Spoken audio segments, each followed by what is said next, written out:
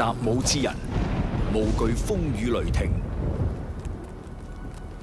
習武之心，靜看流水浮雲。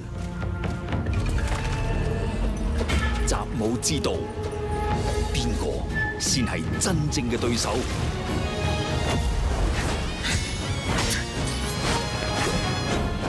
讓本帥看看，對手究竟有多少斤兩。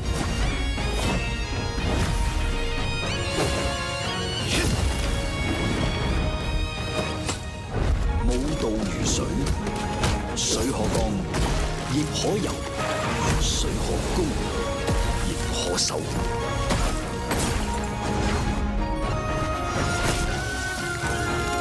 滔滔江河，奔涌无形，无形为形，无道即道。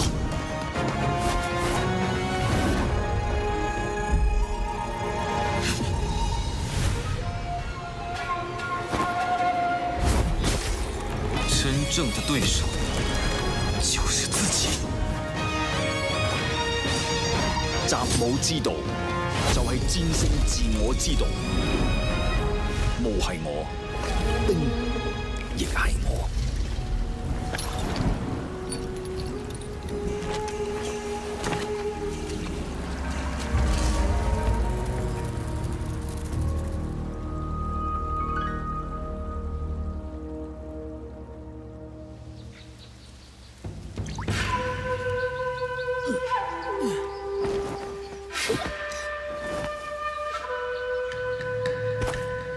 诸位，可愿为本帅俯首？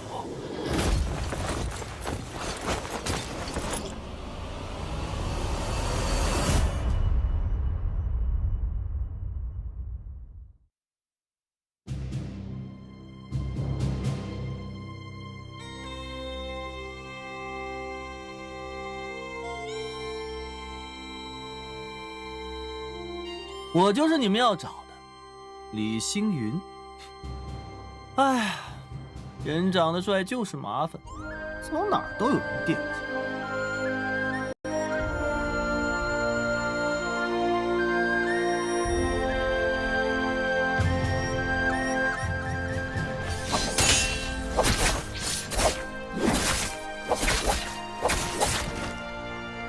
记着，本姑娘叫姬如雪，是幻音房的人。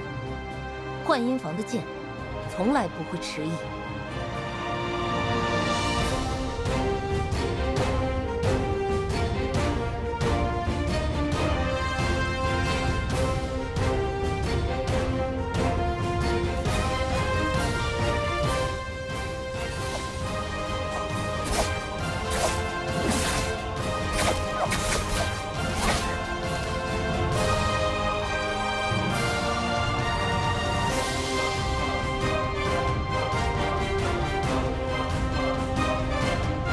今日起，本帅心之所向，便是人心所向。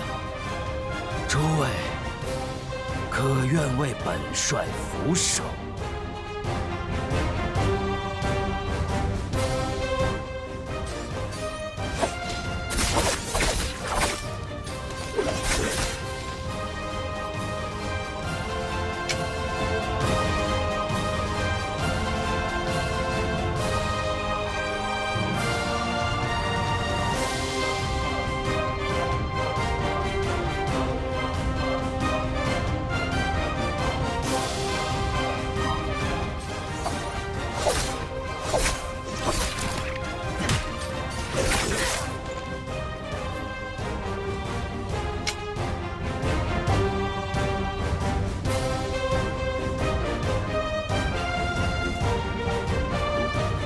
我是齐王，亦是幻音房的女帝。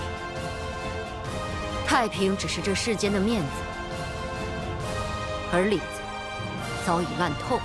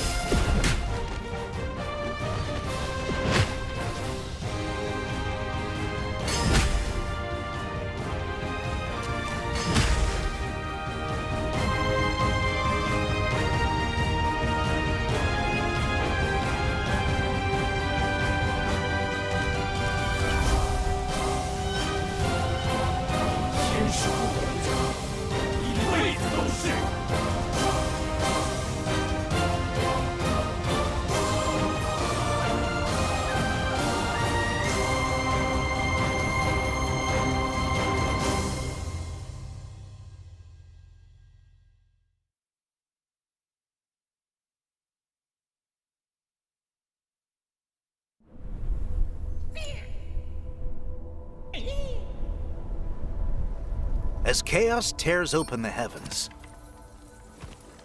the natural order inverts. My, how many journeys back and forth have you made already? Still not found? Searching for someone lost in the rifts. No small task. It's nothing. I'm just doing my job. Here's a small charm for your protection. Much appreciated.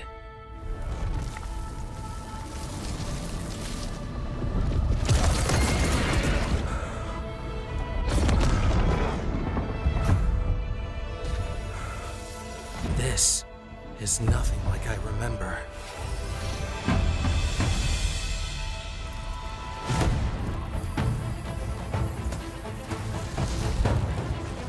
Curious, but there's no time to waste.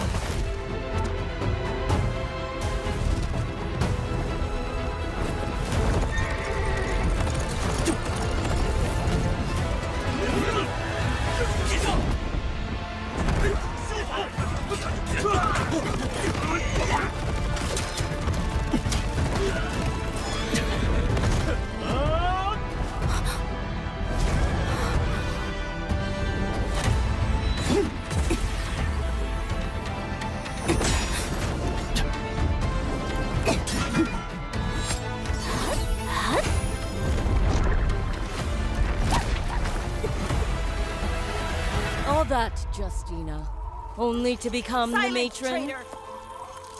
I will not listen to Akira's lapdog.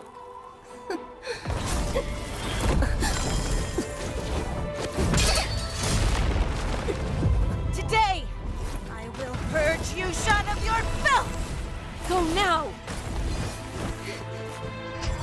You're courting death, Justina!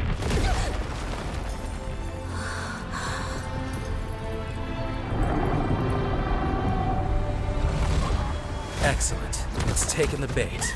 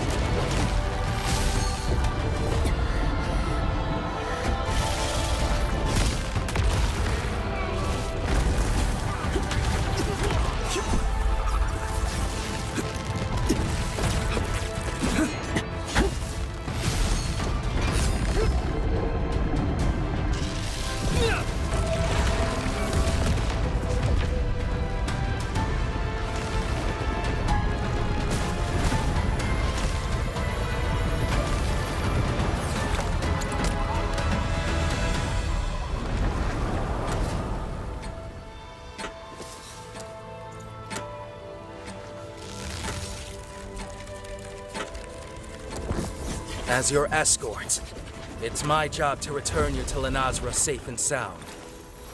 So, no matter how many times it takes, I won't stop till I find you!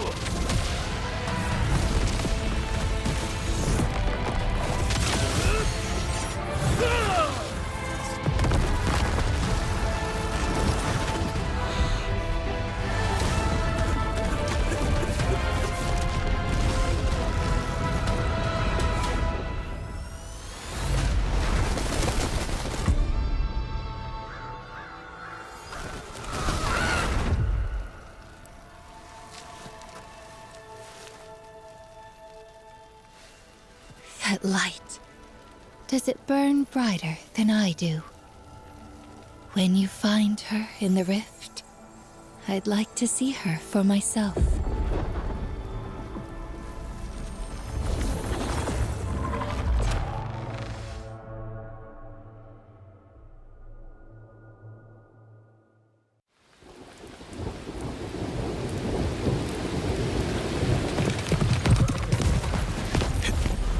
风卷雷云，来者不善。老伙计，这遭又该麻烦你了。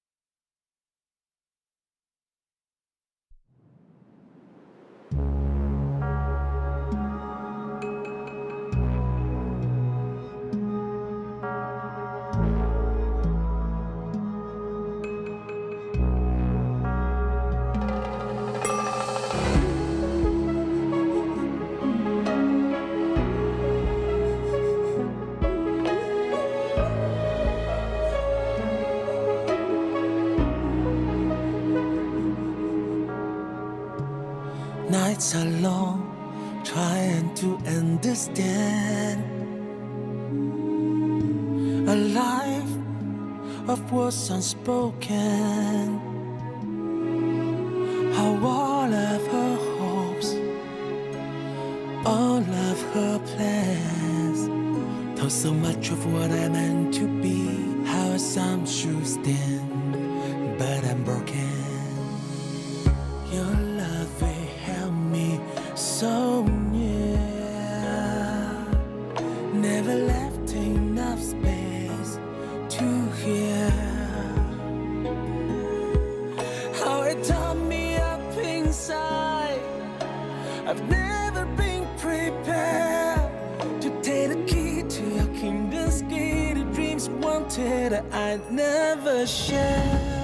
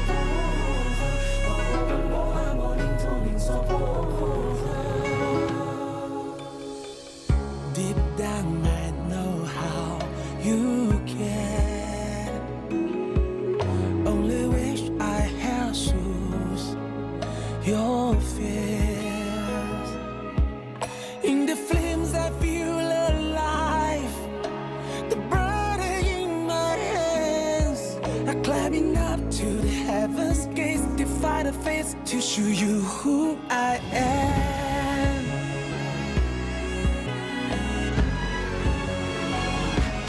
Break this throne now, trade it for my freedom instead. I fight it on my own road ahead.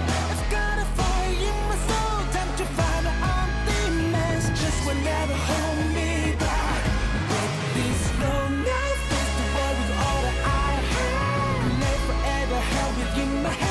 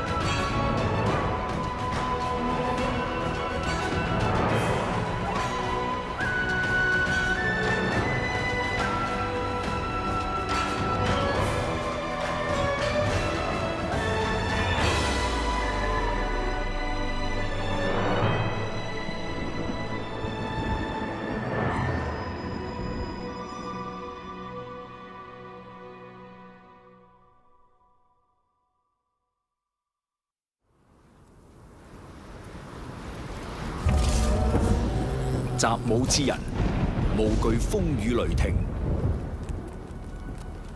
習武之心，靜看流水浮雲。習武之道，邊個先係真正嘅對手？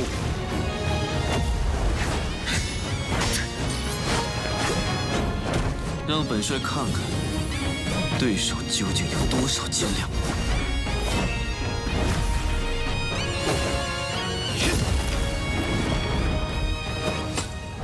武道如水，水可乾，亦可游；水可高，亦可收。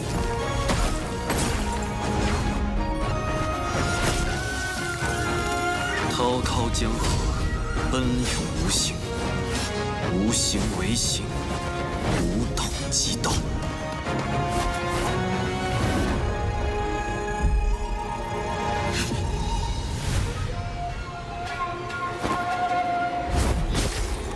真正的对手就是自己。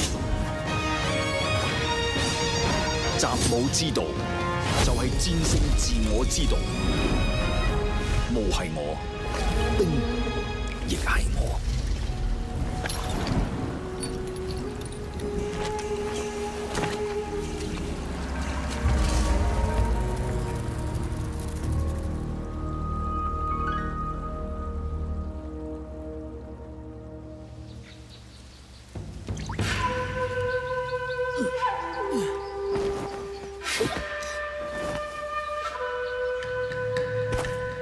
诸位，可愿为本帅俯首？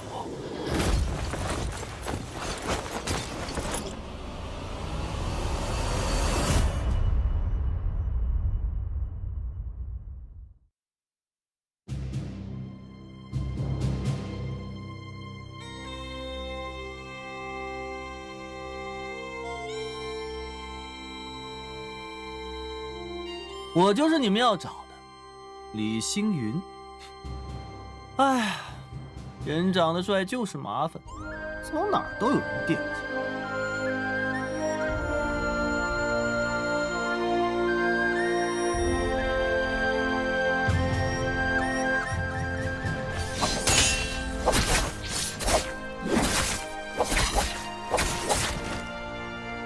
记着，本姑娘叫姬如雪，是幻音房的人。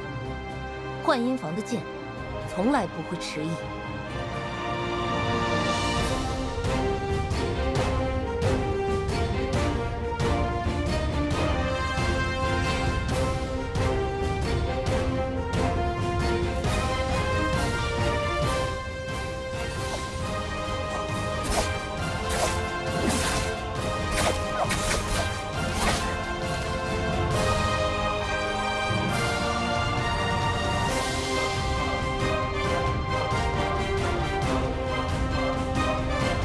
从今日起，本帅心之所向，便是人心所向。诸位，可愿为本帅俯首？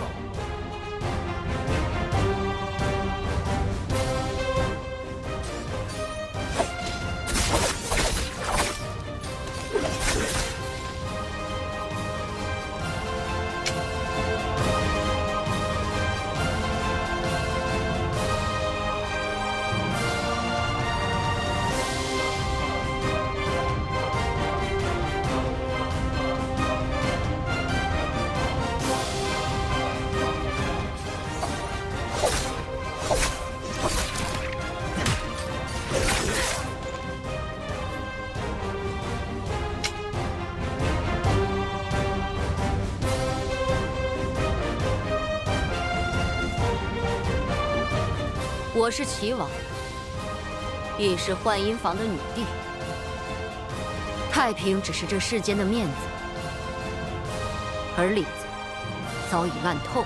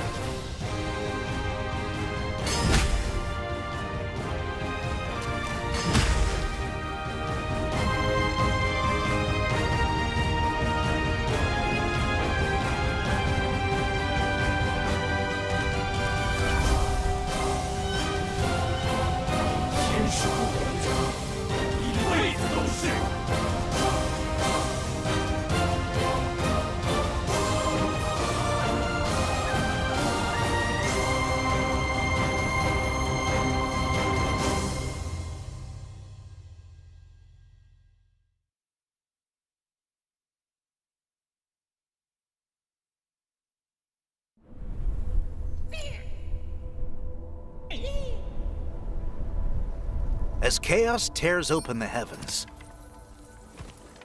the natural order inverts. My, how many journeys back and forth have you made already? Still not found?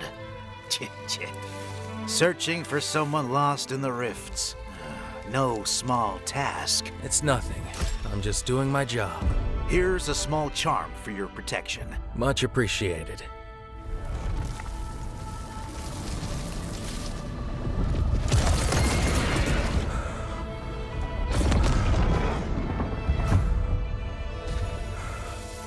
This is nothing like I remember.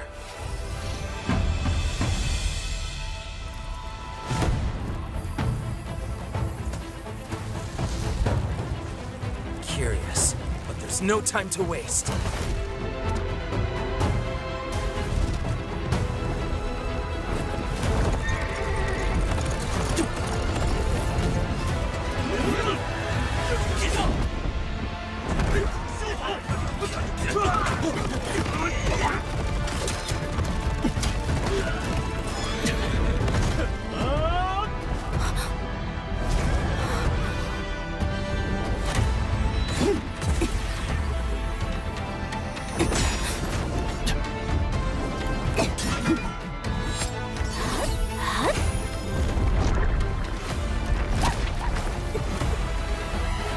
All that, Justina, only to become the matron. Traitor.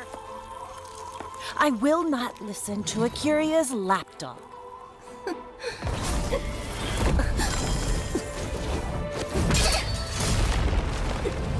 Today, I will purge you shut of your filth! Go now! You're courting death! Justina!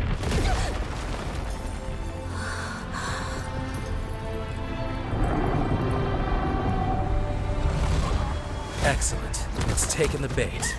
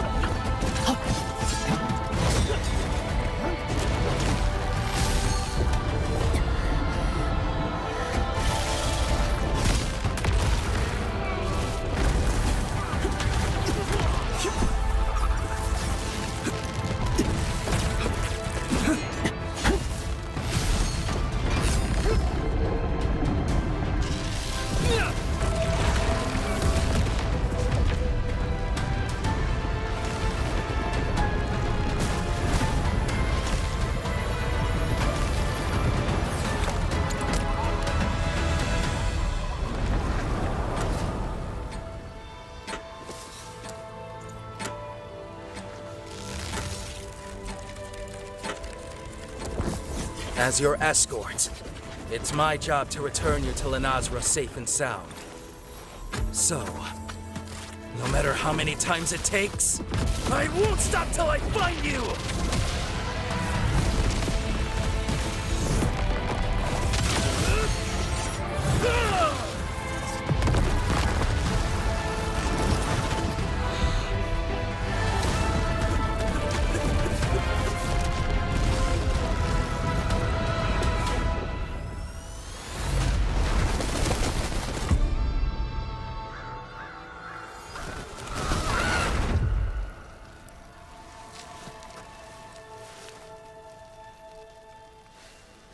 That light. Does it burn brighter than I do? When you find her in the rift, I'd like to see her for myself.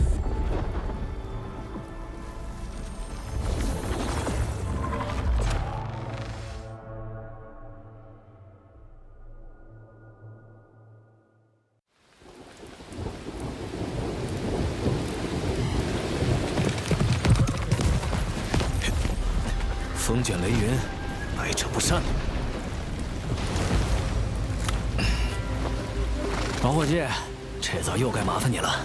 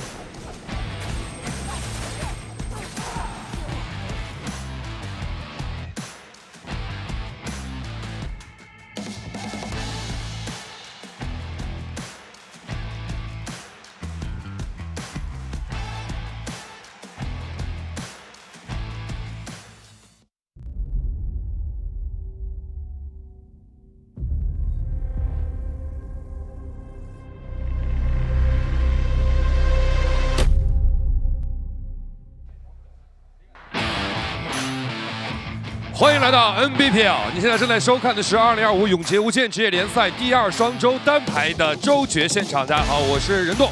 经过了紧张激烈的一个双周的对决，最终晋级的所有选手也在我身后准备就绪。让我们欢迎选手登场。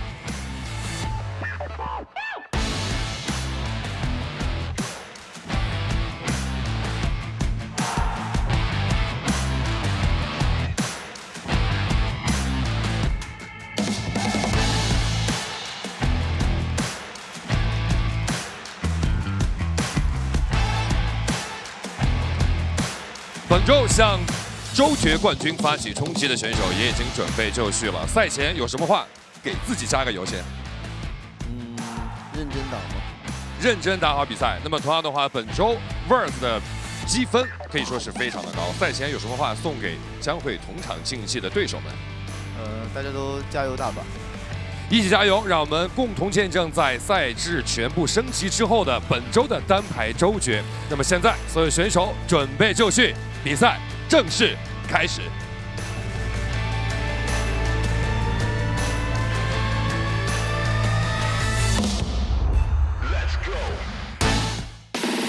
I was told to be all that I can be. You can get it too if you just focus and believe. Just as advertised, so you gon' get just what you see. I'm not you, not you. I'm M to the E, I'm me. Just as advertised, so you gon' get just what you see. I'm not you, not you. I'm M to the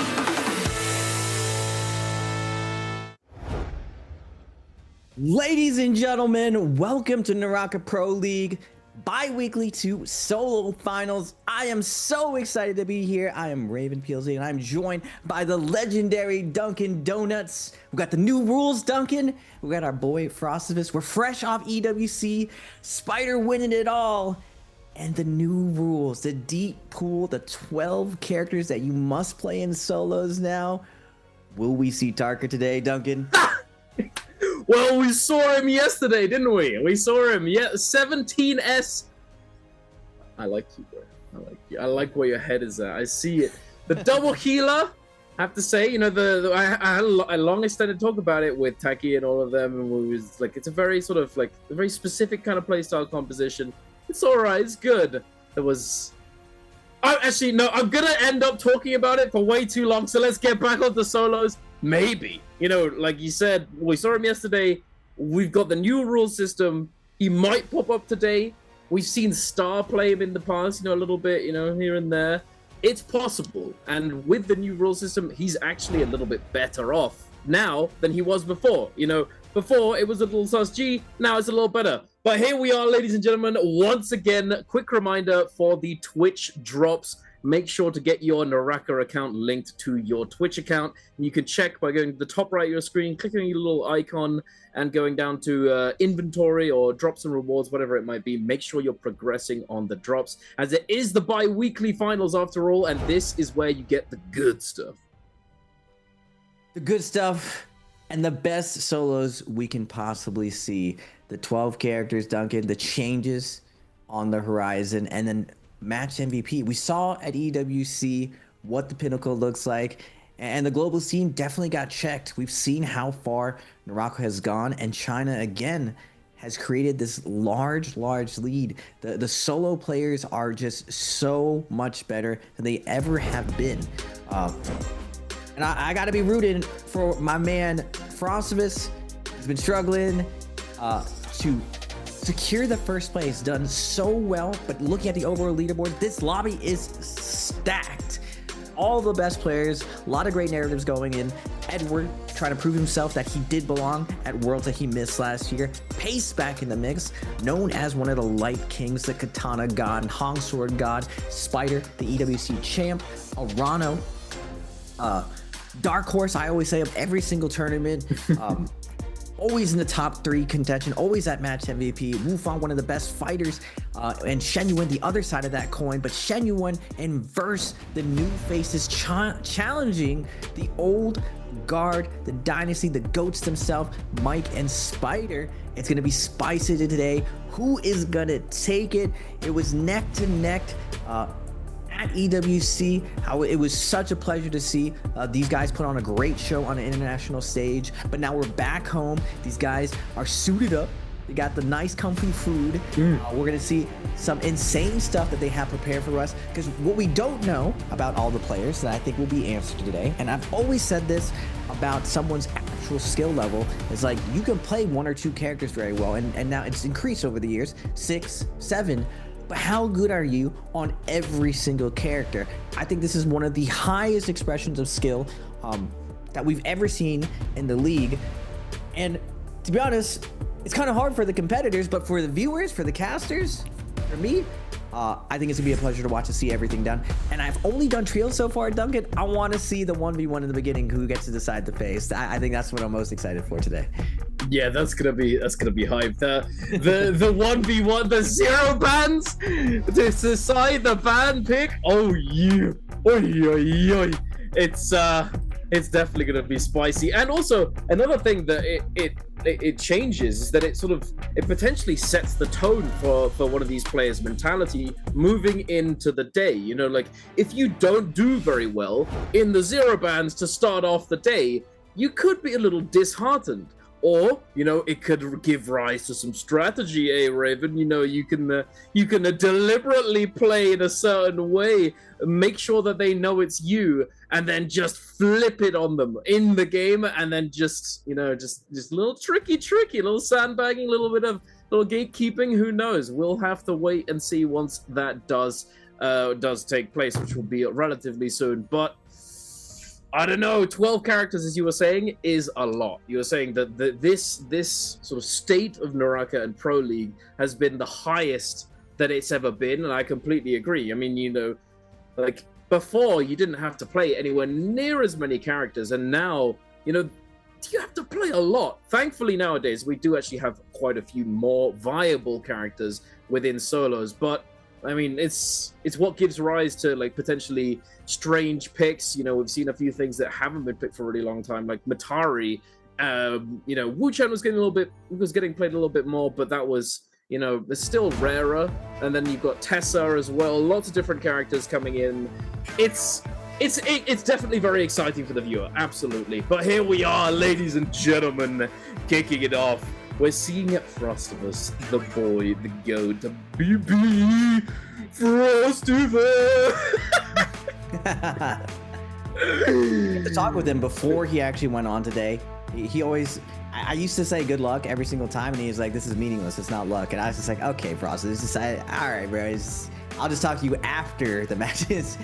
He's a little bit superstitious going in these tournaments, but I know he's a lot more primed.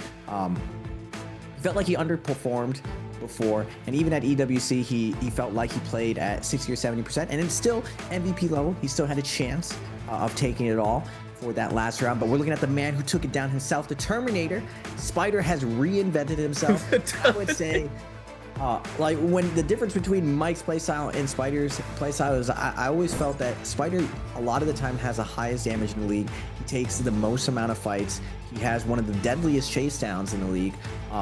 And I would say he's pretty much the epitome of what 225 wants to be at this point, where he does throw a lot of focus attacks, and even with this low ping, even though a lot of these players can on reaction parry a lot of these focus attacks, he knows a lot of situations that he can get these focus attacks through, and he doesn't hesitate at all. While on the flip side, Mike just as relentless. He's more of a clutch master, that in a lot of positions Mike just has the read on what you'll do. He's very committal on it. He doesn't base most of his conditioning just on focus attacks. Instead, he plays player a lot of the time, and he always catches you slipping. Now, first, Arano, Shen Yuan, these guys have definitely forced the old guard to reconsider and kind of change the face of the league with how consistent they've been. And before, I would say Verse wasn't looked at as one of the strongest fighters, but now it's undeniable. He's shown that his Yang fighting, his pillar play is almost second to none in the league right now. He's created a completely new style of neutral, and I think anyone who's trying to get better at the game, there's a lot to learn by what Verse is doing right now in the league. Oh, absolutely. You know, and I wanted to mention Wu Fong as well. You know, Wu Fong was one of those players that when he originally came into the league, he was one of the guys who was just trying constantly to challenge the old guard, as you put it, Mike and Spider, the heavy hitters, the big, like the master duelers, all of these players. He was relentless. He was very happy to just spawn right on top of them and just take that fight. And he comes from the zero banning background, didn't you say, Raven? Where he was much more into dueling originally, and he's sort of taken that and brought it into the league. And it's been that sort of like the baton has been passed over to Xuan Yuan and these other players who are sort of making waves within the scene. But here we are with our first game of the day, and it's gonna be a mirror match with all the Lanis. It's gonna be just balls flying everywhere. This is gonna be crazy. Just gold focus after gold focus after gold focus. How much gold focus can you get, ladies and gentlemen? Lani is the character to do it. And here we are looking at the drop spots. What are you thinking about here, Raven, looking at these drop locations? I mean, it's looking like a standard CN Immortal War server. Lani has been prevalent, just like before. The entire ranked of China was all Liam. Now it's moved on to Lani. And you just cannot be on the leaderboard unless your Lani is very complete. So this is something that all of these guys practice all the time outside of the league. They play Immortal War. So who is actually the best Lani in the league? And it's one of my favorite matchups. It doesn't matter if it's Lani, it doesn't matter if it's Tarka, it doesn't matter if it's Wu Chen. The mirror matchup is one of the highest expressions in fighting games of who is the most skilled. When it comes down into Yang, there's no excuses. I mean, technically you'd have different weapons, and the current meta is still flying knives being the best, but at this point we'll have to kick it off right now. Who's gonna get the first blood today? We're gonna get Shen Yuan versus Star with the uppercut combo, putting Shen Yuan against this hill right now. Immediately runs in, throws that focus attack. Shen Yuan showing him the full hold, but Star does not care. He just looks right past it, steals the armor, and just works Shen Yuan into the ground, scoring that first blood.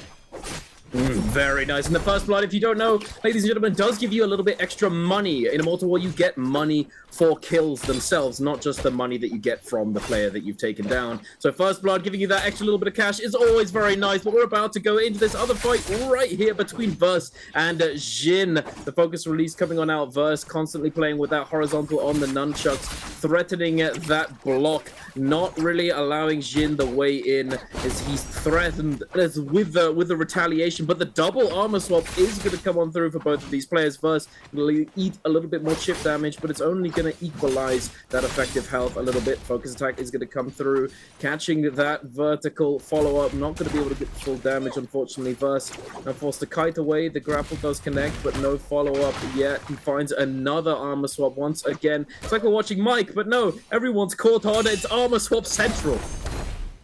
Verse on his auto release gets parried right there. Action showing everyone he's back to the league. He gets a fresh outlook onto NARAKA. Now he's going against the GOAT right now. Verse the 2025 GOAT, but he is going to get uppercut comboed, and Action has him against the ropes, but Verse able to pop the ultimate at the last second, create some space, and he's out of there. Going to be able to pop a heal, get the armor swap as well. Action has to be kicking himself, but we're on the round phase 2 right now between these guys. Action scale rush up, see if we can get a flank, but Verse backs up, wants to keep him in front of him. Action does get the ball onto Verse, gets a nice 1-2, tons of damage onto him, but Verse is going to disengage right here. Unfortunately for him, he's going to be running into a stacked Wu Fong on the low ground. Yeah, stacked to say the least. Purple armor, purple flying knives. This is just the dream for these players right now. He's circling. The shark is waiting. He recognizes that Verse has that advantage right now in the fight, but the effective health does get equalized somewhat. However, Wu Fong is still going to be going for that lower target, the optimal target selection. Love to see it. He does get forced to use his F ability there, the combo break away, but Action is still on the run. He's forced to try and disengage this, as Wu Fong still has the upper hand, having ultimate and all of this good loot. But the pile has now spawned in. He might see that Firefly come on through. He does pick it up. Actually, now does have ultimate with blue armor. Verse now may become the target between these two players. Wufong doing a little bit of looting real quick. You know, let me just grab that. Delicious, very nice. Ultimate does come out for Shin. Verse trying to fight back. The flying knives hitting him just at the very end of that animation. It looks as though Verse might be cooked here. There you have it. Wufong gets the kill and the Soul Bloom as well, leaving Jin in a very bad spot. Excellent temperament from Wufong. He just hovers, waits on the outside with the double charge, with the flying knife, waiting for Verse to turn his back to him. Verse has his eye on Wufong the whole time, looking to parry, but he's just not able to do it. Now action, tough break for him. Wufong did such a good job of making sure that he had every advantage going to this. Now he's already up to 3 kills off spawn. Such an awesome opening for him. A little bit of movement error, chasing down action with these nunchucks, wants to secure this very safely, switches back to the flying knife, does a little tempo change with weapons. Action calls out Wufong, you're not the one that post attack. Nah, what about this one? He goes to follow as well, and now action gonna pop his ultimate, but he's already down to a sliver of health right now. Now Wufong does not have ultimate off. Action does go for a parry right there, uses the gold focus. Big amount of damage right here, but Verse comes back in. Wait a second, steals the kill right now. Salty run back. There's nothing wrong with a little bit of sodium in your system to get things going for the day. Delicious. We love that sodium. They love it over there in China as well. All that's missing is a little bit of MSG. We love to see it. Verse coming in with full all. If he manages to take him down here, this is a loot pinata right now. Purple flying knives and purple armor. Verse could set himself up for the rest of the game if he's able to hold down Wufong. But Wufong is not making it easy for him. Verse does manage to catch up, canceling that heal, forcing Wufong to try and dip away. Does fight back a little bit, but the ult is going to be coming out once again for Verse. There you have it, the dash through. It is looking rather cooked for our boy Wufong. Oh, it is what it is. He does have 3 kills though, so still a really solid start for him. Unfortunately, he does lose that loot, that purple armor and purple flying knives, but it's not the end of the world, as most of these players are going to be heading over to the Realm of Yang, and he might be able to recover while that takes place. What a calculated play coming out from Verse. He risked it all right there. He could have a bad first game, but he sees that the fight is going to be going on for a long time. He manages to come back and get maximum value, taking all that loot away from Wufong and setting up for this first Realm of Yang. Now, usually everyone gets in, grabs a ticket, so because he's getting to Realm of Yang's late, it doesn't guarantee that he's going to be getting in. We see all the usual suspects setting up, going into the Realm of Yang. We even see Frost here with his fan, and he has a pole sword in his inventory. We did see Frostivus earlier in this week training with other than the legend himself, Kelly, the pole sword god, rank 1 Immortal War player, Forcian. For the longest time, he did really well at Koi Cup, and he definitely changed the league forever with how good he is inside Yang with the pillars. Also was able to ask him a ton of questions about different pole sword techniques that he does, a lot of his understanding of the game, and even got to chase him down when he was using pole sword, giving Kelly a lot of credit, which is how fast he is. But we are going to go to the box right here. No more Mr. Nice Guy. Verse is going to catch Shenyuan here. You think you're going to be looting that box? Nah, sucker. We're going to get this free uppercut combo, and Shenyuan is like, wait a second. Can we relax? Wait. Have it, you can have it, and Verse is like, nah, I want more than that. I want it all. Verse is coming here to take it all today. Can he keep those momentum with Spider and momentum from EWC? Oh, big catch right there. We do see him pop the ultimate and then immediately try and pick up the Firefly. But Verse able to catch him on that dodge as he goes over to the Firefly, denying it from him and taking both of them himself. Now he's forced to disengage, but we're heading over into the Realm of Yang. And an OG versus OG fight right here. We've got Mike up against T225 in the Mirror Fist Blades against Dual Halberds. Scale Rush is coming around. No combo break for Mike. Tries to find that uppercut on the dodge. Not going to be able to. Popping that ultimate. Now going to look for that single hit focus attack. Very nice little bit of damage. Is he going to be able to find this stagger? Ooh, wait a minute. The lingering ball hit there does catch GTP5 slipping. One more ball. Does send it out. There you have it. And it looks as though it's over. Mike able to dictate the fight there. He was on the back foot for a moment, but he's able to bring it back and clutch it up, taking that victory in the realm of Yang. Now heading over to Spider, our EWC MSI champion right here. Along with his trio of teammates, will he be able to take down Rano in the realm of Yang? MSC. Both of them with their armor stripped right now. We're going to see the ultimates get exchanged here. The name of the game here is exchange the gold focus, come out with more cooldowns. Both of these guys staring each other and lovingly into the eyes as they throw their ball into them. But Arano lets Spider know this ain't love. We're going to get the cross parry onto Spider. Back-to-back parry. Spider! No free blues today. I was talking about Spider is fearless with the focus attacks, but Arano not gonna have any of that nonsense. Goes with the back-to-back parry to close out that random Yang. Very nice indeed. And now heading over to the outside. Once again, we have Mike up against Edward. Mike having lost all of his armor and forced to use the ultimate here. He does have a million birds, Mike. So if he does go down, it's not the end of the world. Ideally, if he is going to go down, he doesn't want to lose his golden staff. Now forcing Edward to use that ultimate as well. Does find the catch, but not really able to follow up as the ult from Edward had come out as well, denying him to follow up. Mike now on the run, gets clipped in the sky off of that scale rush by the grapple LMB. The LMB focus, very aggressive, very ambitious, but does manage to find value. Mike constantly on the run, not the best running weapon. It's pretty solid with that double charge focus attack, but it looks like he's not really being given the time to do that. Does try and fight back against Verse now. Verse going for Mike as opposed to Edward. The parry coming through. Very nicely done. Mike going for the overhaul, trying to threaten it. Baiting out the parry, trying to do whatever he can, but he does eventually go down. Edward able to pick up the kill. Now swapping it over to Verse. Goes for that weapon swap with the staff into Pulse. Not able to find it due to the terrain. Edward still fighting back. The ball just going wide, but the flying knives coming in. He doesn't have Soul Bloom. He's gonna be going down.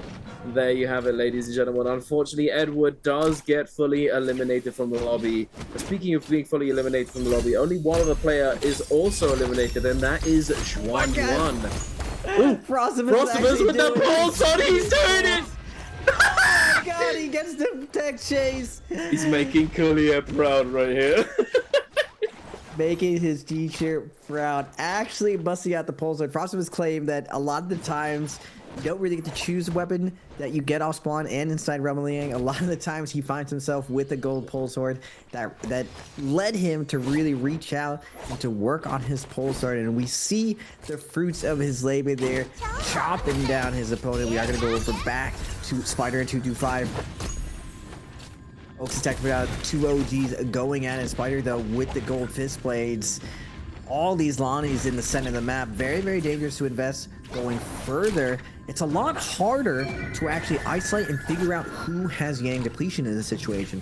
Normally, a lot of times you can look at the kill feed and figure out who lost inside the Realm of Yang. Everyone writes it down or types it out in their chat, and they're able to kind of time and figure out where these players are going to be most likely on the map. But when everyone's Lonnie, that is a lot harder. We're seeing Spider with 1 minute and 27 seconds. He has to make a move right here, but he's going against BBE's Frostivus busting out the Kelly range shots. He is going to get staggered there. Nice.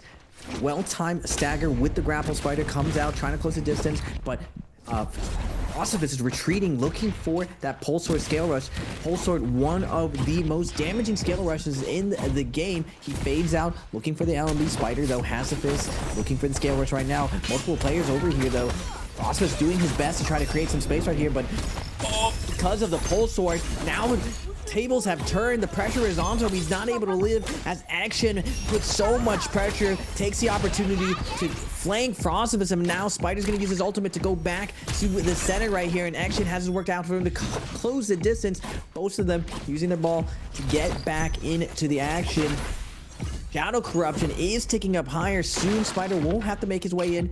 Doesn't have to yet. Finds the armor reset, but Action still has the crosshairs into him. Spider, one of the best disengages in the league right now, finding his way, maneuvering through these pillars as Action is trying to play tag with him, trying to hold him down. And finally, 225 is going to join in the fray. Spider down to his last leg, is going to get the RB off, push 225 off of him, but now 225 doesn't want to risk this. This was one of the mistakes Francis was making, not able to get a heal off as multiple people were involved. 225 cautionary to that action following, but we'll have to go back and see who is going to win versus Wufang and Mike. And like I was saying before, Duncan, Spider is a Terminator, but Mike has the read. Does he have the read on Wufang?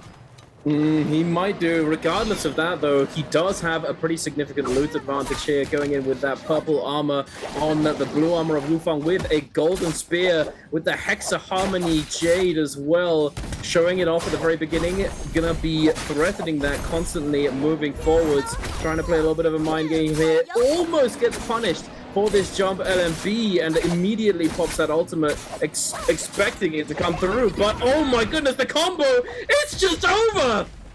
I couldn't even finish my thought. He's in the montage. Cue the montage music, ladies and gentlemen. Now heading over into the other realm of Yang between Verse and Arano. First and Arano ready against the ropes. No armor to his name, but he's gonna get scale rush over, evening the field right now. Verse put against the wall, slap Gambit into the fake light attack. Now Verse finds the half charge back, takes his turn back. We go into the old parts, staring each other down with the gold focus. And Arano's gonna take to the sky, ready, gets the stagger down. But Verse gonna respond by throwing one ball and immediately holding gold focus again. This time he's gonna dodge out. Arano okay with exchanging a heal right now, comes back out, they clank, and Arano immediately goes to the ball, but Verse delayed it. He is going to be able to get the stagger from this, that slight delay giving him the advantage. Now slamming it down against the corner, Arano not able to get the scale rush, and now Verse has all the momentum as Arano tries to fade out, throws a focus out, nice cross by Verse. He's running circles around Arano now going to the pillar, wants to stall this down, he has 10 seconds, he does get the stagger, but the gold combo break is going to come out, and the jumping light attack is going to eliminate Arano. Very nicely done there by Verse. Calm and collected. He's able to come back from the disadvantage that he had at one moment there. And now picking up his 5th elimination. 5 kills, Raven. And Mortal Defiance, Golden Pulse Sword, Gold Armor, White Tiger's Prowess. He is cooking, or he's about to cook the lobby, I would say, because it's mirror match all around, ladies and gentlemen, meaning that the players with buffs are going to be hunting all the other players in the lobby. So we'll have to see what comes of this. But it looks as though Mike is trying to figure out where he wants to go. He's just chilling there. I'm not really sure. I mean, one thing that's quite funny about sitting on the catapult is that if somebody tries to come up to you and hit you off of it, if you just spin around, it's actually really hard to take you off the catapult. But Mike does use it, I believe, heading over to... Oh, no, wait. He finds himself in Arano. I'm not sure if he really wants to be fighting here. He does have Yang Depletion, so he needs to find a Soul Bloom before that does run out. But it looks as though he's found quite a lot of players in the vicinity. Verse, with that gold buff, gold armor is going to be turning up. Finds Arano, sees that he's on the run from something, recognizing a potential weakness and tries to test the waters. But Arano on the move constantly is going to be able to break away, but bumps into Mike here. Mike finding the good opener, does create a bit of an advantage for himself. Arano now going to be forced to use that armor swap, but Mike running straight into the clutches of these buff players. Arano trying to keep Arano between him and the buff players so that he does not get focused down here. The focus attack coming through after the scale rush. Buzz now forced to pop the ultimate, looking at like a very dire situation for him here. He's going to try and find Mike. He's going to try and focus him down, but I don't think the lobby is going to be switching targets here, really. Arano did his best to kite there. He's moving, grooving, but Mike doesn't want to wait this out. A lot of the times these players like to hold out to the last minute just because once someone shows desperation, the rest of the lobby does tunnel them down because it's obvious you have the Yang depletion. Mike's in a hard commit to the situation as the rest of the lobby descends upon them. Hawking and Voltrain looking to find these 2 kills. Arano putting on the moves onto Mike, but it's not enough right now. Mike's not going to buy it, doesn't want what he's selling. Arano finds his way onto the low ground, but Mike's hot on his heels right now, goes for the jumping light attack to lock him down. He's going to use his ultimate to get there. He's not able to find the kill, but can he find the soul bloom? He does. First with the White Tiger's buff is going to opt to claim the loot instead, even though Mike was in a vulnerable position right there. Doesn't put a ton of pressure on them. Verse seems to be okay with his position at 6 kills. He just wants to kind of slow things down and look to find that first place in that 1.2 multiplier, going back to the crowd. Mike, lucky that Verse is not kill hungry in this spot, is able to get a nice reset here, but I might have spoken too soon as Spider is going to jump down and check what the vibes are as Mike looks to get his full heal off and gets a full recovery outside his zone.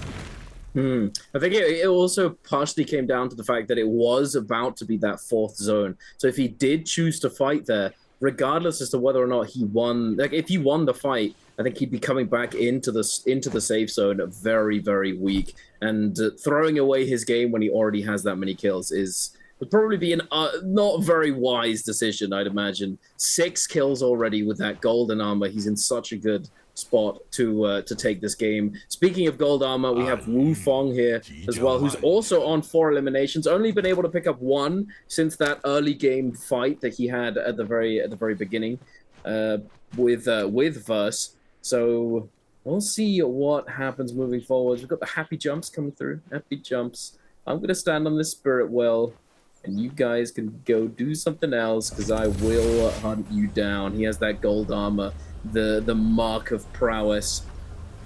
Happy jumps, happy jumps. It looks as though no one's going to be contesting him, and Verse is going to be sitting on the other spirit well. Both the gold armor players, and this really speaks to the fact how Realm of Yang, winning that second Realm of Yang now, it just gives you so much because it allows you to secure these spirit wells almost uncontested in a lot of situations.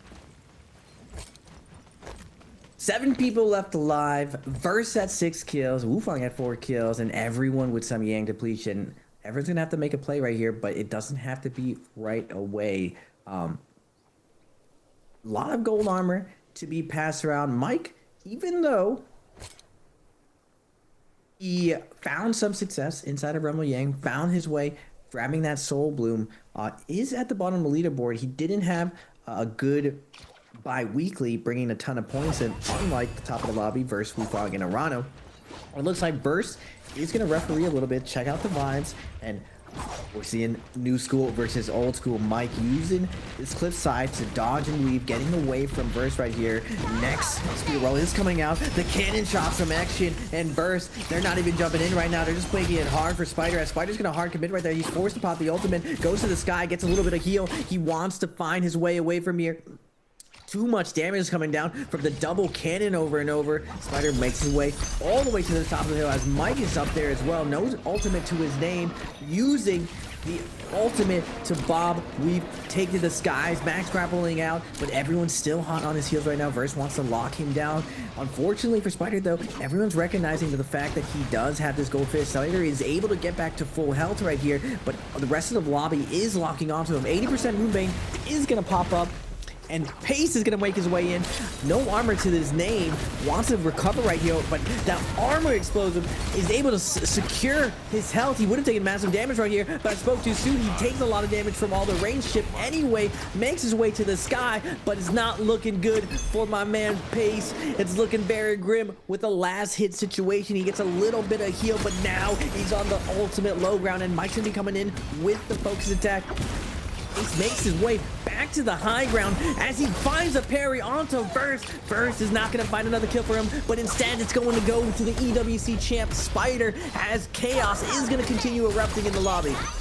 It certainly is. Action now seems to be the next on the docket. Mike trying to make something happen. The ball does connect into the R&B slam from the spear, and Mike does just barely managed to pick up that Soul Bloom, cleansing the Yang depletion that he was afflicted by. Now the last player with Yang depletion is going to be TT25, and he does not have time to waste right now. He needs to find that bloom or he is gonna be going down. But unfortunately, no matter how goated you are with this little time, it is gonna be a very tall order to actually manage to cleanse here. And it looks as though TT5 is gonna be going down momentarily. And the kill is, oh, I was about to say the kill is gonna go over to Spider, but no, Wu Fong jumping in at the last second, able to get that last little bit of damage onto TT5, claiming the elimination for himself, going up to 5 kills. And now we're only left with 4 players in the lobby. Mike on 2, Spider on 2, Wu Fong on 5, and Verse on 6 eliminations. Now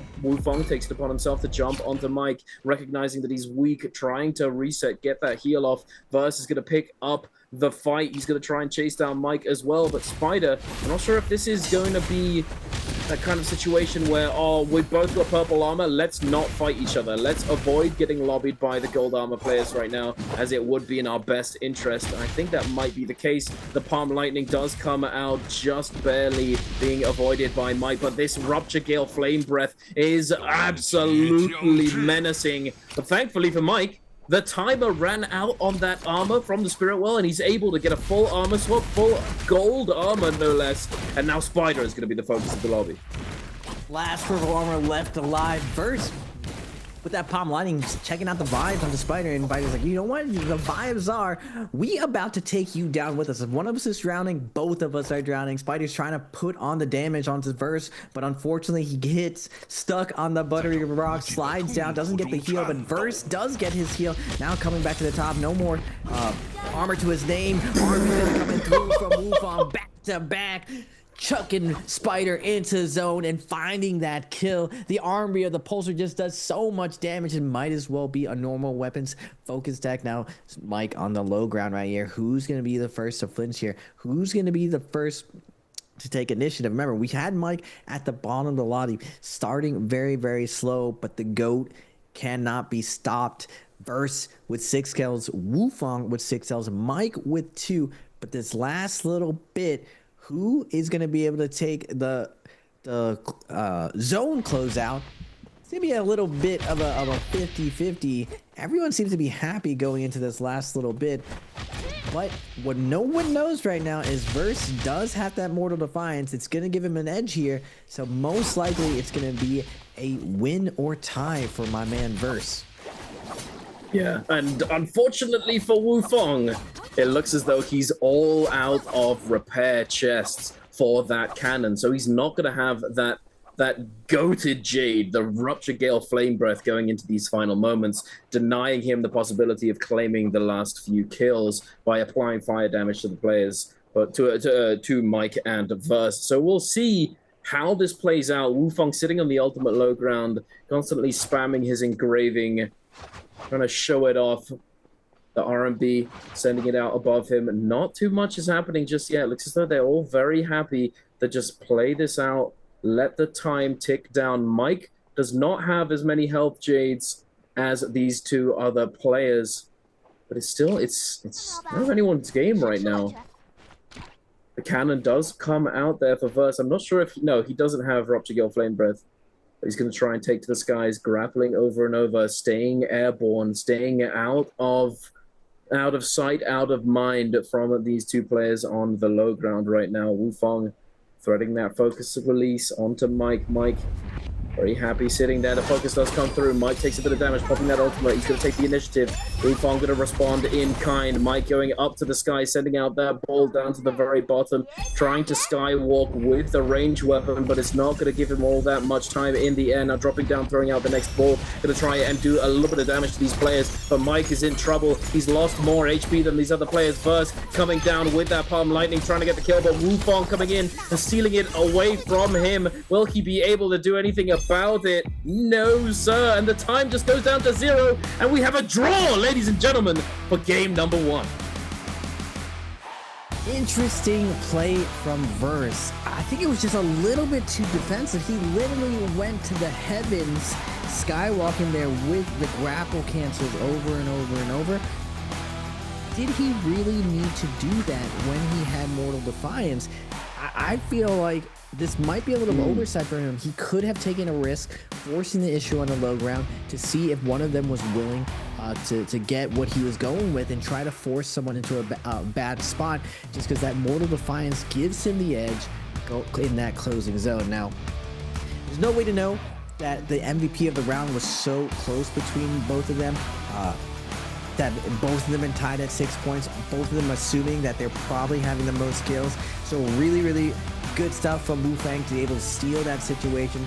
Unfortunately for Mike tries to play the mid layer, tries to play it nice and slow, but his two opponents just have a little bit better range when it comes to their melee with the flying knives and the longsword, and Mike ends up eating the juggle and taking damage from both players versus Wu Fang. Yeah, having to dip into the storm there as well, making it just giving him an ultimate disadvantage, as neither Wu Fang nor Verse there were really, they hadn't really lost very much health at all, and they had that little bit extra health as well from the Jades, making it so that he was just in a really bad position. He was on that middle ground, as you said, eating that one focus attack just immediately sparked the fight, forcing him to pop that ultimate. I think in that kind of situation, do you think it's better to be the initiator, regardless of having that multi-defiance? Do you think it's better to just get things going, start things off there, or do you think it's better to play reactively? Because it feels as though taking the initiative and just sending something there might be the better option, especially if you're still inside the safe zone. You've got the combo break from Lilani, you're able to not take health damage in that situation, then you've got the ult to then potentially go up into the sky and not take further damage. I'll answer that question, but first, the chat has to answer a question. Which hero was selected in Game 1? Was it A, Syra, B, Enor 1, C, Kylan, Zhang, or D, Lonnie? Now, to your question, Duncan, in that specific scenario, because there's such verticality that pillar provides, the normal, very safe route, is just play it slow, go all the way to the end of the zone, and just try not to be monkey in the middle. And we see that default play go out. Verse and just in general, end games have been pushed to the absolute limit because of his loadout, because of his weapons, and then looking at the field right there. Like, you can't think of this game as just checkers. You gotta look at it as a chessboard. Mike only has fist plates going with him, so he has to hard commit and get closer with his weapon, while the longsword and knives have the threat of that max range focus attack plus the ultimates going out, and it ends up Mike getting juggled. So if Verse decides there to put on the pressure onto Mike, there's not a lot Mike can do, because Wu Fang's not going to want to contest the Palm Lightning either, and he's just going to look to see if he can sneak it through. Even if Verse gets parried right there, it puts him in a position to steal it away. Now, we're kind of splitting hairs here, and Verse did have a massive first game, especially with that salty respawn off spawn. But I think that's something in the future. These guys definitely go back, review these endgame situations, and I've seen that particular spot in Predoria so many times. It's crazy to see such similar endgames happen over and over, but we are going to go to the highlights of the day, and we're going to see my man BB's Frostivus versus one of his ops, Edward. He gets the parry, but Edward, known for the Predoria's Jade, but Frostivus doesn't care. He's told me before, he just assumed everyone has that Jade when he's there, and he wants that fight, and he puts Edward into the dirt back to back.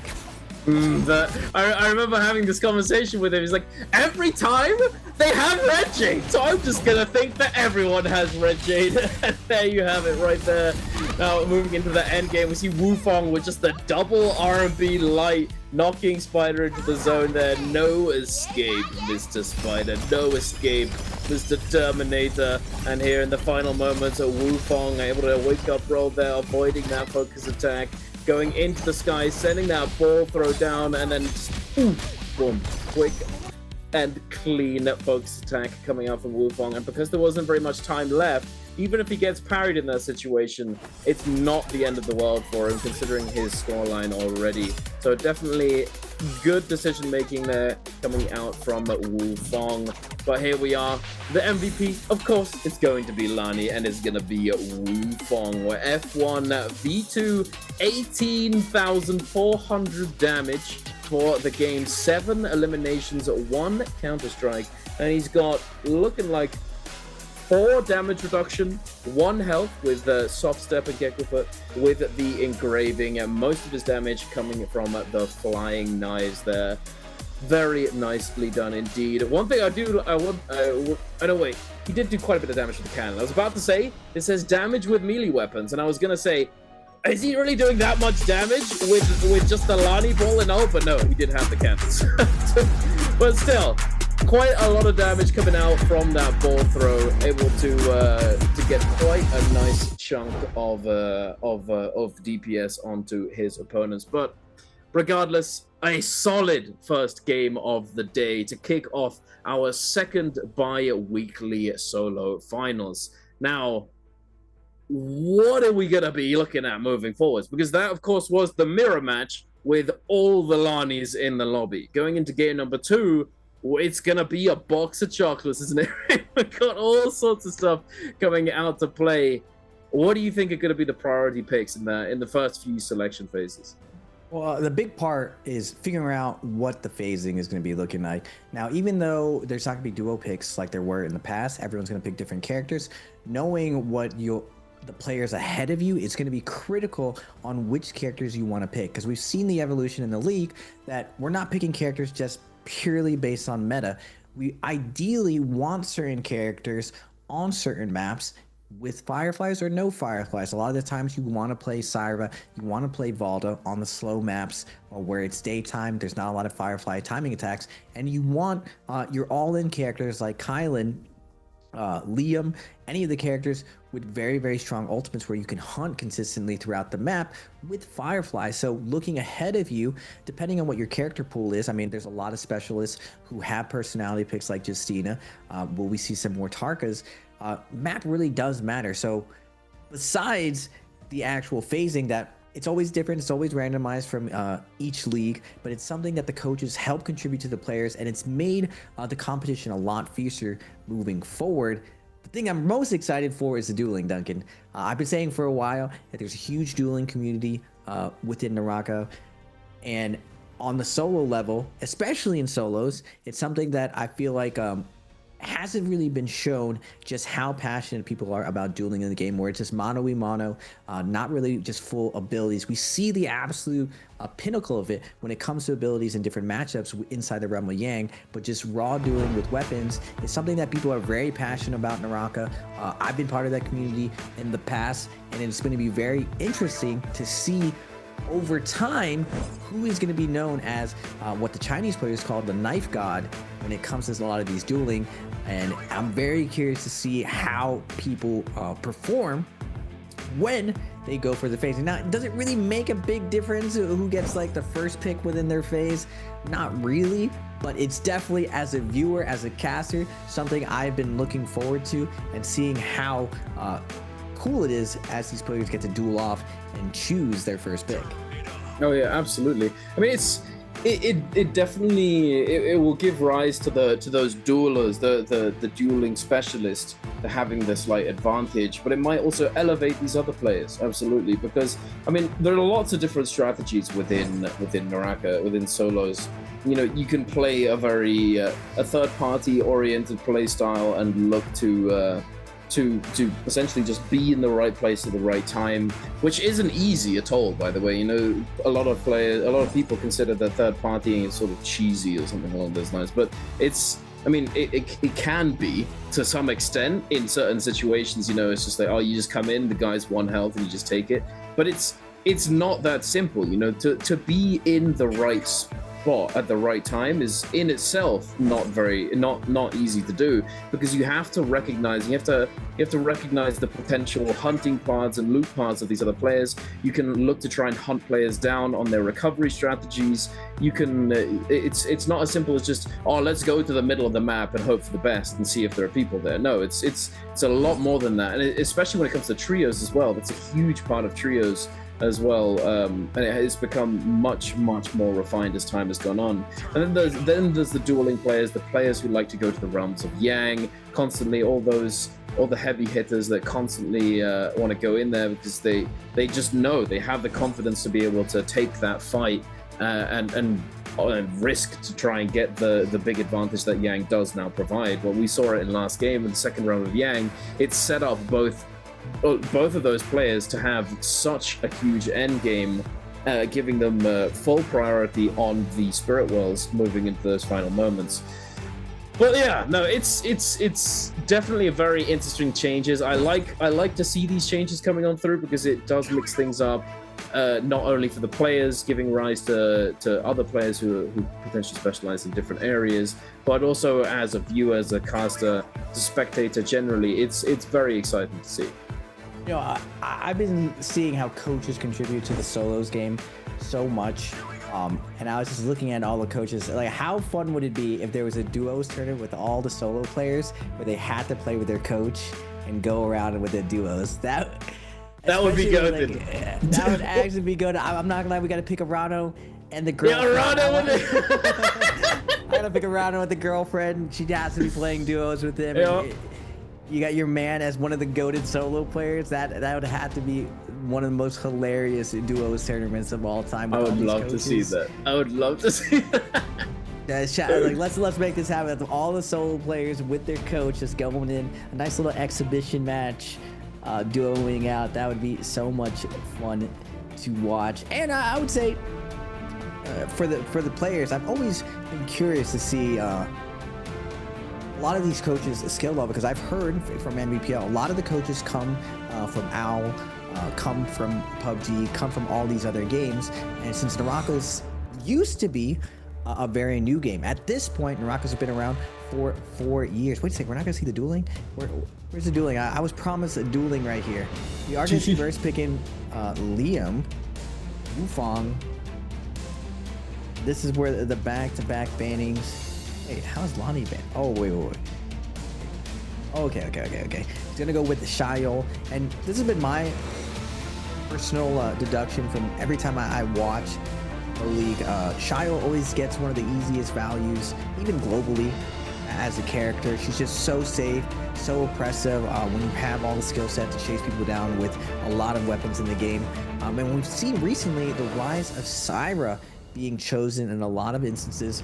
Before she got gutted a lot in the past, but even with all the gutting, a lot of the players have found a new way of using her, that she ends up being one of those really strong endgame characters, especially when she had another Syra. But now with only one Syra, we've seen her get focus fired a lot more. So I'm curious, as the day kind of progresses, we're going to see a pattern of which characters can really hold their own in like this ocean of characters, because not every character is very good at fighting multi-way. Some characters are a lot better in that 1v1, in that ISO fight. They have very fast combo breaks, but their ultimate very much doesn't give them a lot of movement, doesn't give them a lot of options to get out. And that's the reason why Lonnie is kind of at the top of solos right now.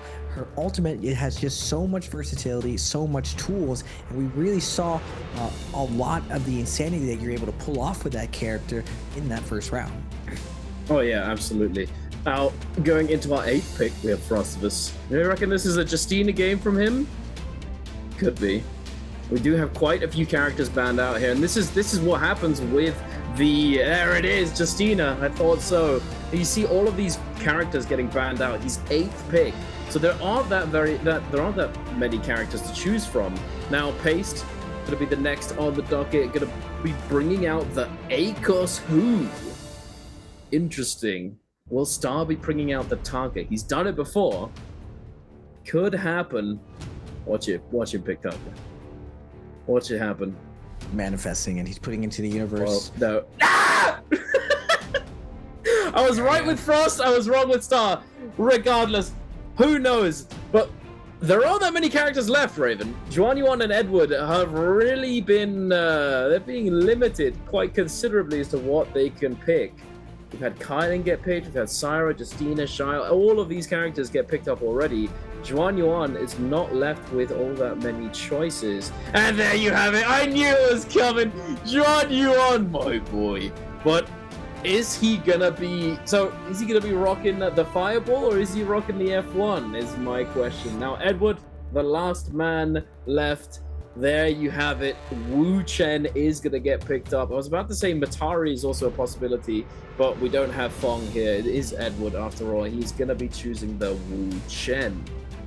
An interesting lobby we have on our hands, Raven. I am excited for this one, I have to say.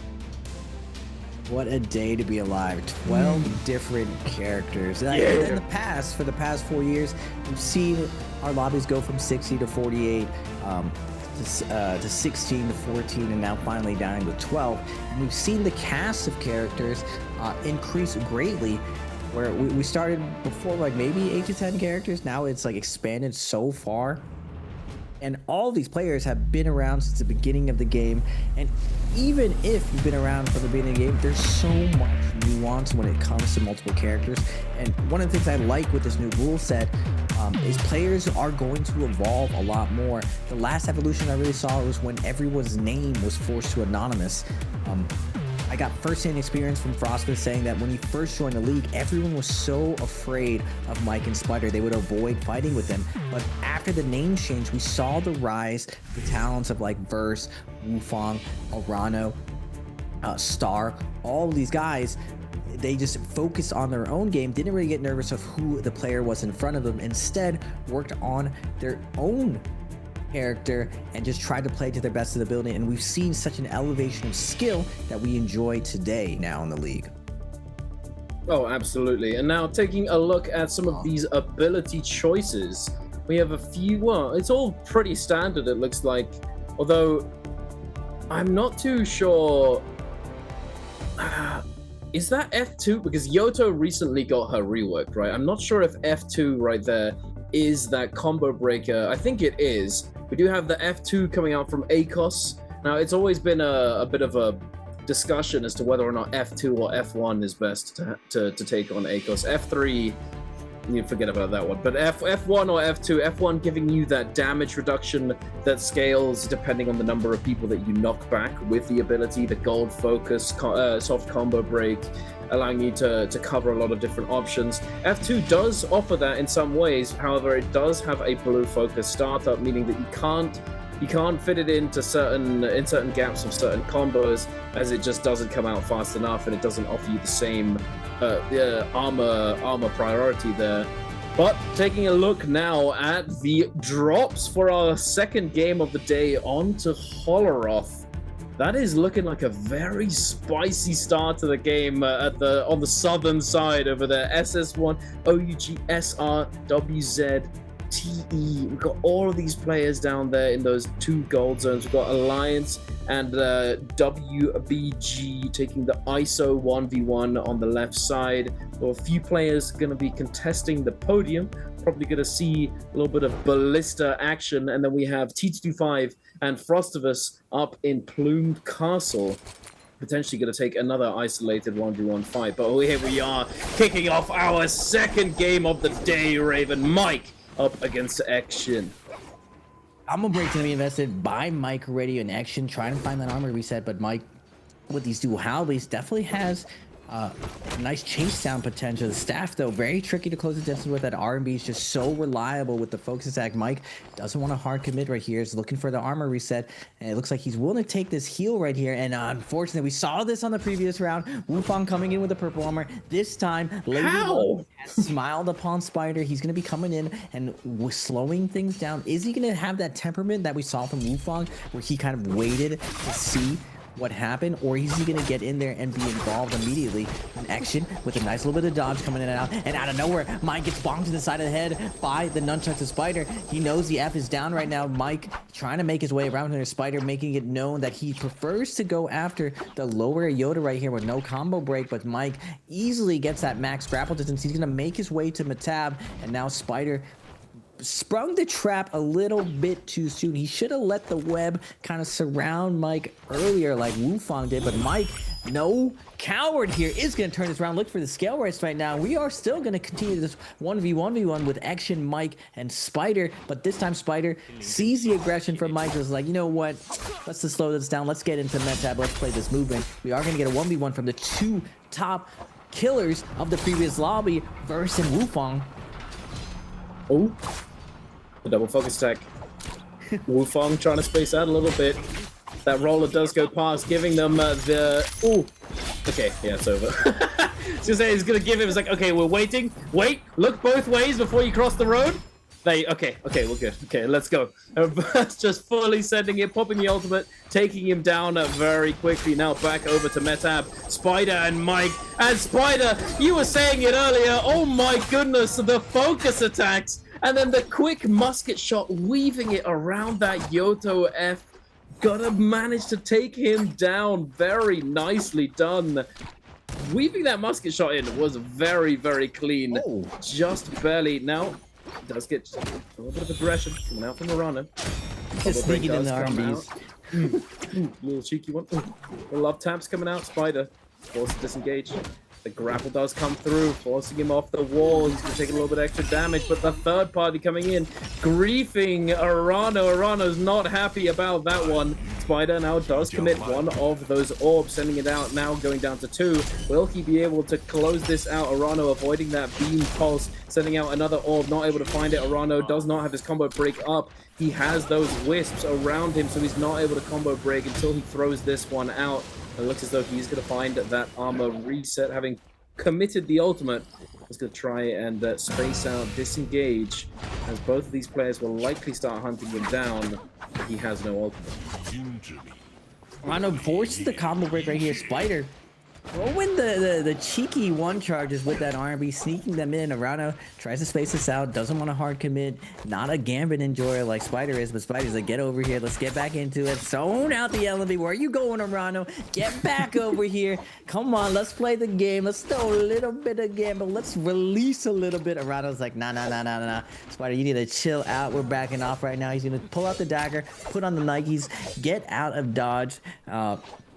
And just try to kite out that situation. We are going to go over to Plume Castle, where Edward forced to run away from a very stacked Verse. Purple weapon, purple armor.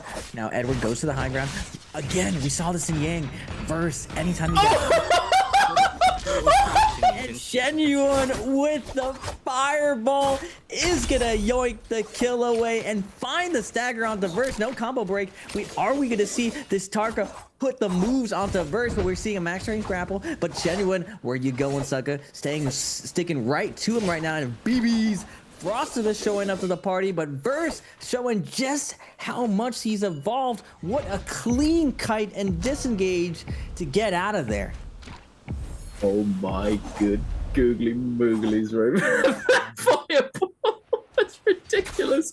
Edward gets caught by the combo, and he catches him on the end of it. You know, there's a little bit of there's a frame there. The end of the combo breaker from Wuchen F2 denies him that. Denies him the drop down. The combos. Juan he's just cooked him here. It's over. He finds that initial read, gives him the full tempo of the fight. He's just got the fireball waiting in the back pocket, finds the catch once again, recognizing that he's bound to dodge right here. Not willing to take that gambit, and he just catches him into the fireball combo, doing all the damage. And Edward with white armor is just not going to survive that one. And Edward, that was his second death in Plume Castle as well, so he is now fully eliminated from the lobby. The first player to be fully eliminated. I have to say, dying to fireball twice in a row, Edward's going to have a tough time recovering mentally from that one. I'm not going to lie. That's rough. That is certainly rough. Now, taking a look at Verse, he's also having a pretty good start. Once again, 2 kills and purple armor, purple weapon. He is he's pretty stacked up right now. Now heading over to Paste and T225 to be trying to contest this Realm of Yang. And Paste keeping hold of that Yang pass, clutching onto it, and it looks as though T225 is not interested in taking things further. T225, no free Yangs anymore. He kind of tests the waters right there, sees whether or not he can force his opponent off. He gets his combo break blown off, and he's like, you know what, it's not worth it. He's probably going to make his way to a cave, play things a little bit slower. You have a couple options here in this transition in mid game. You can go Realm of Yang, which is ideal for the gold weapon, gold armor, plus the extra kill and buff. Or you can go over into a cave, look for a what's it called, a case, or the spirit well. It's up to you in this moment. Lots of choices here. We are going to move our way to the cave as Arano. Last time we saw a cheeky hit right there. You see Arano come in, but Mike, quick with it, immediately hold dodges it. Hold dodges the scale rush. Wait a minute, Mike's moving right now, weaving past Arano's shenanigans, and now Mike is like, wait a second, that's what we're doing right here. 1 hold 2, throws the LMB, dodges it around. Arano gets a little bit clipped. Mike tries to clog the lane, fades out, throws the light attack. Nice posturing from both of these guys, moving in and out. They just want the chest right now, but no more free chest. Everything is being contested for. Everything's pushed to the absolute limit. Now, first one into the Realm of Yang. 4 Realm of Yangs. One of the tricky things Realm of Yangs have is everyone kind of has like a preference, first, second, third, or fourth, and usually the most baller go in first. They do not care who they fight, and we are going to get a nice fight here. Old school versus new school. First versus Spider. First going to take this guy with some pistol shots. Plank's going to be coming through, but Spider icing off the pressure of Verse. But this is what I've noticed about Verse. He loves this pillar play. Gets the half-charge driver on the Spider, forcing out the combo break. But 1-2, Spider gonna relentlessly move back to the pillar, looks for it, and this time bobbing, weaving, scale versus pass, gets the ball. Does he get the follow-up? Does he get the combo? 1, 2, 3, putting Spider into the montage, but he does drop it right here. Never mind, we're deleting the clip. We are gonna go over to Spider now. EWC's champion, gonna get some beams up onto Verse. Verse reeling, trying to get a recover here, messes up the roll, and now Spider got some momentum. He certainly does. That last orb is going to be coming through. Spider threatening that release with the horizontal, recognizing that he can block that focus attack if it does come his way. Oh, out of there. Verse. Wait a minute. Oh no! It was going so well for him, and it just went so bad. He went. Spider gets the cheeky little one-shot. Spider is such a fiend, bro. Oh my goodness. He's just sending them right now. Now heading over into the other realm of Yang, where we have the Fireball Taka going up against a Feria. Okay, yep, Fireball. Does get avoided. That's exactly what you want, Star. Looks as though he used his ultimate earlier on, but cancelled it as soon as the Feria went into the ultimate. Wait a minute. Oh, he does get ult here. A few seconds. Fireball. It does connect. Oh my goodness. It's over. Wait a minute. Shen went to Tarka Jesus that he was the best performing Tarka after Tarka got reworked when he played it in solos, but he only played it a few times. But it was the best performing by far, over anybody else. So he's definitely a Tarka enjoyer, I have to say. Although it does pain me that there's a purple greatsword sitting right there and he's just leaving it. I'm not gonna lie, that does hurt me. He has a purple bow and a blue cannon. Just drop one of them, bro. It's a purple greatsword. It's useful, man. We saw it yesterday. No one can deny it. We saw it yesterday. 17S. This is a different world right now. This is solos right now as Verse and Flying Knives continue to dominate inside solos. We are going to get the Pulse Sword. And I was going to say, is this Frostivus with the Pulse Sword? No, it's Wufang on the Shiol right here. Verse, wow. Just out of there, instant noodles, immediately scaling, rushing. getting away from the nonsense, but he's gonna get clogged everything. Now Frostivus, Frostivus clogging up the lane right now, but Versus is able to find an armor swap, making his way. Oh my goodness, Versus is just clean with it with his kiting right now, keeping no fat onto it, very lean, cutting all the corners right here, but he isn't gonna get surrounded again by the double purple armor, but he's gonna swing wildly, get off of me. Wufang spaces him out perfectly with the R&B, moving in and out, but Frostivus finds the flank onto Verse right now. Verse, even with that white armor, he's fighting off this super well. Combo break is going to be invested. Now, can he get held down? Wufang double hold dodges in. Where you going, sucker? Takes out the legs from Verse and finds that kill onto him. Very nicely done, Frost. I feel like he could have pulled the trigger on that ultimate a little bit earlier and tried to confirm the kill onto the Liam, onto Verse, but unfortunately he does not go for it. Now he's up against Wufang, who does now have ultimate once again, having gotten the Soul Bloom. Frost blundering here, the Phantom Step, making it so difficult to close this out, not being able to catch the dodges. No melee aim assist. He's got 5 seconds left on the clock, and Wufang is going to take him down. He fought to the last. Fortunately, Frost did have that Vermilion Bird's Might, so he's not going to be going down just yet. Zhuan Yuan now up against Arano. Arano, no ultimate, but Zhuan Yuan also doesn't have ult here either. Not sure if they forced them out from each other. Arano kiting away, trying to disengage, does have the dagger, so he's going to be able to create quite a bit of distance. It looks as though Zhuan Yuan's a lot more interested in going into the realm of Yang than chasing down a Tumult. But we do have another fight breaking out here, a 1v1v1, with one player already going down. I believe it was Action, Star up against T225. Star still having Yang depletion, 1 minute, 23 seconds and counting. Oh my goodness, that reached. T225 just sending the blues back to his old ways. Can Star disengage? Scale rush away. Focus attack coming out from 225. Just triple. Now he's not going to release. Yeah, there you go. He goes for the parry. And here we go. Ult gaming time. Star is about to have a very fun and interactive experience, ladies and gentlemen. He does have 94% on his ultimate. I don't believe 225 is going to be able to find the kill right here. And he does get sent flying away. Just barely in the nick of time, able to get into some mech. And now BB's Frostivus is going to be showing up. 225 is going to be running for the hills. As Star is going to want his vengeance on to this Kylan, who's been harassing him with focus attacks. Now Star also a focus attack enjoyer. Also loves just flying through those blue skies, sending them out. And we are going to go into the realm of Yang, the evolved version of Tarka, its final form with the flying knives. We're going to get a Brandora from the top ropes coming down with the flying knives. Fakes the one charge. Spider going to go on top of the pillar and drop down with a parry, staying on top of Shenyuan. Shenyuan tries to fade out with that 0.9. He's going to get a hard punch for it. And immediately tries to dodge out, but Spider's calling it out right now. No combo break for him. Shenyuan still has a fireball on deck. And Spider again looking for the scale rush. Not able to get it. Shenyuan does respond with the scale rush from Rain, scale rush, Barry, and now putting him into the corner. Are we going in the montage? 1, 2, 3, fireball. Oh no, shot! No way! Spider is gonna get exploded by the fireball Tarko of Shenyuan. Oh my god. Time to switch. I'm stun locked. I'm stun locked from that. Oh my goodness. What on earth am I watching? That was insane. That was actually that was insane. Regardless, moving forward, we have the other realm of Yang with Wufang having a great time right now.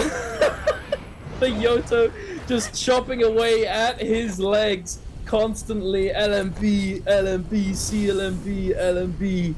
Mike making it look light work right here. And now, after that victory from Mike in the realm of Yang, we're heading out to the overworld with Frostivus and T225 scrapping it out in Metab once again. T225 with that quick opener. Frost trying to disengage a little bit. Send the focus at max range.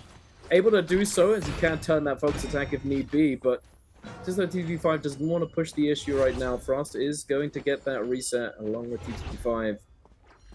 So we're going back to even, ladies and gentlemen. Frost do a little bit of shopping, perhaps? There you have it. And Spider, reeling from his fireball experience, it's on the outside of the edge of the zone to try and hunt down a player to have an isolated fight, but he does have 4 minutes. He needs to make something happen.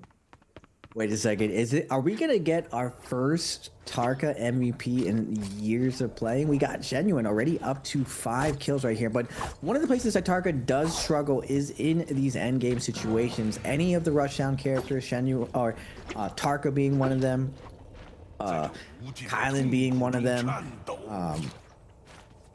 and I wouldn't say Justina is.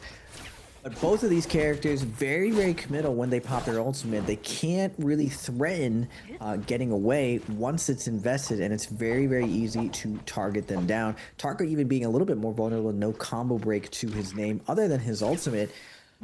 We'll have to see if Genuine has something prepared here to survive these endgames. Now, what we've seen so far, because of the Yang depletion that kind of gets forced upon everyone, not everyone gets that Spirit Well. There's a lot of action going down, and one advantage going for Genuine, at least with Fireball, is you're able to throw that out at a very safe distance and kind of influence fights. Unfortunately, though, it could also enrage players to turn and just focus fire him instead, just because you don't really want to get juggled by a longsword and Fireball, which we did see Genuine do to one of the GOATs, Spider here. Now, going to this endgame, though, the chances are, I feel like Justina probably has the edge here out of this character picks. Temi is actually one of the vulnerable targets here that you can focus fire down multi-way. But we are in med tab. Look how much room, look how much verticality we have here to kite. So if there's a situation or terrain that Tarka has a chance of sending it, this is definitely one of the more ideal situations that he can survive any type of focus fire in this type of situation. And that is true, but even then, like if he's ever in a situation where he's trying to close out a kill, the same potential for escape is given to everybody. It's equal, so they all can theoretically escape. And so I think the main thing that's going to dictate the pace of this end zone is what happens with these gold armor players. Are they going to be contested on these Spirit Wells, or are they going to just be given them for free? Now, we do have these 2 players with Yang depletion still up and running. Spider trying to make something happen onto Wufang. Wufang is just getting clipped on the terrain movement error, trying to disengage but not able to do so, and now no armor, forced to pop his ultimate. He's under a lot of pressure from the lobby right now. I do think I heard a universe / proc there. He's constantly under threat. Spider does pop that second last shield. One last block is available. What are we doing? Okay, I was gonna say he's just walking past him right now, but he does pop it. The block does get thrown out. That choke, the shield throw. Now Wufang is in his most vulnerable position. Spider gonna try and take advantage of that fact. He's gonna be immediately popping ultimate. The orb gets sent out, does not connect, unfortunately. He's trying to find him, he's trying to catch up to him. He does get the orb, the dazzle comes through, Wufang pops the combo breaker, but one thing that he needs to be aware of right now, Spider, he needs to get his bloom. He does not manage to get it. He does secure the elimination, but having to come out of that ultimate because you can't pick up the soul bloom while you're in ult, he lost that little bit of time that he needed to try and secure it, and because of the terrain situation as well, it was not ideal. Arano is going to get worked by these scale rushes. Spider we get knocked in the wall, losing all of that stamina. He's going to try and fight back, but it's not looking too good for him. The Wisp does come through. Frost is going to drop down, trying to get involved, and he does pick up the elimination. Arano, unfortunately, now is in a very tough spot, having used his ultimate and not secure the bloom. He has quite a few players surrounding him, but again, as you mentioned earlier, Thematic, with all this terrain to work with, having a very low cooldown on combo break, he's gonna be able to get away here, I reckon. Genuine with 5 kills, BB's Frostmas with 3, Mike with 1, 225 with 1, and Rano with 0. Now we saw Mike in the same situation before, kind of starting at the bottom. We knew though we are seeing a Genuine popping off this game. We are going to go over to Mike. Has 225 in a combo fighting for the Spear Wall, but this is the all-in. The price you pay when you mess with a Kylan. He can pop that ultimate, put a ton of pain onto you. He does get Mike down to very low health, but that slash from Yodo healing him a ton. Now going back to the Spirit Well, it looks like everyone's more invested in claiming this Spirit Well. Shenyuan does get the other side, and immediately it's just like, nah, guys. No one's gonna be getting this one either. I want the double armor reset, but Mike coming off is gonna be able to get that heal off, so he's not in a tough situation. Now the Yang depletion is going to be going out. Everyone needs to find their way to get this cleanse. It looks like Frost was going to go with the flag. A lot of times the flag is immediately picked off, and other players use this opportunity though to focus fire down this player. Frost does make his way already to countering this, and with the flying knives immediately gets effed as well. Shenyuan lighting up Frost now. Tap dodge roll from Frost, but he's taking so much damage. He's gonna try to get the freeze. He does get the armor reset right the last second. He makes his way to the top and just narrowly escapes the lobby from everyone else. But is it too late? Everyone knows that Justina is against the ropes with no ultimate to his name. Are they going to continue focus firing it down, or is anyone going to get flanked right now? Frostmas has his work cut out for him, but he did manage to break line of sight, break contact, and has a little bit of room to breathe for now. But his arch nemesis, the Moonbane, is going to come out right now. Frostmas is so unlucky with that Moonbane. Is he going to get taken out, or will Mike take him out before that even happens? I mean, he's getting peppered with all sorts of damage coming from loads of different sources. Looks as though he might have to go through the Moonbane, but no, he's gonna turn, he's gonna swerve, go back down, ring around the Rosie, try and make his way all to a safe spot to try and get a heal. Not able to do so. Unfortunately, Xuanyuan dropping in, denying him the reset. Frost onto the wall. The fireball is gonna connect, forcing Frost to use that combo breaker. The whoa, oh no! So much has happened. Universe Slash coming through, chunking out Mike. Mike getting hit by the Wisp, just barely surviving, being able to pop the ultimate. The Wisp coming down, and then Xuanyuan able to jump in, doing a bunch of damage to Frost with the Tome. But then Arano is going to be the one to pick up the kill. Not sure who picked up the Soul Bloom. I believe it was Xuanyuan. The Fireball is going to come out, denying Mike the reset once again. And Mike down in a very precarious position on these buttery rocks. Going to try and disengage, go up to the top. Finding himself Arano healing up, but it's not looking too good for our OG goat. Oh my goodness, the flying knives from all angles, beset on all sides by the knives. Arano now going to be stuck in the middle between T225 and Xuanyuan. Oh my goodness, the clip from the focus attack, the force to use the F ability, the fireball once again. No way are we getting another one. Xuanyuan gets another kill, and there you have it. T225 is no HP, no ultimate. Xuanyuan pops the ult, and he's going for the 360 no scopes right now. What is happening? Oh my goodness, Raven. Time to switch to Fireball Duncan. Shenyuan showing you the way right now. Oh my god, dude. Longsword being chasing down, looks for the engraving. Wait a second, 225 with the raw uppercut. He's fighting back. Can he turn this around? Fireball, one more in the tank for Shenyuan, but 225 going to the top, exchanges a little bit of damage. Shenyuan has to be careful right here. Nice parry coming out for Shenyuan, and he's gonna roll the lobby, getting that MVP on the back of that Fireball target. And you see a big grin from my man there. He knows he just absolutely went nuts this round.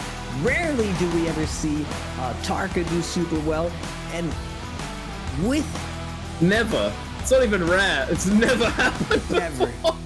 Even with the Go Panda Man back in the day, it was very rare outside the actual pure Tarka meta that we saw Tarka's ever MVP. This is the first time in a long time that actually got through right here. And we saw it with pure dominance. Shenyuan plays that endgame to perfection, claiming both Spirit Wells, and you see him use almost every single weapon. And when he finds the hit, one of the few characters that still can do the overpowered touch of death, Tarka, he hard punches everyone.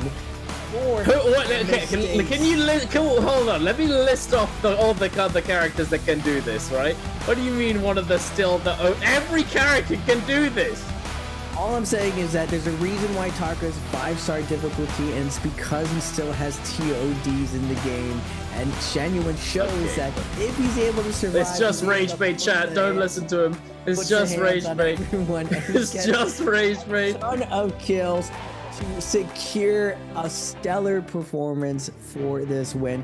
I gotta say, Spider has to be reeling from getting put into the montage, seeing that Tarka inside of Rumble Yang, and I always saw the potential, Duncan, that it's undeniable if Tarka gets that 1v1 versus characters, he's able to win against a lot of the cast, and because there are 12 characters now, yeah, I mean, likely that Tarka can find a good matchup. He doesn't have to run into the tippy top of the meta, running into the Lonnies, running into the Liams, which he does have a good matchup versus Liam, or running into Shiols and Syras. Instead, he can get a lot of classic matches like versus Justina, old school Yodo, where Fireball can knock her out.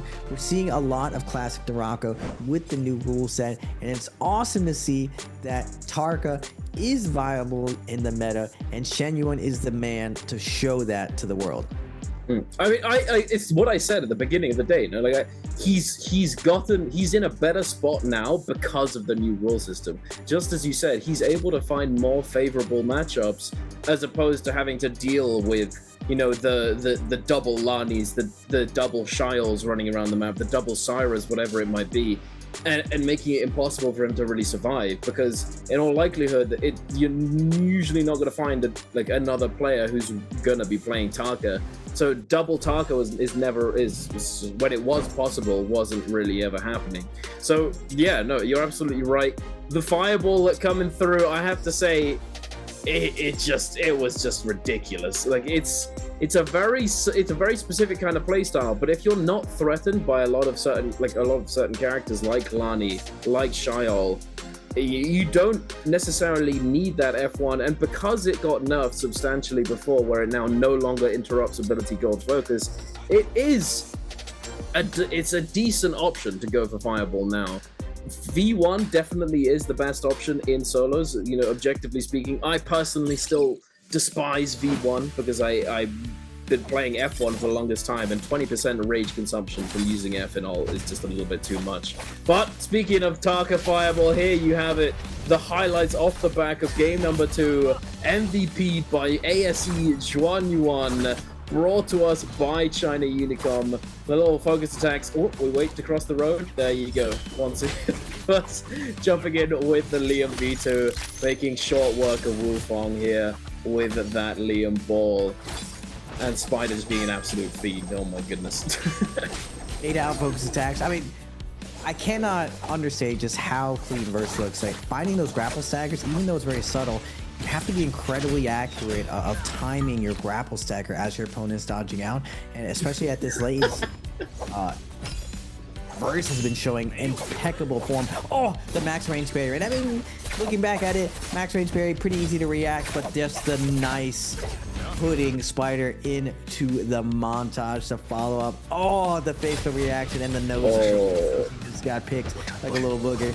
Genuine though, closing out this game against the corner right here, and just flying nice, plus the ability of Fireball. And this is what I was saying before, is like in multi-way fights, if you don't focus down the Tarka, if he's snowballing out of control right here, he does have so many overpowered tools that give him an advantage to follow up, and that's how we see Shenyuan really dominate this lobby. You're really pushing it now, Victor. I can see you in the cat just like laughing your ass. I don't know what you're talking about. 5-star difficulty, Duncan. Yes. That the reason why a lot of these players haven't been playing Tarka is just how powerful this character can be potentially when he actually uses the meta weapons. We see Palm Lightning, Advanced Heal, Engraving, Sap, Vajra's Grip. A lot of the time, Shenyuan was maneuvering between all these tools, and he really took advantage of it with Tarka's 5-star difficulty kit. Okay, Mr. Red. Okay. Here we are once again, though, ladies and gentlemen. The answer for treasures. If you want to get your hands on a special gift box, make sure to get your answer to this question in the chat. And the question is, which player killed WBG Verse in game number 2? Was it A, T.E. Wu Fong? Was it B, BB Frostivus? Was it C, SR Spider? Or was it D, ASE Zhuan Yuan? Make sure to get your answer in the chat. And one lucky winner out of those who answer correctly will be whispered and added in the chat so that you can claim your prize. But enough of that. We're going to be throwing over to a quick break before our third game of the day. We'll be seeing you very shortly.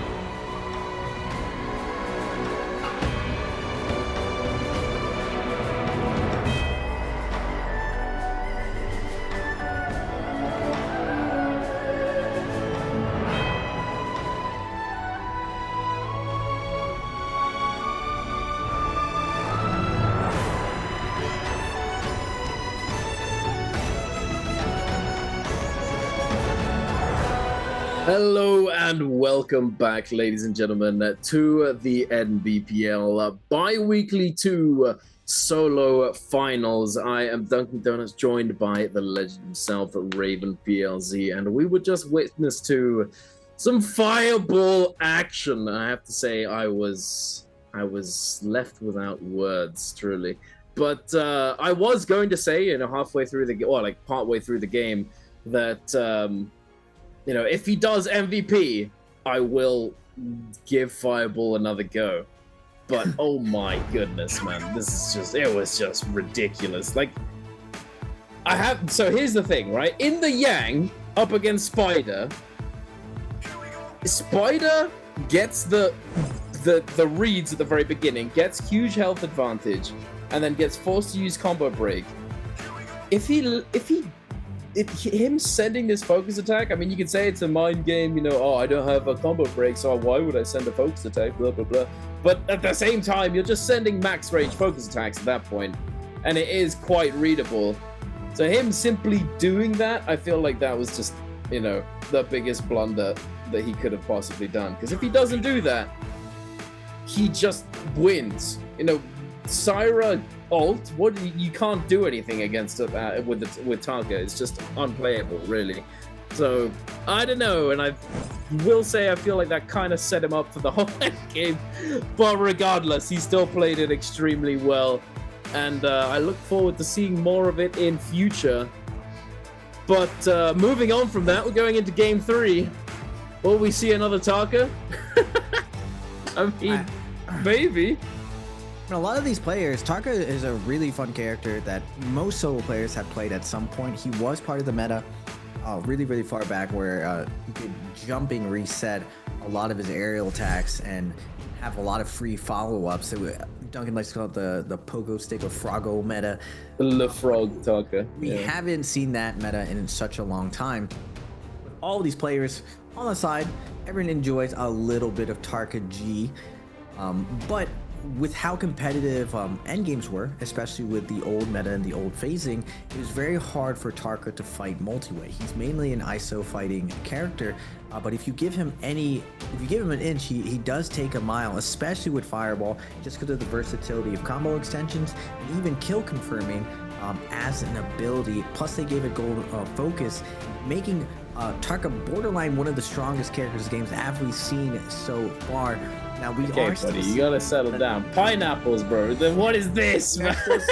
Liam being chosen right now. Before we did see the Syra and Shaol being picked in the second and third. It looks like Verse is gonna be preferring the Shaol pick. Now Lonnie, one of the better characters for Letter, but it was already banned out.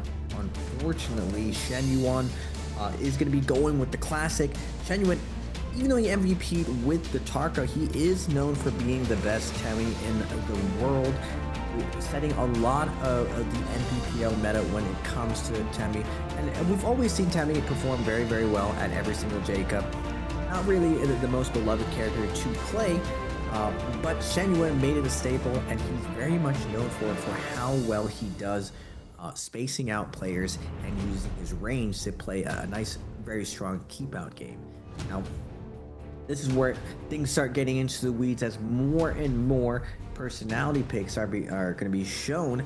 I always call them personality picks because a lot of players prefer certain characters on certain maps, and it's going to be a little bit different in the future. Before working with Frosted, we had mapped out what most of these pros like to pick on certain days and certain times, but now that's going to be 12 characters.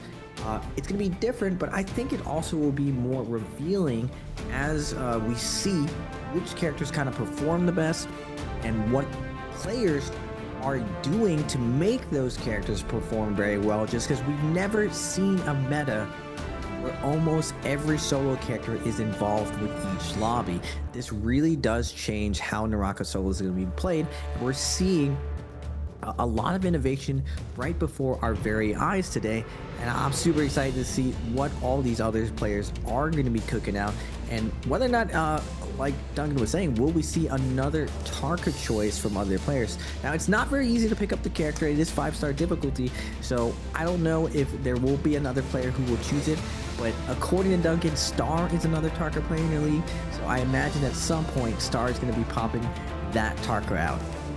I mean, I think he's probably going to pick it this time because he's going to be left with very few choices. Time for the Tarka pick. And he's going to pick it, I reckon. Star's for sure picking it here. Jin, I'm not sure what he's going to be picking up. Wu Chen, okay. So he's not a Tarka player. Oh, Edward, unfortunately, last pick. It's going to be rough for old boy here. I think Star is for sure playing the Tarka, though, I reckon. Look at the smiles on his coach's faces. He's just like, should I do it? What am I doing? Wow, is that the Tarka G smile? I think it's gonna happen. There you go. I knew it, dude. That's the Tarka G smile. Look at them. They're just like, okay, let's go.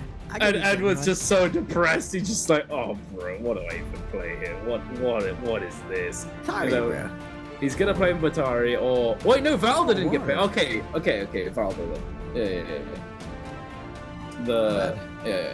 That makes sense. So it's gonna be an interesting one, but yeah, again, you know, like as we were saying before, Tarka, like he has quite a few problem matchups with the tip of the meta, but if they're not gonna get played by more than one person, and Alani's not even playable right now, it's not that bad of a pick at all. It comes down to whether or not you're able to have a good start and if you're able to win Yang, and just hope for the best that you don't get the worst possible matchup in the Yang. Because then recovering from that afterwards, like playing a multi-way fight, is going to be very, very difficult. But I think it was for the first few picks, the first 6, it was very clear to me what was likely going to get picked up. It does sort of become a bit more obscure moving forwards after the first half of the lobby picks their characters, but regardless, we are going to be heading into our third game of the day, ladies and gentlemen. Will we see it again, or will we not? I'm not gonna lie, I'd be very surprised if we saw 2 Tarka MVPs back to back, but here's hoping. Moving forward, what are you expecting from this game, Raven? Because this is, after all, our third game, and we're gonna be getting closer and closer to match MVP threshold at this point. I mean, I haven't seen Star's Tarka, but the way he plays neutral is not really the way Shenyun plays. Shenyun plays a very, very safe spacing neutral. He also has one of the cleanest combo games within the league. So does Star really have that? I mainly seen Star's gameplay as being highly risky. Tarka definitely favors you for going for a lot of risk just of how strong of a character he is, but it's not going to be as precise as Shenyun, as looking at all the other abilities, like seeing very standard stuff. Shenyun with the F1 V3 on Temi. Rano, the F2 combo break with the normal V1. Frost on one of his favorite characters, actually, Kylan. Now looking at the landing spots, it's going to be pretty spicy. Now, if you're just tuning in, Game 3, a lot of the landing strategy in Pro League and just in solos in general, you'll see players land on top of each other, or you'll see them just land on the outside of it. We like to call those landing positions timing attacks. So you're either going to take the 50-50 off spawn, or you're going to go just on the outside and try to find the kill as you're rotating in. Now, see a lot of congestion on here because of just how congested all the high yield is. Now, surprisingly, a lot of these players don't choose to go Celestial just because it's very hard to secure the skill off spawn. A lot of these players opt out to find that ISO fight, to find that nice timing attack. One of the downsides, though, if you're not taking the 50-50 off spawn, is if you're able to secure that kill immediately, whoever comes in a little bit late for that third party, you'll most likely have ultimate from the damage that you do from your opponent and that soul bloom. And as we go on to more the old school map where it all started for NARAKA, it's gonna be a daytime. We are gonna get Frostivus versus Spider. Frostivus, last time he was doing so much work with those 90s, trying to fade out right here. Throws the one charge, no surprises here. Frostivus throws the one charge to himself, but turns it. Now Spider with those range attacks with the musket, putting Frostivus in an awkward position, but Frostivus is able to get this armor swap, and Spider doing the same thing, throws the fade out. Frostivus tries to delay his light attack, trying to catch that combo break, but Spider, nice spacing from him, is able to weave out of that situation, make his way to the make his way up the tree, and Frostivus is not going to go after it. Doesn't want to put in the effort, but we are going to move over to Wufong and Rano with Wufong against the ropes. And I'd just like to note, Star taking down Mike off the rip with the Taka. Is this what is happening, man? I don't get it. I mean, well, we'll see. We might get a replay. But Wufong, it looks as though he is going to be repaying what happened to him in the previous game. Oh my goodness. Star jumping in, steals away the bloom. Oh no, no sign for you, Senor Wufong. You tried it, buddy. But the Taka's coming for you, the staff in hand. He's going to try it and find it. But this is one of Taka's weaknesses right here. The kiting possibilities from having these buildings. It makes it so difficult to actually get value. Like, he's just lost the majority of his ultimate. And just couldn't hold him down. Having all of these fast-moving weapons, having this terrain to work with, he's just able to fully negate ice off the pressure and prevent that from being a factor. Fireball does get completely avoided here. Does get the scale rush, though, into that soft true uppercut. Unfortunately, not able to get that confirmation on the focus attack. Does get combo broken. Now Star. Oh, wait, the third party grief. Edward, he doesn't like to. He's scarred from the previous game, dying to Fireball twice in a row. Oh hell nah, not another Taka. I'm taking you down first, buddy. Edward, nice tap dodge, able to dodge a lot of the fireball damage there on the stairs. Starts making his way back through the buildings. He's going to be able to get to the outside here, but the no ult zone is going to trigger everyone from across the land to move on over here as fight is going to be breaking out. It's very easy to see this across the map. Again, Star throws out the fireball, not able to land it onto Edward. Edward goes for a sliding uppercut, lands it, but is not able to capitalize off it as Star makes his way back in the building. But Shen Yuan's here, so ready to play on the Temi. Tarka's worst enemy in this spot. Tap dodge through, able to dodge Edward, gets the soul blow nice and clean, and now reposturing, finds a focus attack onto Edward and immediately just starts hitting Spider. Spider's like, hey, wait a minute, I was just here. What the party is going on? And he's like, oh, wait, backs off here. But Edward is going to find the RMB onto Shen Yuan. Shen Yuan with this long sign was absolutely devastating the previous round. Can he have the same success on the Temi? Now Spider paying Shen Yuan back for that aggression. Real petty coming out from Spider, but Shen Yuan is down to no armor. His last leg right here, no ult to his name. He's gonna be able to pop the Temi ult, making his way out of the no ult zone. Finding 2 heals right now. He's going to be able to make his way back in if he so chooses. But there's a lot of action going down as Edward, Pace, and Spider all are here fighting this out. Yeah, absolutely. It's rather unfortunate that the no ult zone did expire as Yuan was going to head back on over to it. But it looks as though the attention is on Spider right now. Forced to use that ultimate. Does have quite a few players circling him. I believe Zhuan Yuan may have made it out scot-free, but actually no, taking a look at the minimap, we do see Wufong is trying to chase him down. Spider taking this engagement against Pace. The combo breaker does come out from Pace, but he's not going to be protected by that shield throw. The second one coming out now. Now no more shield throws for Spider, but oh my goodness, T225 coming in with the opportune focus attack. Able to snipe away the kill, and I believe he may have even been able to grab that Soul Bloom. Now Edward does take quite a bit of chip damage, is forced to disengage, but with the fan it's going to be rather straightforward. Spider going to take the opportunity to buy himself a purple armor from the shop. Very nice for him, able to get enough money to do that. I'm going to be getting to that stage of the game with the Realms of Yang popping up first.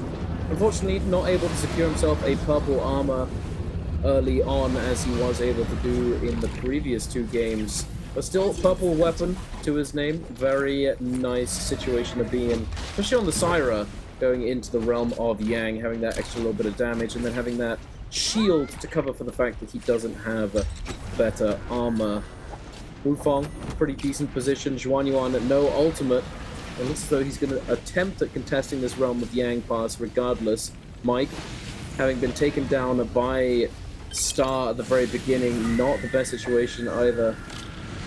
A lot of moving parts right now. Ooh. He's going to grab it. He does indeed. Now Zhuan Yuan's got his work cut out for him. He does have this tree to play around with. Temi's actually one of the best characters.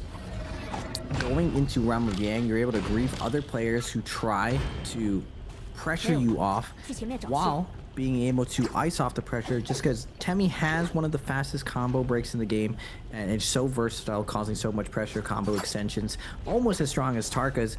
But Oh my, give it a rest! Shio finding Spider. Just Shio's also one of the characters that can very easily secure her position on going into Rumbleland once she has a ticket, but she is very vulnerable if you do focus fire from multiple sides.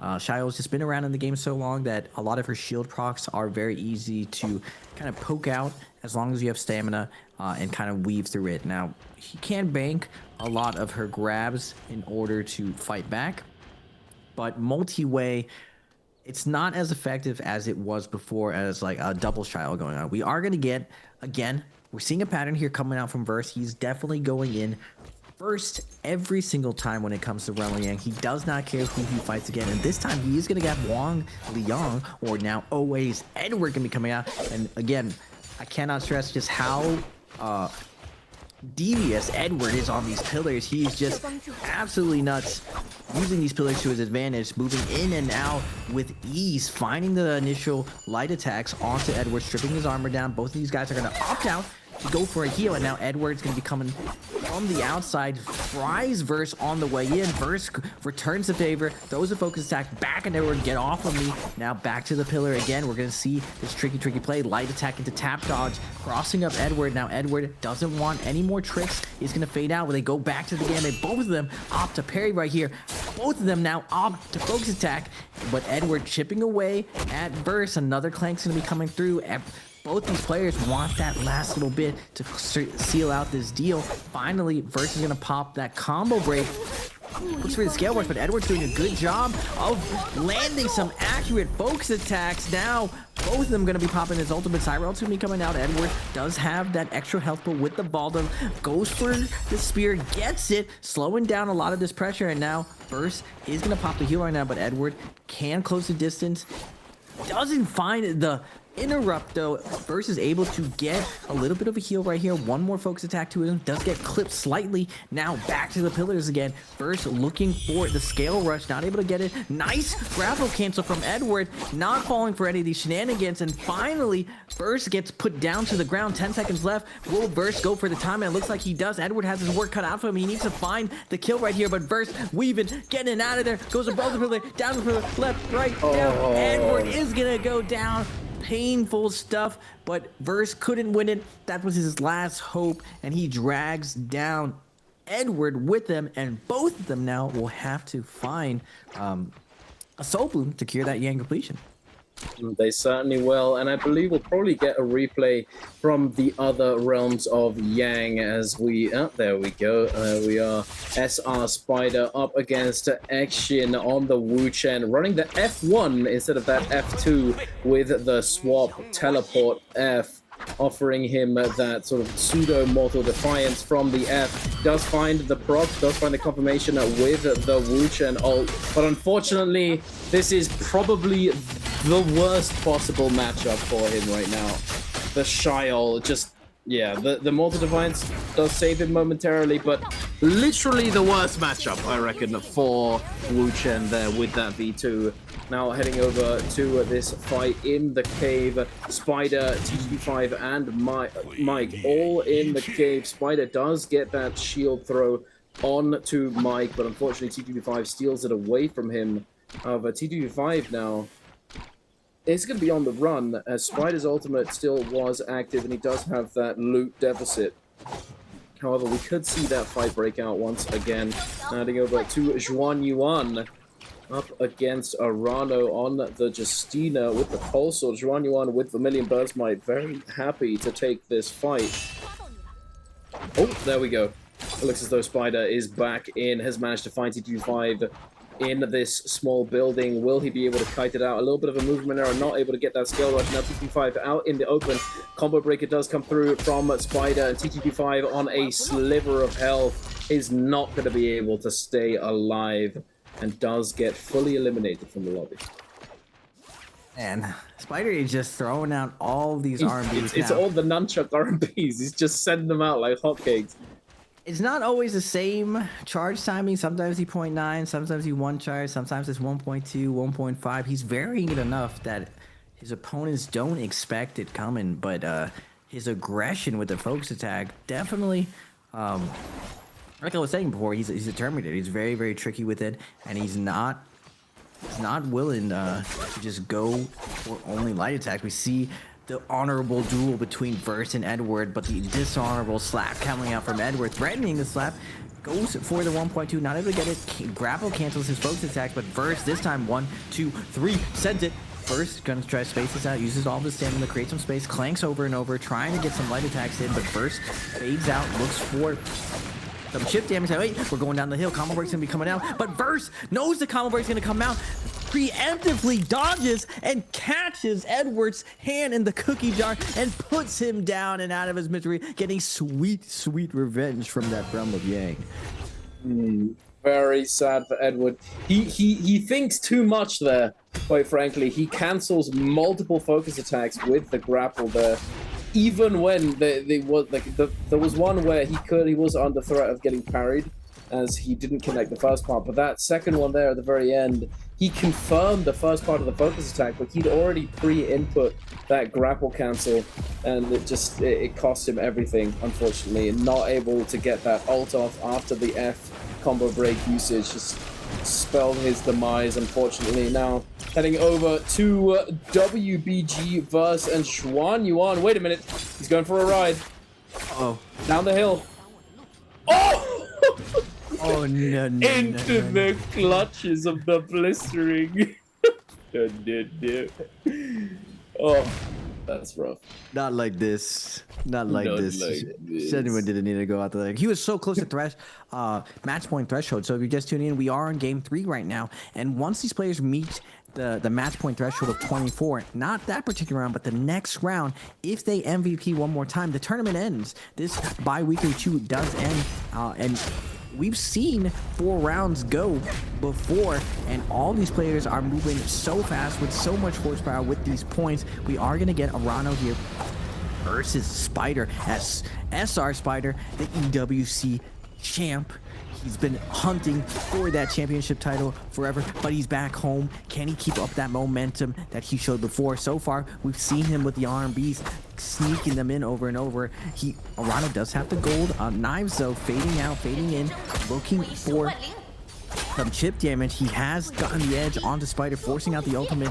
Spider comes in, goes for the 1-2, looking for the stagger, not able to get it. He is going to be able to get a nice grab onto Arano as Arano fades out right now, trying to create some space. Has a couple more shields to blast through. Does get the freeze off, chips in more. Spider hot on his heels right now. And now Arano with the top down heal. Can Spider interrupt it? No, he cannot. 45 seconds right now. Will the timeout actually matter? Oh, Spider, a little bit of a mistake right there. It's going to give up a freeze right here as he does respond, though, with an uppercut, forcing the combo breakout. And then Spider immediately, with the nunchuck block, calls out Arano's disengage. And again, the wake up, sloppy from Arano. And Spider capitalizes on that slop and secures the kill. Oh, that slop! Hell yeah! Give me that sloppy wake up. Delicious. Mwah. Chef's kiss. The velocity offering him so much pressure there as well. He doesn't even need the RMBs. He's just playing for the LMB focus threat there with the velocity. An absurdly strong Jade, as we all well know. Now going over to a replay between Mike and Paste. Mike jumping up into the sky, grabbing Paste out of the air with the tiger grab, threatening the pounce. Paste trying his best to stay in the air and avoid the threat of Mike's ACOS, but the tiger grab just making it impossible, as soon as you start charging in the air, you're immobile. You're sort of stuck there for a second unless you immediately dodge cancel it on reaction. Or predictively, you're not going to be able to get away from that. It's literally one of the strongest counters to Taka. Funnily enough, Taka beats Yoto so hard if they're on flat terrain and the Yoto doesn't jump, but as soon as the Yoto double jump and just starts spamming R&B focuses in the air, it just becomes impossible. But against Akos, that is not a problem, as you have that Tiger Grab to take them out of the sky and back to the ground where you want them. And Mike doing it very, very solidly in this game, picking up 3 eliminations now with that Realm of Yang victory, setting himself up for the Spirit Wells moving forward.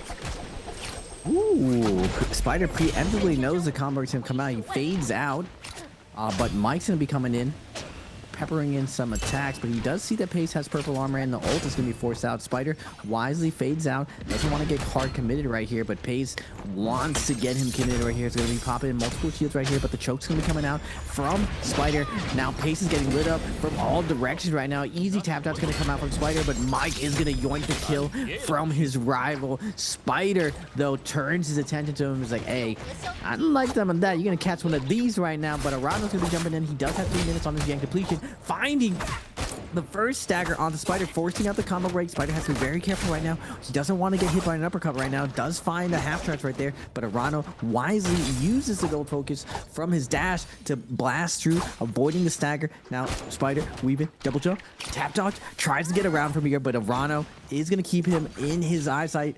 Now, Spider inside the house, outside the house, gonna be able to get the heal off. No, he's not. Mike is on the outside, stopping the heal right now. And now Spider down to a sliver of health. Any little bit of damage will take him out right now. Gonna make his way over. He does find one armor reset. Looks for the double charge R&B, but Mike doesn't care. Jumps in, immediately goes after him. Now tap dodge, roll. One choke is gonna be coming down. He has in the corner, but Arano is gonna find the sliver of his shoulder out. Finds the kill onto him, and now Mike pushing Arano into zone. Arano in a super tough position. 2 minutes left.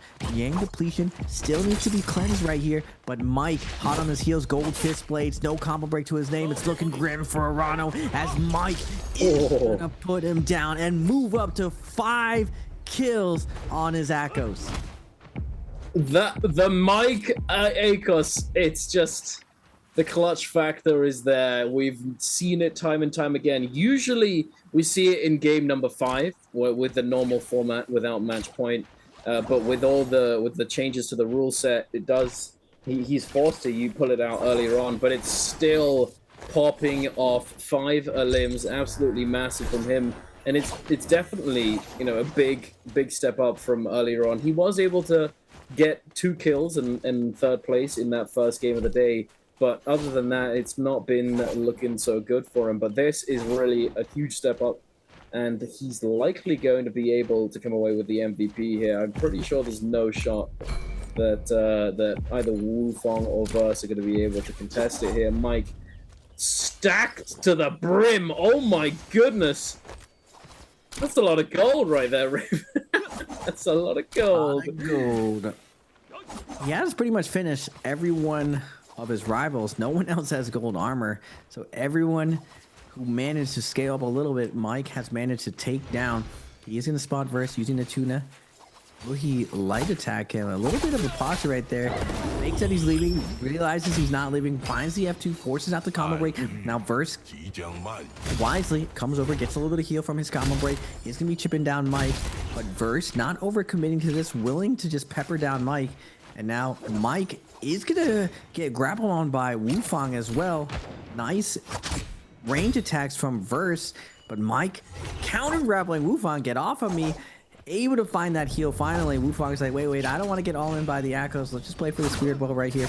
Both players with purple armor, though, and have to be in contention of this Akos. Ooh, nice overhold with the F2. Gonna get that nice stack route, forcing out the combo break from Wufong, but Wufong not skipping a beat, immediately swinging back over it like, oh, we want it. We want some of this. Mike goes to follow up right here. Nice job from Wufong, but it's not going to matter. Mike keeps up the aggression, but Verse is going to come in with the flank from the previous Spirit Well. He is going to force both players off, but Wufong doesn't care. He has Mike against ropes, goes for the max range ball. He does get the grab, going to go up top, look for the throw into zone. Not able to get there entirely, but now on the edge right here. Both these guys are all in right here. Most likely they're going to get flanked by Verse, but doesn't matter who can get this initial kill. both of these players not going to be opting for a heal. Very, very risky from both of these guys. Now, Verse on the top roads knows where these guys relatively went. He's just going to come for the flank, and Mike down to 1 HP, not going to make it out, and Verse is going to pick up 1, and then 2. What was that? Was that worth it? Verse just smiles like easy money. Easy money. What was that? Just the easy MVP of Verse's life right there as Wufong and Mike drown each other in zone. I mean, he gets the first place at least. Wait, he does? He got both kills. Wait, I think Mike... He must have. Pretty close. Mike had 5 or 6 kills. It's very, very close, but what on earth was that? He does! He gets the MVP! Just for his life. Just like, alrighty then. Thanks, guys. Thanks for running it down there. That was very kind of you. Just excellent target selection. I mean, I can understand potentially from Wufong's perspective. He committed that ultimate and was forced into a fight that wasn't ideal, but he knew that Mike was just going to constantly feed him afterwards because Mike hadn't used that ultimate, so he was in full advantage. But yeah. I'm not sure about that one. We go from Tarka MVP to that, ladies and gentlemen. Rather suspicious, rather SG situations that we find ourselves in. But regardless, Verse is going to be very happy about that one. As they come off the stage, he's just smiling away. Wufong's like, what's happened there? What's going on? He's just looking down at his feet, just considering his life choices. What did I just do? But regardless, it was probably the best. It was probably the best thing he could have done at that point. He needed to fight back, and Mike was not going to let go of that kill because he was going to fiend him regardless. But anyway, there you have it, ladies and gentlemen. Our third game of the day has concluded, and it's been rather spicy so far, and I'm very much looking forward to what we have coming up later on in the day, as there is plenty more NARAKA left to be played, Raven. Or we get the MVP very soon. Now no one's gotten the match point. Maybe Verse. I think Verse might have reached match point. We have to look at the overall scoreboard. Now remember, ladies and gentlemen, 24 points is that match point that we were talking about. If not, we go the 8-round distance. Now lately in the meta, solos and trios, we've ended tournaments a lot sooner rather than later, especially as players come in with more and more points from the bi-weeklies qualifiers. Verse has not slowed down at all. He's been swinging and firing on all cylinders, and if the lobby's going to give him layups like that, just like a donation from Wufong and Mike. Now, like Duncan was saying, both these players, they kind of were playing chicken with each other. Like, are you going to heal? Are you going to heal? Are you going to heal? Or are we just going to just fiend each other all the way to the point where we're done? And it looks like we choose absolute grief for each other as Verse comes over and just finds the easy kill on both of them. And it looks like Verse is going to reach their threshold. And this is not the player you want to give the match point threshold very, very early. He's been nonstop consistent. He's very, very hungry. And he's shown that he has what it takes to win inside the realm of Yang and these end games with how volatile as well. Before, with the old phasing, it was very easy to know which players were on each character. Everyone had a very predictable style. They played under that rule set for such a long time, but with the new rules, it's going to be a lot harder to figure out who Verse is this time. And it's going to be even harder to track who has the most kills in the lobby, so you won't really know how to slow my man down. So will we see one of the fastest bi-weekly finals right now? I'm not going to lie, Duncan. Verse can do it, especially if he picks the OP character, Tarka. I'm just going to glaze over that. Yeah, it was very close between them, wasn't it? You know, 0.1, Raven. 0.1 was the difference between Mike and Verse in first and second place. So, yeah, it was... It's definitely neck and neck between them in that game, but what is the scoreline going to be looking like in the top 6 bracket right now? Unfortunately for Edward, he is sitting alone at the bottom there, not having managed to find his footing so far today. But looking at the top 6, Verse has quite the lead over Arana. Arana being on 15.6. He needs one solid good game to catch up and get to MVP, so it's definitely doable. Mike on 17.6. That last game, big recovery for him, as the first two games were less than 5 points. Spider 19.6, pretty close. You know, it's definitely doable. If the MVP doesn't go over Diverse in this upcoming game, then there's I reckon there's probably gonna be at least 3 other players in match point eligibility moving forward off the back of this upcoming game. But oh my goodness, here you have it, ladies and gentlemen. So that's what happened, because I was looking at the scoreboard at one point, and then I saw that a couple people had gone down, Frost being one of them. That is what happened. The terrain dual halberds combo, very nicely done. Not the easiest combo, I have to say, because of the uppercuts animation time, but we are taking a look at the highlights off the back of Game 3, brought to us by China Unicom. And into the realm of Yang we go once again, with Mike mauling through Paste. Yeah, Trider was telling me that after watching all the Yodos play, Mike definitely has one of the best understandings when it comes to the Yodo character, and he's also known as the Tiger King, so he makes quick work of picking apart all of Yodo's options right there. Again, this closeout was one of the silliest things I've seen in a while. Even Verse knows that he was just donated some free MVPs right there, and he's just like, what are we doing, guys? You know I'm going to win this. I'm on match point if you do stuff like that. Now, we've seen the opposite effect happen, and in general, we go the distance, because in the past, knowing who's MVP, first, the 5-time over here, it's very easy to slow him down and target him, but like I was saying before, 12 characters are going to be in the lobby. It's going to be very hard to figure out who is who, so I feel like the name of the game is just play to your best of ability, but we are going to see a lot of the players throw caution to the wind. Frostov has talked to me a lot about this, that a lot of players try to keep their stronger characters when the match point threshold does hit. So you bank the characters you're most comfortable with, and when this happens, when you are ideally in position to go for that MVP round, that's where you want to pop your stronger characters and hopefully ship one of the rounds. Now, in the future, we'll have to see who picks what. But first, ladies and gentlemen, we are going to go to a interview, and we will be right back afterwards. Hi guys, welcome to the post-game interview. I'm Leah. So this time we have Paste. So say hello to our audience first. 先老皮先给我们大家打个招呼吧。大家好，我是 A6 的 Paste。Welcome. So now you are Paste from Team Alliance. We all know you didn't join our competition at first. So how's that happen?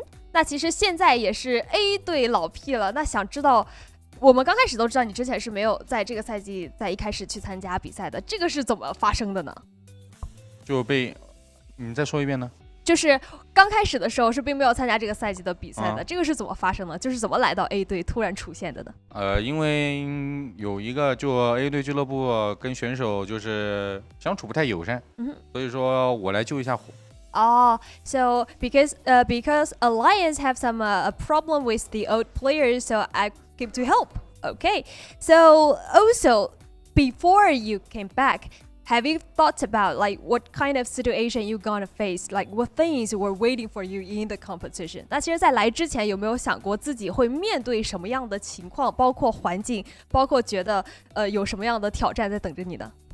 没有什么挑战的感觉，就是反正就是我都是过来救火的了，就打成这样，就能进周决就算成功。但是我肯定如果说回来打比赛了，我肯定是奔着冠军去了嘛，只有一个目标，那就冠军嘛。Okay, so I think it's just okay because I just came to help. So if I can qualify the bi-weekly final, I think is my succeed. But for me, I also have the target of to be the champion. I think it's everyone's target too. Okay, let's move on. Answer for Treasure, please. So this time our question is, which hero did the Alliance Paste use in Game 3?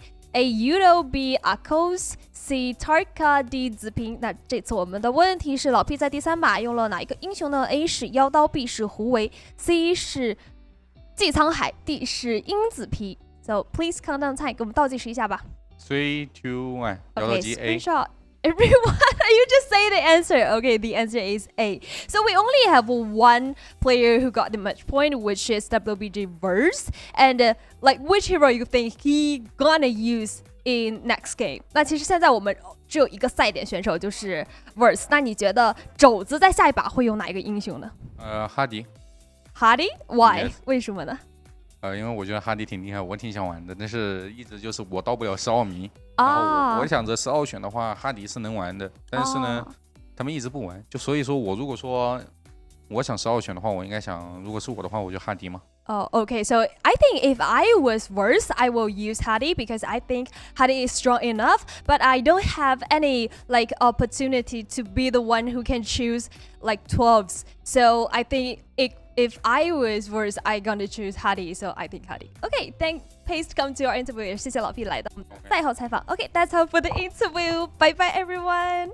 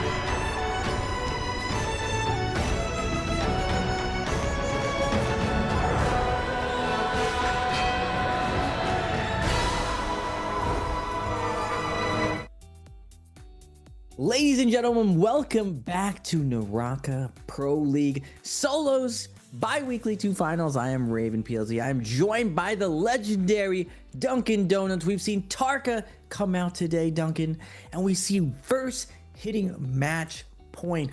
Are we going to end it in 4? If anyone can do it, Verse with that last round. A little bit of a letdown. I mean, I would like to see a little bit more ferocity from everyone else, but it looks like Wufong and Mike both down to drown each other and giving Verse a nice layup. And it's just out of all the players, giving it to Verse to get him to that match point by 0.1. It might cost everyone this tournament, Duncan.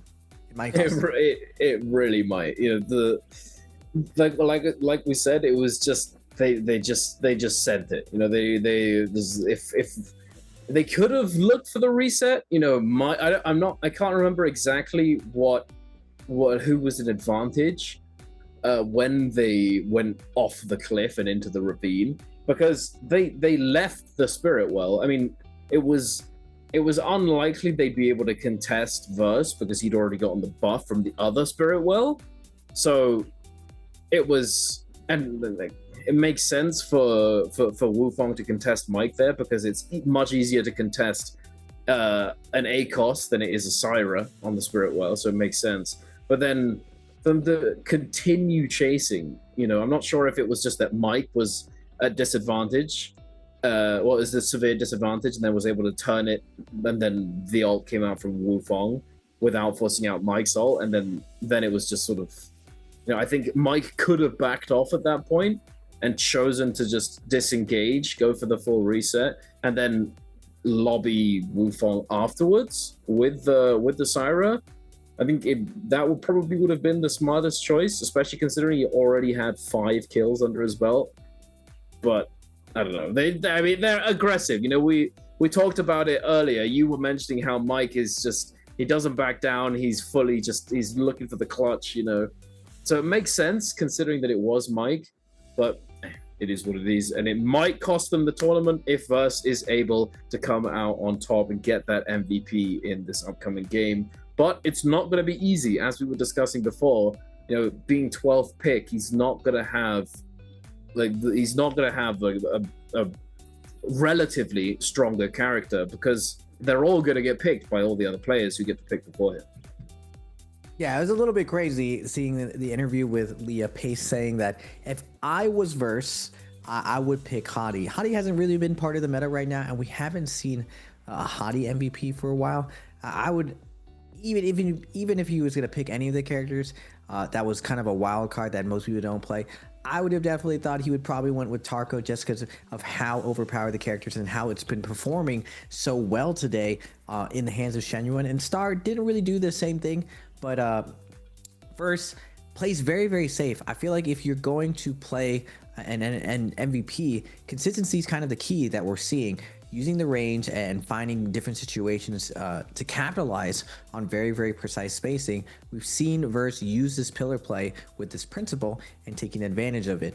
Now, one of the interesting things I saw that Shenyuan did that you even called out was he's able to fireball Spider off the pillar, and just a lot of different situations. Just removing the scale rush option might be one of the stronger things you can do, because everyone is so used to right now in this current meta using scale rush to kind of slow things down and force opponents into a lot easier spacing, a lot more familiarity, where it's very, very hard to punish someone unless they have flying knives. Flying knives does deny a lot of that situation, but going into Realm of Yang, you're not always going to have flying knives. Ideally, you can switch up your weapon afterwards and upgrade some white flying knives.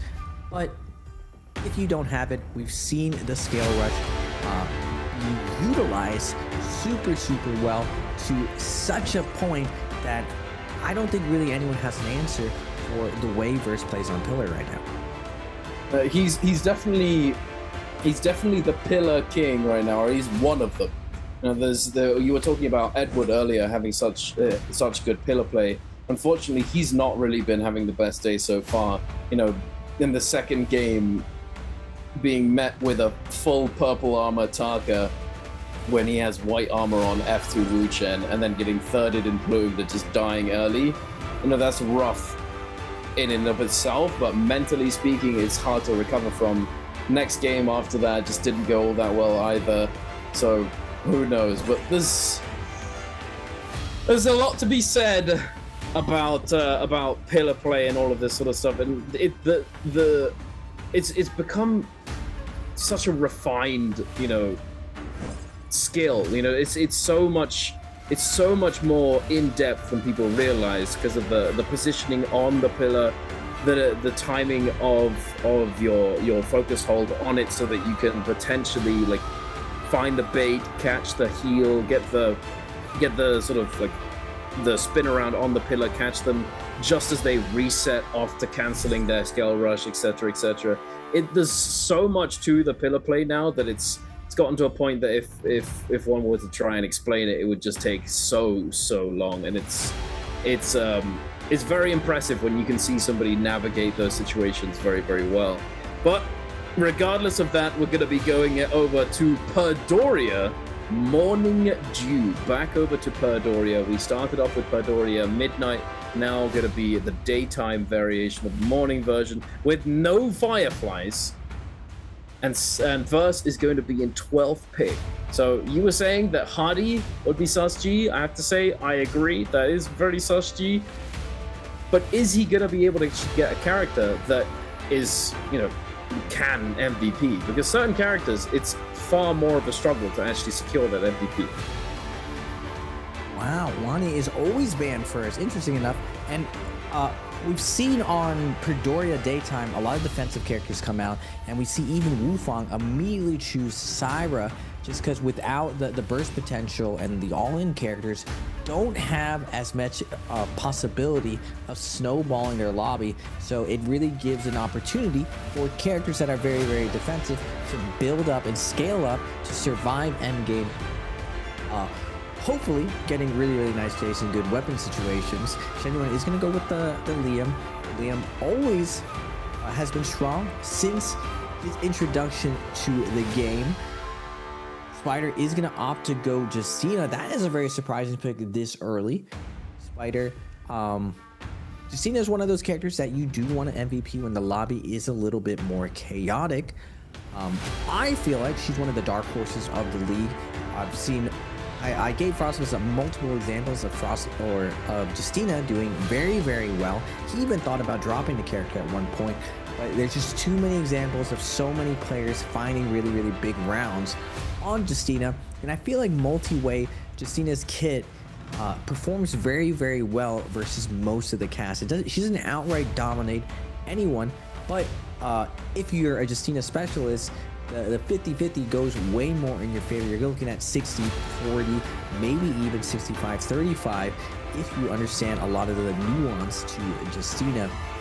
We are going to see the Telly and Kylan pick coming out from Arano and 225. Frostum's going to be going with the Yodo. What is Mr. It would be crazy if Pacey just chooses Hottie here. But, I mean, 12th round pick. Yeah. We got to stick to our guns, Pacey. We're talking about the Hottie. You got to show us how it's done with the absurd Hottie pick. I think it's probably going to be a Valda pick. You know, I've read every pick from Frost of a Sick. When you're in the middle of the pack, it becomes quite telling because there are only a few characters that are actually worth picking once you're at that point. And then in the last stages here, it becomes a little bit, you know, topsy-turvy. You know, you get your... I mean, all you're thinking about is who's going to pick Tarka. That's stop lying. I mean, Star is not going to double pick Tarka. It's not happening, especially considering that in the previous game, it did not go very well for him. He got the initial fight with Mike. He got the first kill and into the purple armor, but then he just got lobbied. So definitely not going to be another Tarka. Going to be going for the ACOS. Now Edward. I feel like Edward's been in last pick the entire time. It's pretty cooked for him. He's not having a good time right now. I think it's probably going to be a Matari or a Tessa pick right here because he's not really been left with many options. Matari? Hey, has Edward? No. Oh, wait a minute! Got the Hottie. Well, wait, so Verse can't pick the Hottie, and you know who Pace is going to be fiending right now. Yeah, true. Oh, Edward's in for a bad time, bro. Oh, He's like, oh my god, I know it's Verse. He heard my interview. We gotta go for the hottie right now. Verse is gonna be sneaking through with strange pick right here. Oh, looks like it's gonna be the Wu Chen.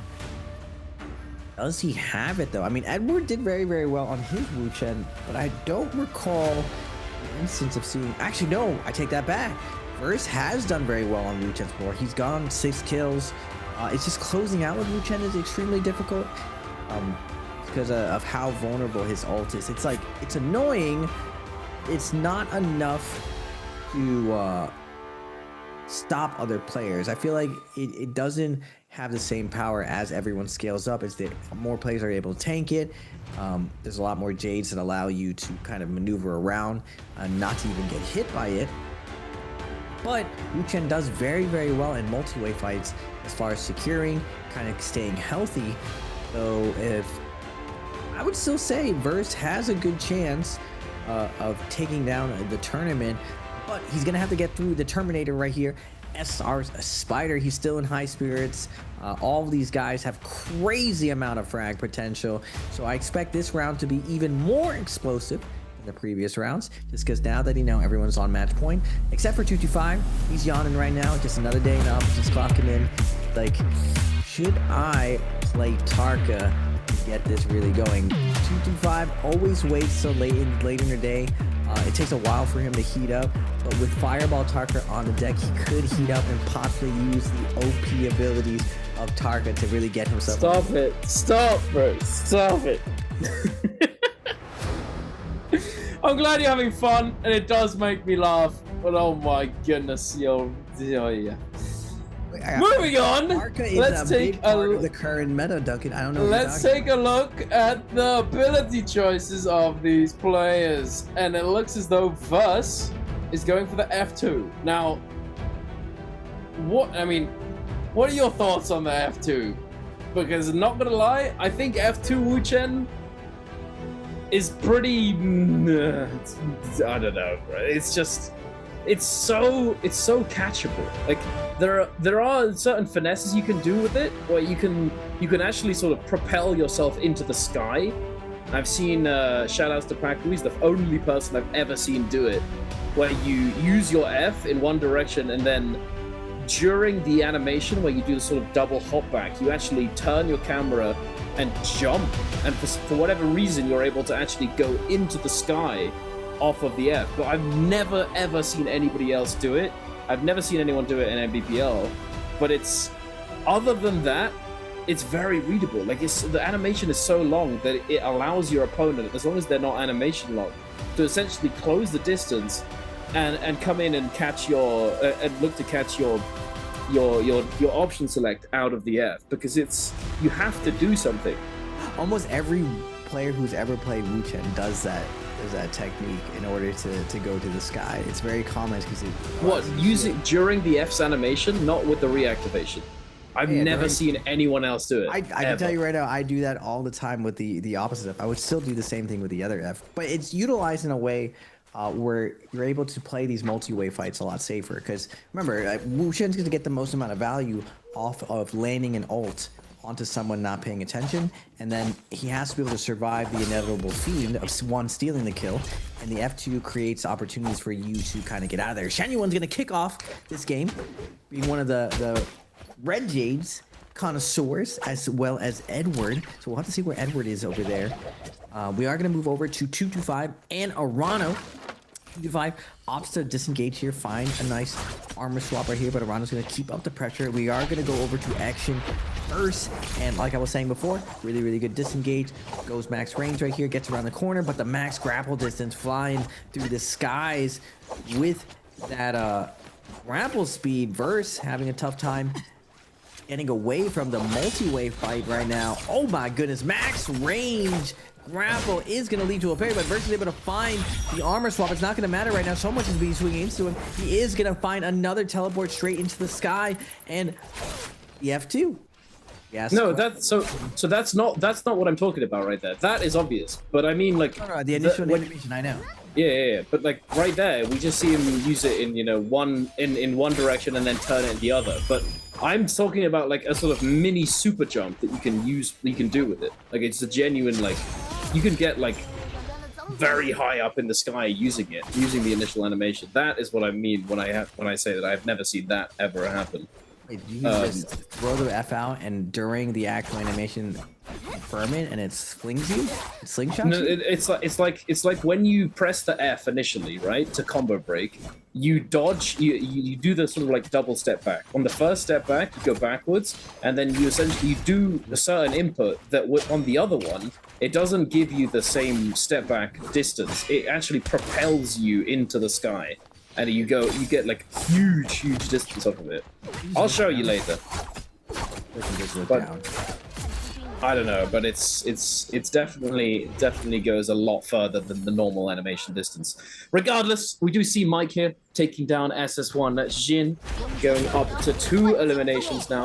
Unfortunately, Verse was not able to survive that off-spawn situation. Does go down, now being forced to recover. Star also in a pretty precarious situation himself. Does get taken down by Zhuan Yuan by the pistol. Spider now locked in a fight with Zhuan Yuan. Zhuan Yuan committing one of those orbs. Does not connect it, unfortunately. The freeze does come through. Zhuan Yuan waits, but Spider finds the right timing to dodge away and avoid it entirely. But now both players with no ultimates. They are in a pretty even situation right now.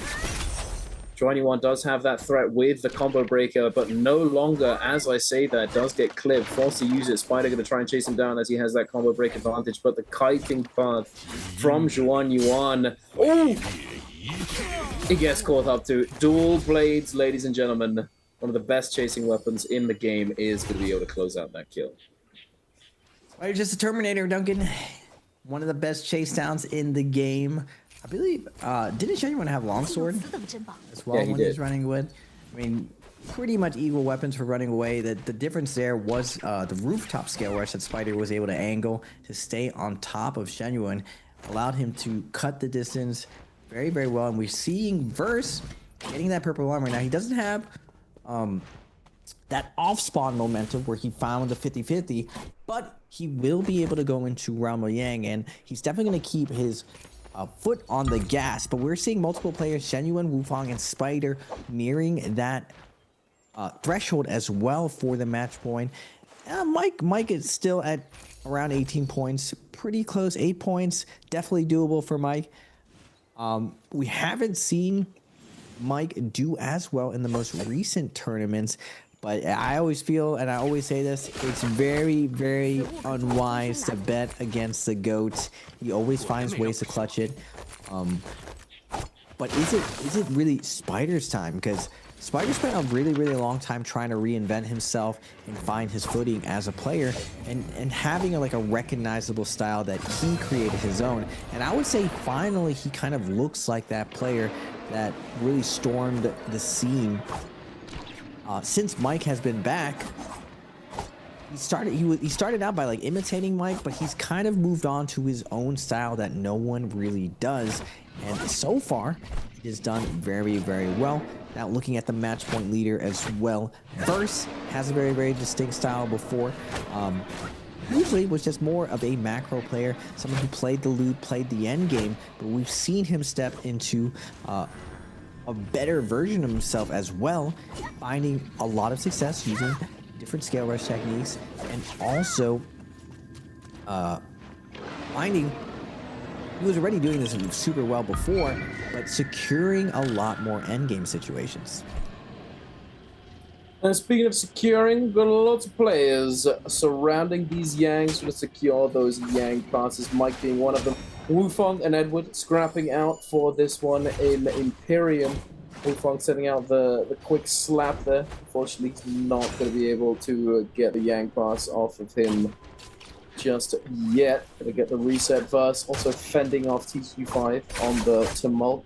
Wufang going to now try his hand at going for this Yang pass instead. Verse getting clipped at the end of that F animation there. Does teleport up to the sky. He's going to be able to break away momentarily, but he's going to be caught up to relatively soon. Ultimate is going to be committed. I believe now he's probably safe to go into the realm of Yang, as he can simply throw out this ultimate any way he likes. The threat coming out from the other players is not all that much. There you have it. Verse is going to be able to get into the realm of Yang whenever he chooses to do so, and it looks as though he's going to be trying to wait it out, trying to wait for a later fight, a later spot within the Yang. Oh my goodness, wait a minute. Not like this. Not like this. Not like this. Oh no, Arano. Wait. Oh, no. A little bit of a rookie mistake here. The tough part of going for this chest, and we've seen the victims of this with Liam's, is that there are multiple lanterns in there. One of the first things you should always do is go in, knock all the lanterns down, and make sure that you know whoever is with you here, whether or not it's a Liam. This is one of the freest spots for Liams. They're either going to get the loot or they're going to find a kill in these positions. Easiest way to counter it is to burst down that lantern. Now we are going to see Burst going into the second round with Yang, and he's going to be running into Paste right here. Can Paste slow him down? Standing in for Alliance, Pace, one of the light attack dueling demons of the league. He's going to be looking for the scale rush, but Verse, nice delay timing, able to get the half charge on Pace as he kites through him with that scale rush. And now Verse fading out, going to go back in, scale rush in with the nice dodge, baiting out for the first spear, but unfortunately he's going to go for a ride here, uses the combo breakout, dodges the second spear, only one more spear left for Pace. Verse is going to max range this. Last second left. He is going to go for the swap as that last part goes. Gets a jumping LMB. Immediately popping the ult right now. Doing the same thing. Looks for the ultimate hit. Not able to get it. But again, Burst quick with it. Finds the scale rush poke. And already up to 1 kill. And this is a big pivotal moment for Burst. He didn't get that momentum off spawn. But now he has some momentum through this first realm of Yang. Oh yeah, absolutely. We've seen it time and time again. Yang is so important to win if you're looking to try and snowball the game and secure that MVP. And speaking of, we have WBG, BBE, SR, and SS1 all coming out of the Yang with the win. And we have Wufong, Mike, Paste, and Edward all afflicted with Yang depletion. It looks as though we may have a fight break out here in Arcadia, and Spider with that Vermilion Birdsmite very happy to take this fight. Juan Yuan, not even one of the players with Yang depletion, but still going to be looking to take this fight. Fighting back, setting the focus back into the sky, baiting out the parry. Oh my goodness, beautiful parry coming out from Spider. Juan Yuan swapping over to the Pulse Sword, the defensive option with the Red Jade. Wait a minute. It's not over just yet, ladies and gentlemen. Spider does go for the LMB focus, doesn't get the full connection, does not carry him to the sky. Juan Yuan going for the reset, not gonna find it. Oh my, and he dodges the parry as well into the... Oh my goodness, Spider is just absolutely dismantling Juan Yuan. There's nowhere to go, buddy. Beautifully played by Spider. I have to say, I fully agree with the name you have coined for him. The Terminator indeed, Mr. Raven. The Terminator indeed, Mr. Duncan. Verse is going to find the swap on to Mike right here. Mike is not going to let him get out.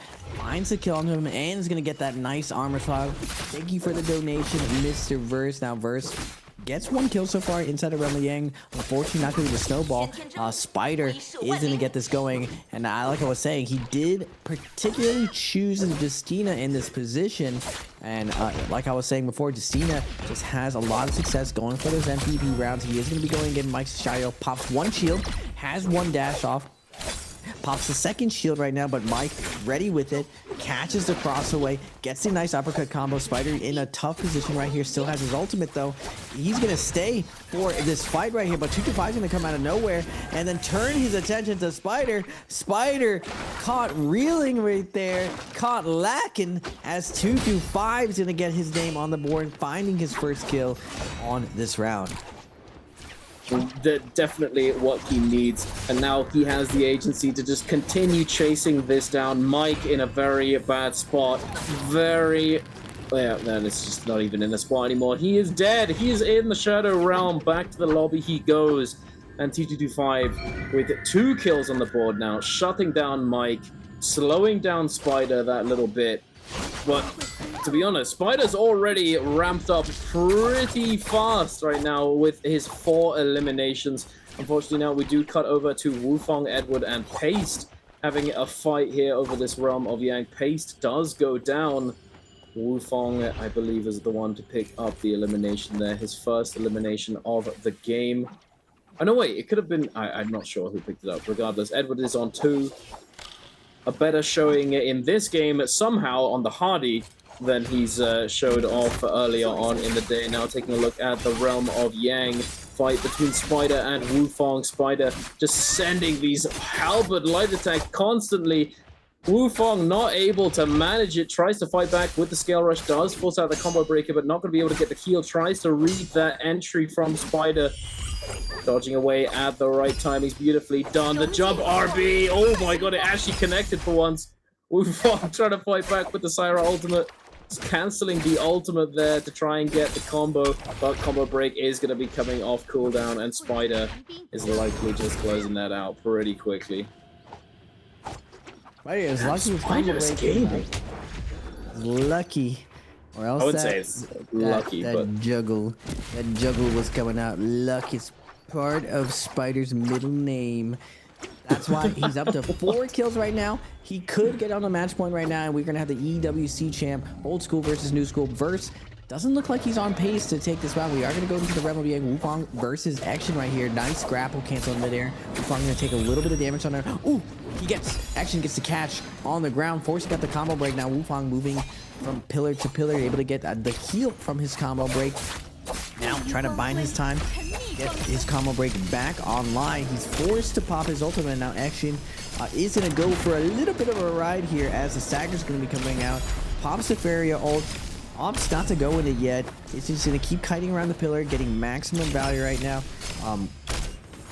Action, bobbing, weaving, doesn't showing that he doesn't really need this actual ultimate. Instead, he's just gonna keep fighting this out. Now, this is where Feria, the old school Feria Yang, you get timed out a lot. Even though time has increased, you're seeing how well Action can kind of stall this out. Switching between dagger and a long sword. Wufong does get hit right here.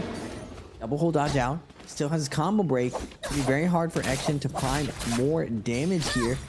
1, 2, into the slap. Both of them are slapping each other. Wufong does get the slap through. Force the combo break. Action does have a chance to win this here if he gets a stagger. Tap dodge out. Wait. Oh no, he won it. He won it. No. He dropped the combo because he ran out of stamina. He went for the hold dodge reset. Wait a second, I spoke too soon. Actually just wins by cooking him around the corner. We still got the prayer ult. That's, oh my, that right there, I feel like most of you watching know that feeling. That one hurts so much. But you get the opener and then you fumble it right there. Oh my goodness. But moving on, we have T225 currently on the run from Verse and who else is that? Edward. Trying to chase him down on this terrain. Oh my goodness, the grapple does manage to break away with a pistol shot, taking him down to even lower HP. And Verse is actually going to be able to pick up the elimination, going up to 2, a fully eliminating T225. Wait a minute. Oh. Okay, bye. Verse is just out of there. I have no interest in fighting you, big dog. But Spider, on the other hand, may be interested. Do you think he has the read? That Verse is the one on Wu Chen here? Or do you think it's a bit too difficult to tell at this point because of all the possibilities? He's probably gonna have a read just based on movement. And just because Wu Chen is probably one of the last picks, he figures there's only like 2 or 3 characters that he could possibly be. Now, going into Endgame as well, if you're looking at this lineup, if you're picking a character out and you're trying to stop Verse from winning the tournament, I think Wu Chen is a good gamble in this spot. This is a very hindsight of how the tournament has gone on. Did Spider really do the prep work to see that Wu Chen a lot of the time is the 11th and 12th round pick? Maybe, but I feel like Spider's just going to be very, very aggro. And we are going into the Realm of Yang. Double hold into the drop down parry on the Frostbus. Frostbus pulls out the Pulse Sword right here, but immediately Spider with that R&B hits him off, forcing out the combo break already. Dodge going to be coming down with that potential freeze, not able to get in. Spider keeping up the pressure on the Frostbus, but Frostbus, nice utilization of the ultimate, gets the stagger and forces a combo break to him for himself. Now with the dagger, wow, Spider fades in with the focus attack, catches the dagger dodge out, and immediately finds the parry afterwards. Tough break for Frostbus, but good stuff coming out from Spider. Oh, absolutely. Again. Oh, dodges the. Oh, he doesn't dodge the last one, unfortunately. But Spider is going to be the one to pick up the elimination and going up to 6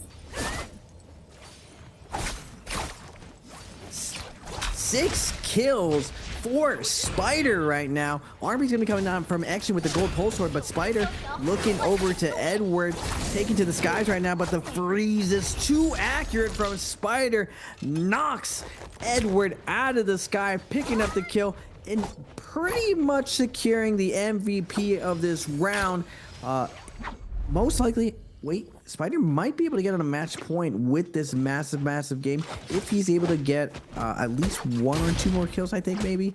I think it's only even 1 kill, but he does have to get MVP, I believe, or first place. Now Wufang with the nunchucks being an absolute menace to action. Pops the Syra ultimate, and against these rocks, Action doing his best to cut out the situation, moves into the Fairy Mech, and Wufang is gonna chase him down, putting on damage onto this Fairy Mech, trying to strip him out of it. Spider, though, has blood in the water. Is just gonna keep on this aggression and not slow down right now, but Burst coming in with the flank. Even though he can't MVP this round, I believe, he still can get a ton of kills if this goes the distance. We've seen points win tournaments before. Verse is gonna find a kill onto Wufang, and with 2 people left, wait a second, Verse can find 2 more kills right here, I think. If he steals this away from Action and then finds a kill on the Spider, he'll be at 5 points and get the multiplier plus first place finish. So it is possible for Verse to win this. He is gonna get frozen out right here. Double charge gonna be coming out. Spider going for the freeze right now. Double charge comes out from Verse, forcing out the combo break, and now Verse is gonna opt to go for this heal. Spider gonna dive in. Action trying to create some distance, goes for the R&B, forced to combo break right now, and now Spider looking for the scale rush. Does get the stagger out of midair, but Spider is gonna secure the kill. I don't know if this is enough points right now, but we do have velocity off. Old school versus new school. Spider fades out, perfectly spaced. Light attack gets the max range, toothpick, but Verse now recognizes what Spider is cooking right here. Double hold dodge in, catches the cross right there with the velocity, forces out the F2. Now staying on top of Spider, looks for it, not able to get it. Spider trying to buy some time till he can pop the ultimate. Freeze is gonna be coming down. Nice job from Verse. Now Spider looking to dodge the next usage of the V2. Not able. Oh wait, Verse doesn't throw it out right here. Now Spider wants to slow things down, find a heal right here. Max range. V2 is gonna be coming out, but Spider with advanced heal is gonna get a big heal out of this. Hold dodge out into parry, is not going to get parried by Spider. He scouts it out. Light attack, come back in, goes for the cross. Now Verse jumping back in, staying with the velocity, trying to stay on top of him, force the Boy E situation, but it's not going to matter. Spider wisely backs off from this, denying the gambit over the board. Doesn't want to go against velocity at close range. Verse is in a tough position though. His weapon is about to break. He opts to let Spider go for the full reset right here. And we are going to go the distance right now as Verse is going to go for this cap. But Spider should be able to come and interrupt this. 8 points, 3 points. Verse with the velocity. Sends the second one, sends the third one, sends the fourth one. Now with the advantage right now, Spider trying to get away, jumping LMB.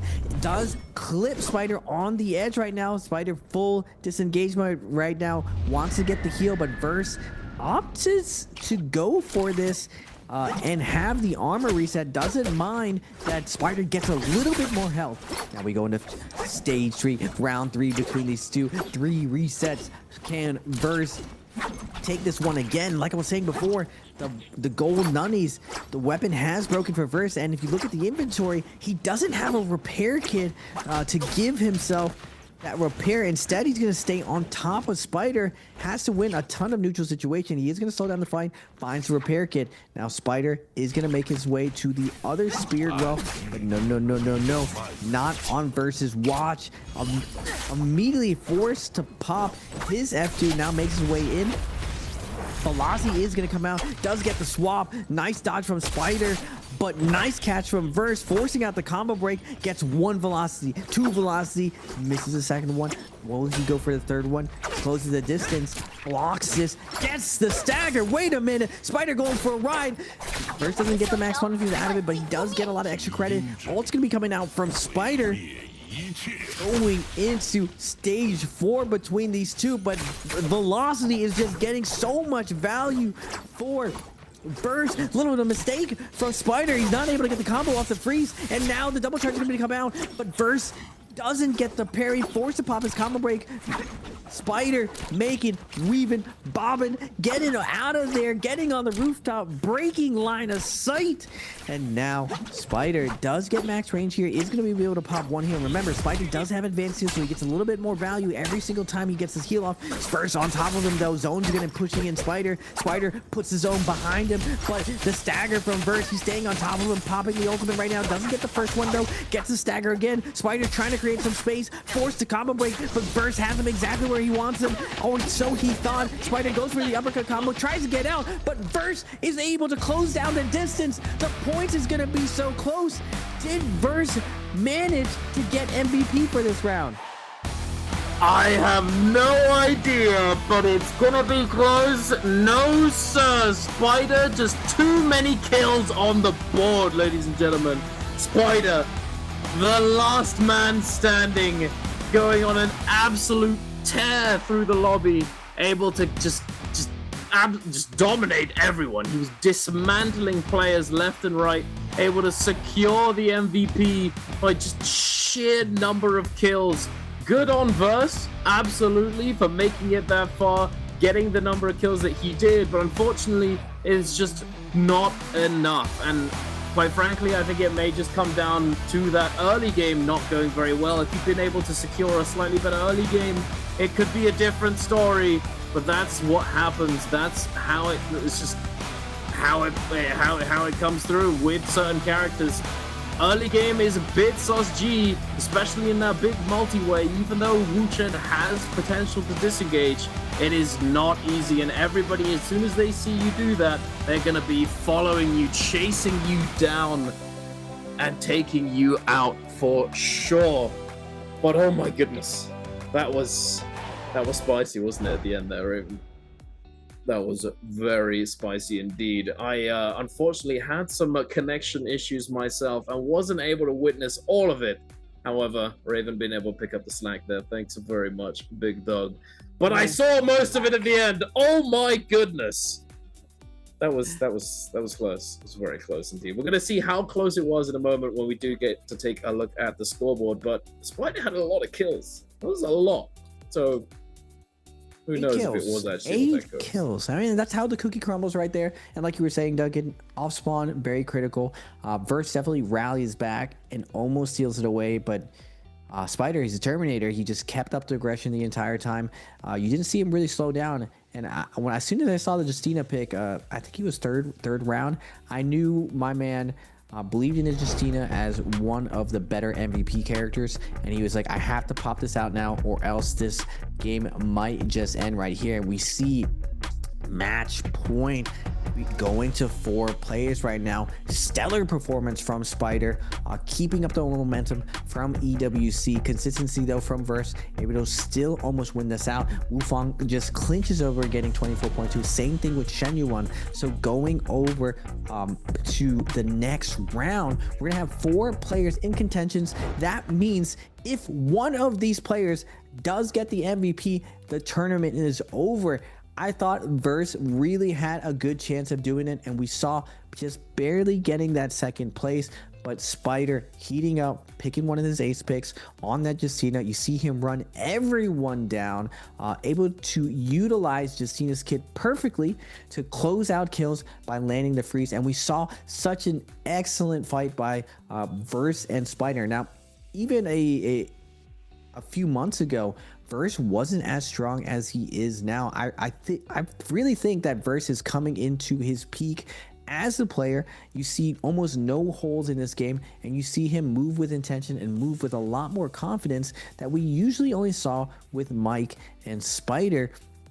Now Mike slowing down a little bit, but not Spider. He won EWC. He's doing super well today, and I believe if someone's going to win it today, it's going to be Mike or Spider or Verse, judging by how well they've been playing today.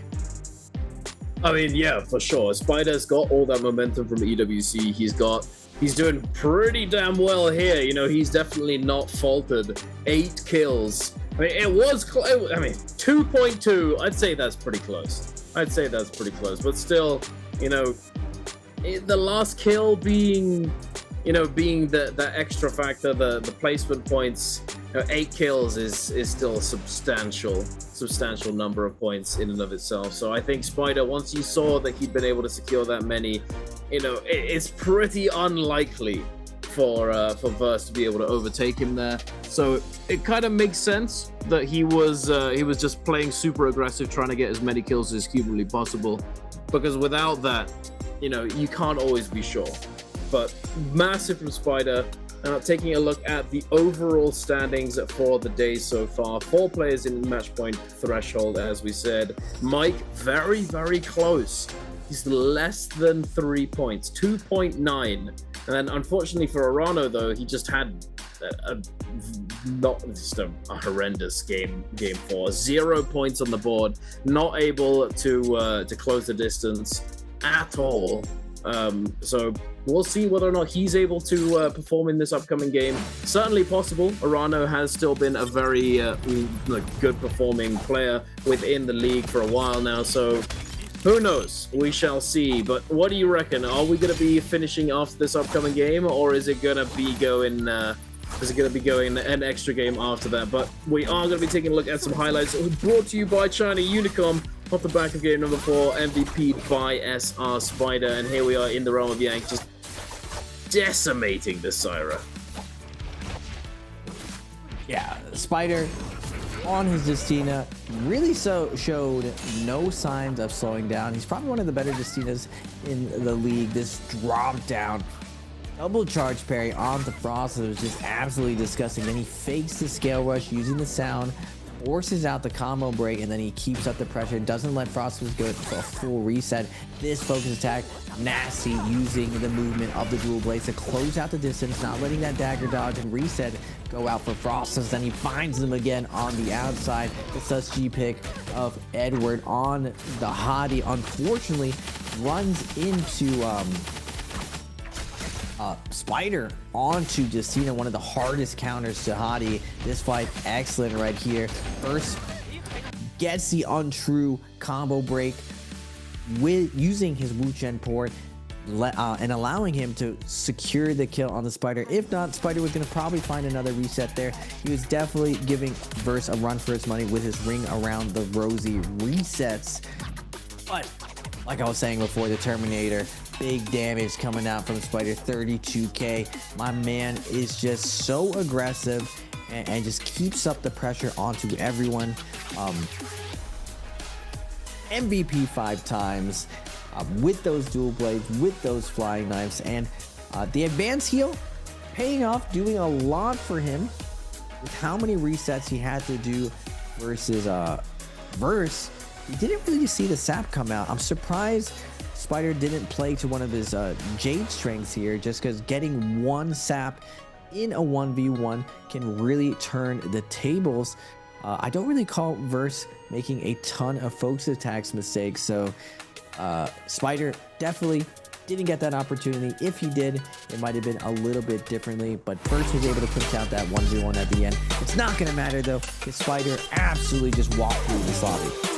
Yeah, we saw it when he was fighting Juan Yuan as well. You know, Juan Yuan had the red jade, he had that Ballpoint essence, and still it just didn't even matter. It slowed down Spider a little bit, but nowhere near to the extent that it would slow down other players. You know, he took it in stride and just kept pushing it forward. And I don't know, Spider is looking really, really good off the back of that game. But here we are once again, ladies and gentlemen. You know the drill. It is answer for treasures. If you want to get your hands on a special gift, make sure to get your answer to this question in the chat. And the question is, which player chose to play Hardy in game number 4? Was it A, WBG Verse, B, Alliance Paste, C, SR Spider, or D, OA's Edward? Make sure to get your answer in the chat and to keep an eye on it, as one lucky winner out of all of those who answer correctly will be chosen and whispered at it in the chat. So don't go anywhere once you do that. But here we are. After that game, going into game 5, 4 players on match point threshold. Which also means that the ban pick is going to get adjusted accordingly. So all those players are going to be going down to those last picks in the ban phasing. So it's definitely going to shake things up quite a bit. I think it's going to be difficult for a lot of these players to actually secure their MVP. As we saw, I mean, Verse almost did it, but still, you know, having that better character pick really makes a difference, being earlier on in the ban phasing. So unless one of these players has got something, you know, up their sleeve, it's a pretty tall mountain to climb. Yeah, that's the tough part about getting forced to the last pick. The last 4 picks, Verse actually had the advantage, because I remember Wu Chen very rarely does super well. There's only a couple players who pull it off. Spider, Edward, and Verse have a ton of success with it. But you saw how strong F2 was, allowing him to really thread the needle, go for a lot of aggressive plays. Definitely shows that Wu Chen should probably be in a 12-man rotation, judging by how strong he was, able to fight multi-way and still win inside the realm of Yang. So Wu Chen does have a couple bad matchups. Duncan pointed it out versus Xiaoyou. Not very favorable to Wu Chen, but if you find anyone else, especially on the outside, you're able to use that ultimate to really pressure your opponent. It doesn't even need to land. You get a free like soft chip or soft parry trap where you can pop that nice ultimate in order to cover the mistake that you might make. Now, moving forward though, 4 players, like you were asking me before, what is the likeliness of us ending here? Judging by those 4 players and how well they've been playing, I feel like we very likely end on this next round. I think there's just so much momentum going in Verse and Spider's favor. And even Wufang, even though he barely clinched over it, he's had a really good day so far. All 3 of these guys are on fire. You can't really count out Shen Yuan. He's having a ton of fun on his Tarka, on his Temi. He still has a double pick out. So will we see more of these guys pick their ace cards and really just go for it all this next time? And what will be the counterplay of these other players? Now, 225, Mike are both slow starters. Same thing with Frostidus. All 3 of these players definitely capable of MVPing, and this is normally where they heat up and things start becoming very interesting. Ideally, you're the players on match point. You want to shoot for the stars. You want to get this MVP, secure the points for winning this event. But there's still killers in the lobby who aren't on match point, who are going to do their very best to keep up the pace and slow down all of the players at the top. We are seeing Mike able to get the Lions pick, the first pick for everyone else. On the flip side, Verse was last pick before, but he's moved all the way up to 9th with Spider in 10th, Shen Yuan in 11th, and Wufang in 12th. And I think this is going to play out very differently, just because Verse is going to be able to move up the tier of what he's able to play, and hopefully he can capitalize on it and make some moves. Now, Spider, same thing. I don't really feel like Spider has a weak character. He more or less has very strong characters and then absolutely insane characters. So I'm kind of curious. We know that Justina is for sure one of Spider's personality picks. What is going to be his next one to clutch this up? No surprises here. Mike's going to go with the Liam, especially like Mike is one of the biggest grinders, gets so many reps on Immortal War, has so much time on Liam, so no surprises here with him opening up Liam. And Arana going with Syra. Liam, Syra, Lonnie, universally agreed between all of the NBPL pro players, seems to be the strongest top 3 picks, with Shayo being on the outside at 4th. Yeah, I think it's, to be honest, I'm still quite surprised that Syra has maintained a good position in terms of character picks, because when we saw the nerfs come through for Syra, a lot of people were thinking, me included, that she was likely going to get phased out of the meta, at least in solos. In trios, it's moved over to V2 Syra with the stun potential, with the healing, etc. Now that V1 is just nowhere near as powerful for trios, but V1 still having a solid presence within the solo meta is quite surprising, as you just don't have the pressure from the constant orb spam, the fact that you can get that dazzle almost at any time. Now you're limited to 3 orbs instead, and the resource being limited, and then the fact that you can also parry or not really parry but block the pulse beam attack that now has a it's very telegraphed when it's going to come out, because beaming now in Syra Ultimate, you can't just beam permanently. Once you've been doing it for a certain amount of time, it will auto-release the pulse, meaning that it can be blocked, and it's much easier to deal with. In the patch notes they had a dev note saying that they wanted to give a lot more counterplay to this, because she just had far too many tools and was far too oppressive. But regardless of that, moving on, this is where it's going to really matter. These last 4 character picks between Verse, Spider, Zhuanyuan, and Wu Feng. Verse, I would say to be expected, the Valda pickup here.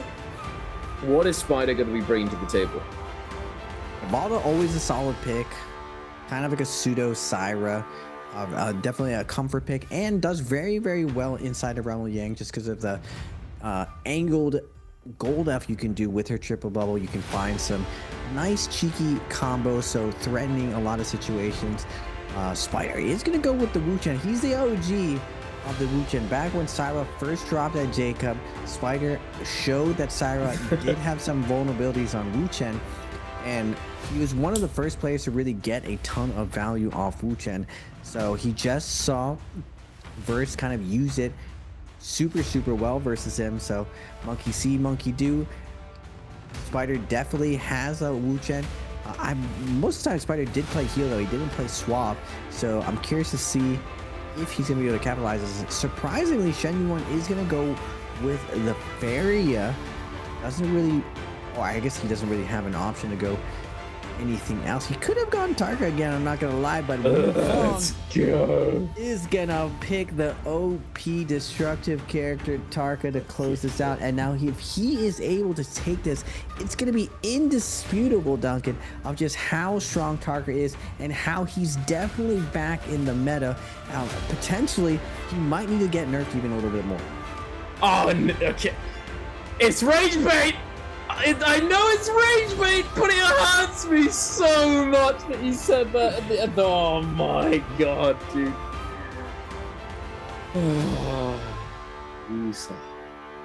Breathe.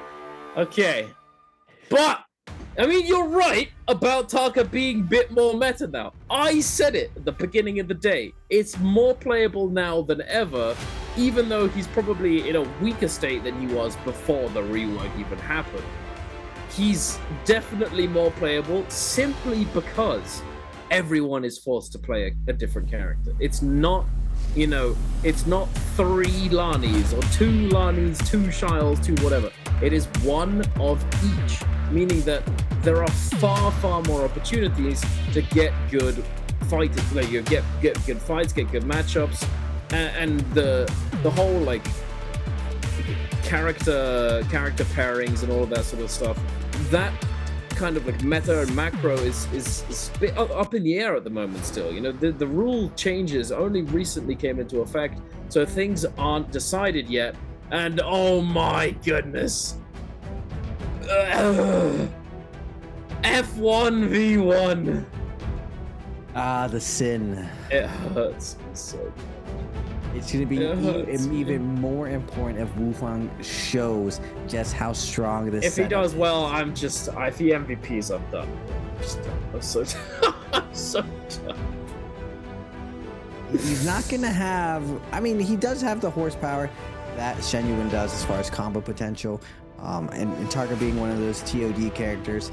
It's definitely the lobby has to be worried right now that Wufang is going to be piloting the 5-star difficulty Tarka. Now looking at the overall leaderboards, remember, points does matter. If we do go to distance, Verse does have a lead at 32.2, but it's not that big considering Spider is nipping at his heels at 29.6. Wufang, it drops off a little bit more down to 24. Same thing with Shen Yuan. Everyone else is playing catch up right now. We are moving into the later stages. We're seeing a lot of hot dropping here with some timing attacks. Bottom right, very, very congested with Mike 225, Haste, all being down here. And then over to the north of that, inside Tang, Spider is going to have a nice little bit of a matchup here. 2 ISO fights very, very quickly. Interestingly enough, Verse is going to go to the top left and play this a little bit slow off spawn. Doesn't want to take the 50-50 off spawn. Instead, probably wants to set up for a nice juiced up first Yang.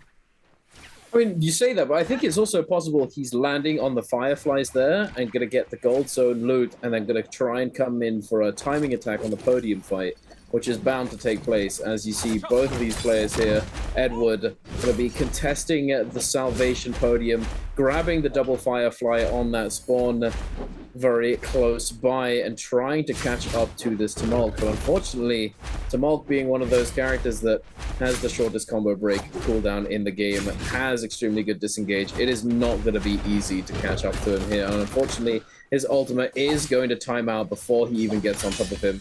Edward now not having combo break due to his ult being down. However, does find the focus release, does find the parry onto it. Start sending out another one, does have combo break ready to go, and there you have it. Verse, exactly as I thought. He does come in for the timing attack onto the podium, and it looks as though he got here at the perfect timing, Raven. There you have it. 2 quick kills off spawn. Gonna be able to secure that golden weapon and give himself the best possible start to the game, giving him all the more chance to secure the series off the back of this game.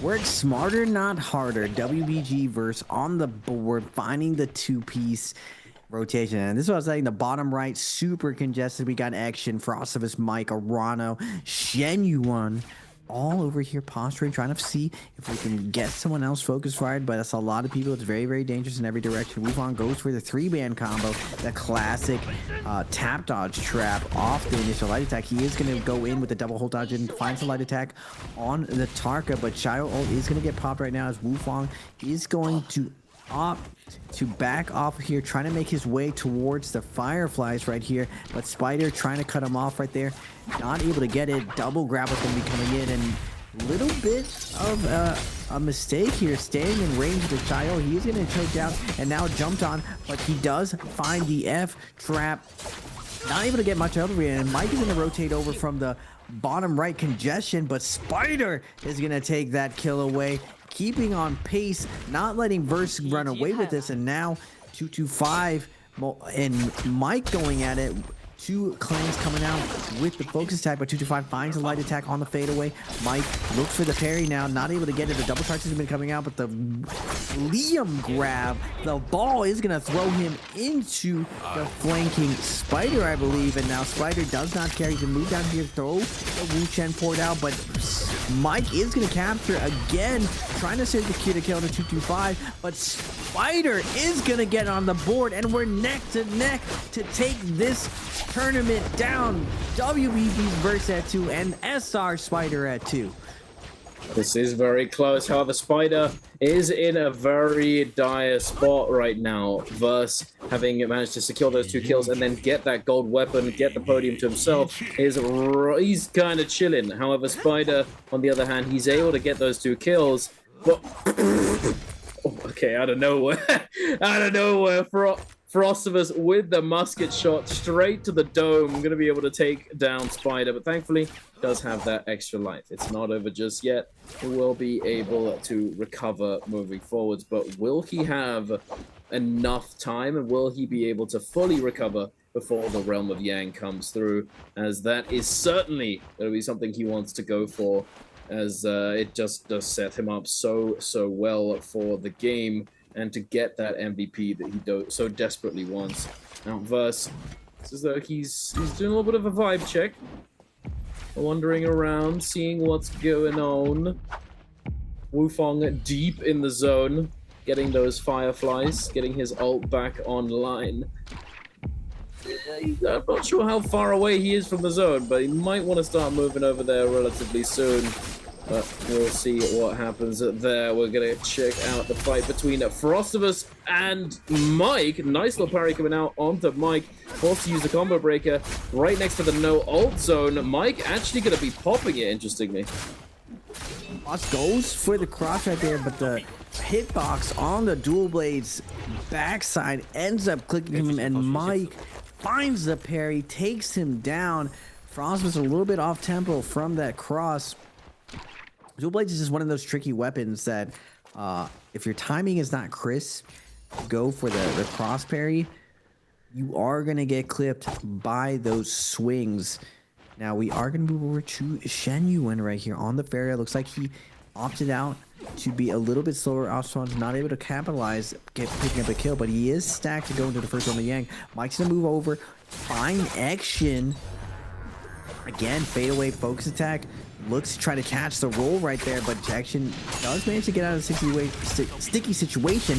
Mike finds the parry though, forcing out the combo break. Both of their combo breaks down, but Mike's not going to hesitate here. He is going to pop the ultimate right now. Action, double tap dodge out. But Mike, quick with it, is going to find the LMB into uppercut, plus the focus attack. Too much damage for Action to survive there, and Mike tying it up.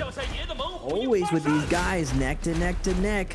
Can Shen Yuan get into this Realm of Yang right now? He has to keep on pace with Verse, Spider, and Mike if he hopes to kind of be in contention to MVP and win the tournament himself. Yeah, absolutely. Depending on how well this Realm of Yang goes for him, it's gonna be it's for all the marbles. He needs to get this Realm of Yang win. Otherwise, I have to say it's pretty unlikely he's going to be able to clutch it up in the end game, as Verse and Spider already have a very solid start. Verse with the golden fan going into this Realm of Yang, he is just fully set up for the win. He's having a great time, spamming all of his abilities, jumping straight in there, and he's going to be going up against BBE Frostivus. Valda versus Yoto. I don't know about this one. This is gonna be quite difficult. It's actually second. So second Realm of Yang, BBE Frostivus versus Verse right here. Can he slow down this demon from winning? Frostivus looking for the stagger, not able to get it. Verse gets so much extra credit, chipping so much damage from Frost. Frost uses his F to try to pop a heal. Instead, has to use his F or his ultimate to deal with the spear pressure. And again, using the next ultimate to deal with it and gets a big heal from it. Now, Verse taking a bit of damage, but remember, it's all in his ultimate, so he does a great job of trading ultimates right here. Frostivus does get the heal, but doesn't get enough damage. Verse is just too stacked for him. Now sitting in the actual spinning over here. Wait a minute, Frost is healed in front of him! He gets the uppercut combo. Big damage gonna be coming through. And now Verse, tech chase situation. Crouching LMB, he's not able to get it. Looking for the uppercut. Verse goes to the top right here. Back to the tried and true safety of the pillar. And Frostivus is gonna get scale rush as Verse is gonna get on the board. We are gonna move over to Shen Yuan and Edward though. Oh my goodness. Oh! But the Farrier versus the ACOS, the double aerial dash into the Tiger Grab is going to take Yuan down to pretty low HP. But he does have the safety of the mech ready to go. However, it is going to be largely dedicated to fully healing up, which is going to take quite a bit of time, as unfortunately he does not have any big shield powders. No powders, no armor powders to really speak of, and now he's going to have to try and close this out without having to reset moving forwards. Does have his combo break forced out almost immediately. The F2 having been utilized. The out of nowhere aerial dash coming out from Edward. The surprise factor sends out the horizontal focus attack. The cannon. Oh my! I thought he was going to dodge that one. I did not think that that was going to hit, but it does connect, and Edward is able to close out the fight onto Xuan Yuan in the realm of Yang. Now on the outside, in the city of Tang, we have Spider, the multi-way fight, ult active, does manage to catch Mike with the ult activation, but just, ooh, no big follow-up. Over there, the flame may be picked up by the Justina here. Mike is under a little bit of pressure, but he does have a lot of terrain to work with right now. And I believe he's going to be able to disengage and get that full reset. Now, Mike with the moves, able to get out of there. Very, very close to match point for Mike. Uh-oh. Burst gets another one on the board. He's pulling in the lead right now. 4 kills to his name. Pace putting on the work onto Verse. Verse goes for the cross versus knives. Does get the shift parry onto Mike, but it doesn't get the last hit. Wait a minute, Star comes over, does steal the kill right here. Unlucky for Verse. 1 minute, 8 seconds on his Vermilion's buff. Has to be careful right here. He's going to try to all-in Star right here, but Star is going to find the Temi ult into F. Combo break's going to be coming out. But Star staying on top of it, finds the tap dodge afterward. Star looks for the light attack himself, but it's not going to matter. Star is going to close him out. He does have Vermilion's buff. Now looking at the overall leaderboard, Spider is down. It's between Shen Yuan and Verse, but Mike still alive on his very, very strong pick. He's going to be working action right now. I spoke too soon. Action is going to find the freeze into the ultimate. Both of them going to pop it. Break out of that soft 2 triangle, but he is going to get another parry, but Action Throw is able to pop his combo break to dodge the punishment for this. Action now in a tough position, has swapped over to white armor, looks for the max range RB, is not going to be getting it. Mike easily weaves around that, finds a light attack, finds more light attacks. Can we get more light attacks? How much more light attacks can we eat, Action? We're just dying by a death of 1,000 cuts. Light attacks is going to take down Action down. That is rough. The sort of desperation RMB release, the vertical release from the longsword, weaved around by Mike, very nicely done. It's just in that kind of situation, it is just so rough. Maybe he could have potentially grabbed him to the wall and tried to scale rush away, look for the disengage, but with dual blades being a factor there, being the weapon Mike was using, it makes it so difficult to disengage. Even though he did have longsword, it's still a tough run. It's still a tough disengage to manage. Now we have Xuan Yuan trying it desperately to close out this kill onto TT25 with no ultimate, or at least not yet. Oh my goodness, the bonks. Oh no. Oh no, TT25 able to clean up the kill with 2 quick vertical focus attacks coming out straight to the teeth. Xuan Yuan unfortunately not able to survive it. And both Xuan Yuan and Wu Fong are out along with Spider, so it's literally all down to Verse right now. If Verse comes away with the MVP, which he's actually pretty well set up to do, considering he is the kill lead right now, it could be over, Raven. It could be it. Betting against Mr. Mike, though, it's always tough. We are going to get the classic. Both macro gods, Arano and Verse, going to be facing off with the other Ramel Yang, going to be Mike and Action. Verse takes this guy, goes for the undercut, looks for the grapple, not able to get it. Arano spacing out perfectly, pops the pole sword, able to dodge or stone form the initial shenanigans from Verse, but Verse does get a little bit of jump around, gets that light attack in mid-air, and then again, the relentlessness of this man forcing out the combo break, getting the uppercut combo, now forcing out the ultimate. Arano in a tough position, doing no damage to Verse, barely a scratch, and Verse still has his Volta ultimate. A minute and 10 seconds. Nice scale rushes from Verse, looking for the RMB, but Arano doing a good job of double jumping directly above the pillar, and Arano fades out, looks for the pulsar dash, but Verse does not care. He dodges in, finds the parry, and it's looking like it's over, Duncan. I mean, we still got the end game. Anything can happen in this end game with Edward and Mike both nipping at the heels of Verse. It's certainly possible, but you said it, Raven. It is looking pretty cooked right now. Verse with that 5-kill lead right there. It is going to be a tall order for these players to surpass them. Mike does take down Star in the kill feed just then, so he does get another kill. He is still keeping up the pace. 1 kill behind is not that much to overcome. Edward does manage to close out this kill onto T225.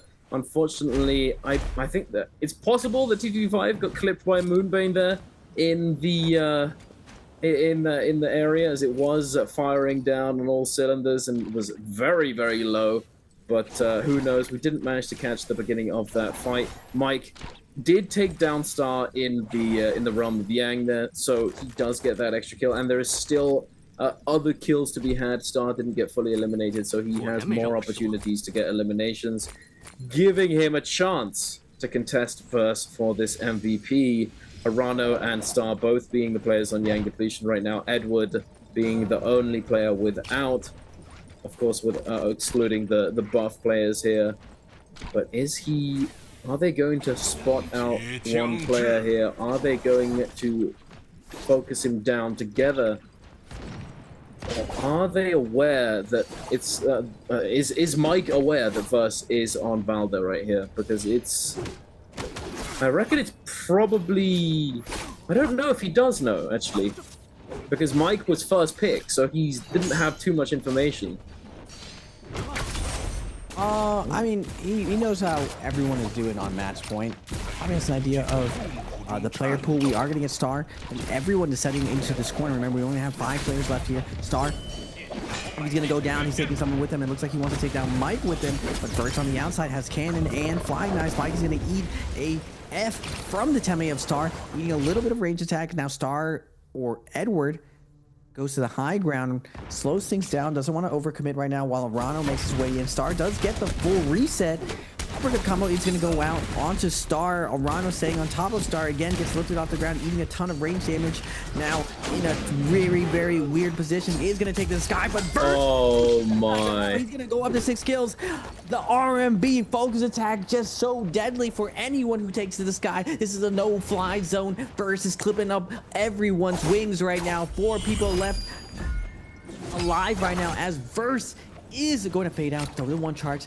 That gold Flying Knife stripping away Arano's armor right now. Arano fades around the corner, does get a focus attack off, but immediately Verse is going to pop the ultimate and get juggled right now. Wait, hold on a second. Mike is going to do a target swap right now and try to all-in Verse. Instead, Arano's going to be left alive. Mike has the note or something, just kind of knows that Verse needs to get taken out here. He's going to try to go to the other side, but Verse is going to opt to slow things down. Can he do it, though? He is going to find a wave onto Mike, and now Arano, no armor to his name, but Mike has Verse in front of him. He doesn't want Verse to take this, even though Arano is very low. I think Mike has an inkling that this might be one of the players MVPing the round because of the last 4 picks. He's staying on top of Verse. No ultimate to his name. Verse doing a good job of kiting all of this, but Arano is running for his life as on the flip side, Edward is trying to chase him down.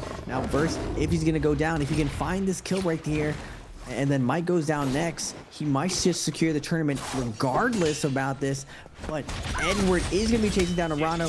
RMB's going to be coming out from Verse. He's going to send out 2. Not able to get it. Edward is going to steal the kill. We are down to the last 3 right here, but Mike's going to throw Verse into zone. Now, Verse, I'm going to make his way over to the right. Try to make his way to this pillar. He is going to pop one heal right here as Mike goes after him. Oh, no. Movement error. Off momentum. And now Mike's going to scale rush in. Throw Verse deep into zone right here. Very awkward position for my man Verse. He's so close to closing out this tournament, but Mike's doing a great job of gatekeeping this win. Can Verse find a disengage here and a reset? It's tough. I mean, it's also one thing I wanted to add to what you were saying before. It's possible he has the notes. Wait a minute. Hold on. No, it's over. Wait a minute. It's over. He goes down. Out of nowhere, the skill rush. He tries to get out the window, but he's not able to do it. And now it's over. Mike ties up the eliminations and Verse. It was so close, but just so far as well. Edward coming in, taking him down. Oh, no, wait, Edward was the one who was able to tie up the kills with 6 now, and now going up against Mike, who's on 4. Mike's still going to try his best to take him down, take the MVP here. Oh, finds the opener. Mike on the back foot, trying to disengage, goes to the scale rush. The bomb does connect, but no follow-up, unfortunately. A little bit too high up in the sky. Does manage to break out of that stagger. The falling animation, the grapple around the rock formation. Mike playing around with that focus, trying to prevent that engage from the scale rush. The F2 is going to come out, forcing out the combo breaker from Mike, and it looks as though we're going to go for the reset and go for round 2 afterwards. Edward very happy to do it. He's going to be popping that ultimate, getting that ult reset. Unfortunately, Mike is not able to do the same thing as he doesn't have ultimate to pop, but still has to take the Spirit World before Edward makes his way in. Dodging away from that initial Tiger Grab. The Pounce does connect, forcing the combo breaker. Mike still has ultimate, a little bit of a movement error, not able to get the scale rush, but still, he is going to be able to break away. Edward does get clipped by the drop down focus attack, does not get caught by the second one, goes for the soft true, the R&B into the uppercut, does not connect. The ultimate usage coming out from Mike now. The Tiger Grab is going to find him, looking for the ball, trying to wait patiently, trying to get both of those Tiger Grabs to come out, but no, he's going to play aggressive instead.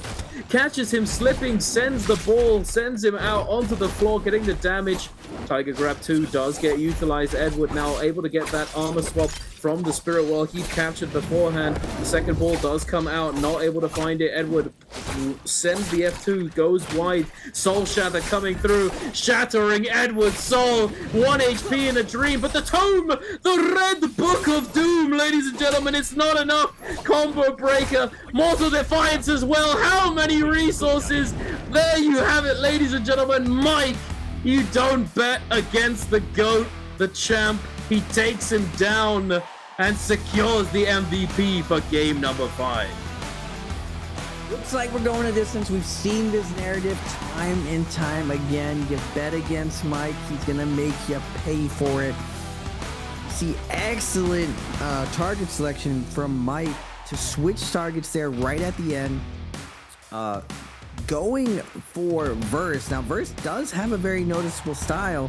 And Mike, even though they have both gold armor, Mike like put it together. He's like, wait a second, this guy's getting a little bit too many kills. He cannot stay alive going into this last leg of it, and Mike makes sure that he's not able to survive. This allows also for Edward and Mike to ladder up significantly this round, while Mike is going to be able to get to match point.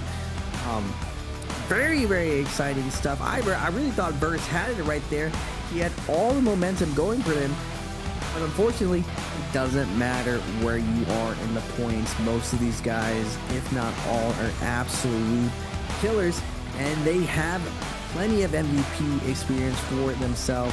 Anyone can take a round, but Mike, when push comes to shove, when clutch needs to happen, is able to target select and deny the win away from new school. Old school takes it to the next round. Mike finds the MVP while Verse just comes up short. It is what it is, isn't it, Raven? It is what it is.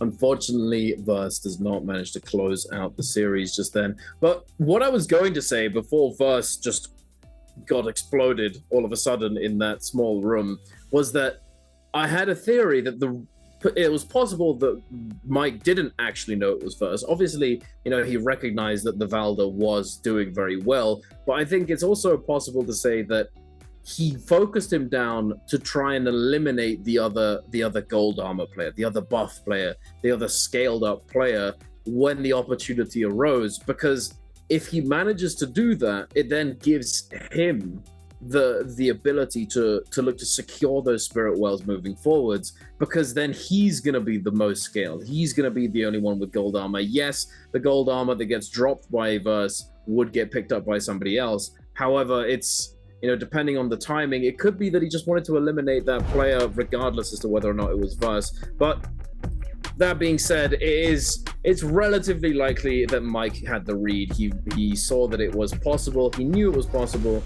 since Valda is one of those later picks. Somebody being doing so well and being on a later pick gives you the impression that it could be an MVP player. So it was the right choice all around. But here we are. Only Mike is going to be joining those 4 players in the MVP threshold.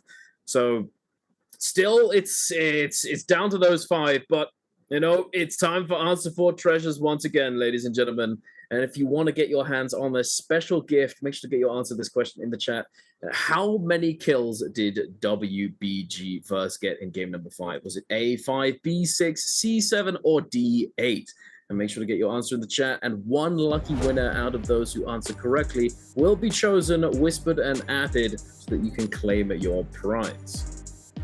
Now looking at the overall leaderboards, Mike's able to secure the first place with those nice ranking points, pushing up to 9, but only had 5 kills. Edward Verse both had 6 kills, were both neck to neck to MVP this. Unfortunately for Verse, he comes up short. Star had 3 kills, 225 had 3 kills, Spider had 2, Wano had 1. Now going into this last endgame, the only new face to really this is Wufang on match point. He had a lot of good games before, kind of skipped out on the Koi Cup, but Wufang has been an absolute crusher lately. At the overall leaderboards, Star, Pace, Frostibus, Action, all 1 point difference away from each other. Having a little bit of a slow start today, but still, we still got 3 more games ready to go. They can still climb back to the top. In fact, we've seen it happen multiple times. 225 as well. Probably the next player who's going to pop off this next round, maybe even steal away the MVP, but he is not in match point eligibility, stuck at 19.4, but you know who is? Wufang, Shenduan, Mike, Spider, and Verse. And Verse is getting more and more points as we speak, already up to 39.7, with Spider being 7 points behind. So if this actually goes a distance, which it could, it has before, Verse is looking really, really pretty to end the tournament with the most amount of points. Oh yeah, absolutely. It's really heartbreaking for Verse, especially after he got such a good start early on, and that he wins the Yang. It's really rough for sure for him. He's bound to be kicking himself that he ended up going down in this situation, but it is what it is. Taking a look now, we're having a cheeky look at the replays off the back of that game, the highlights from that game brought to us by China Unicom, MVP'd by OUG's Mike. And here in the realm of Yang, to be honest, I'm surprised that Verse didn't uppercut off of that scale rush right there. He could have ended it all right there instead of going for the 1-2 and allowing the Syra ult to come in. But still, it happens regardless. He played that fight impeccably, just for the entire thing. The staff chase down around the pillar, denying so much. The run-in parry on the pulse sword, the dodge, the stone form dodge, focus attack.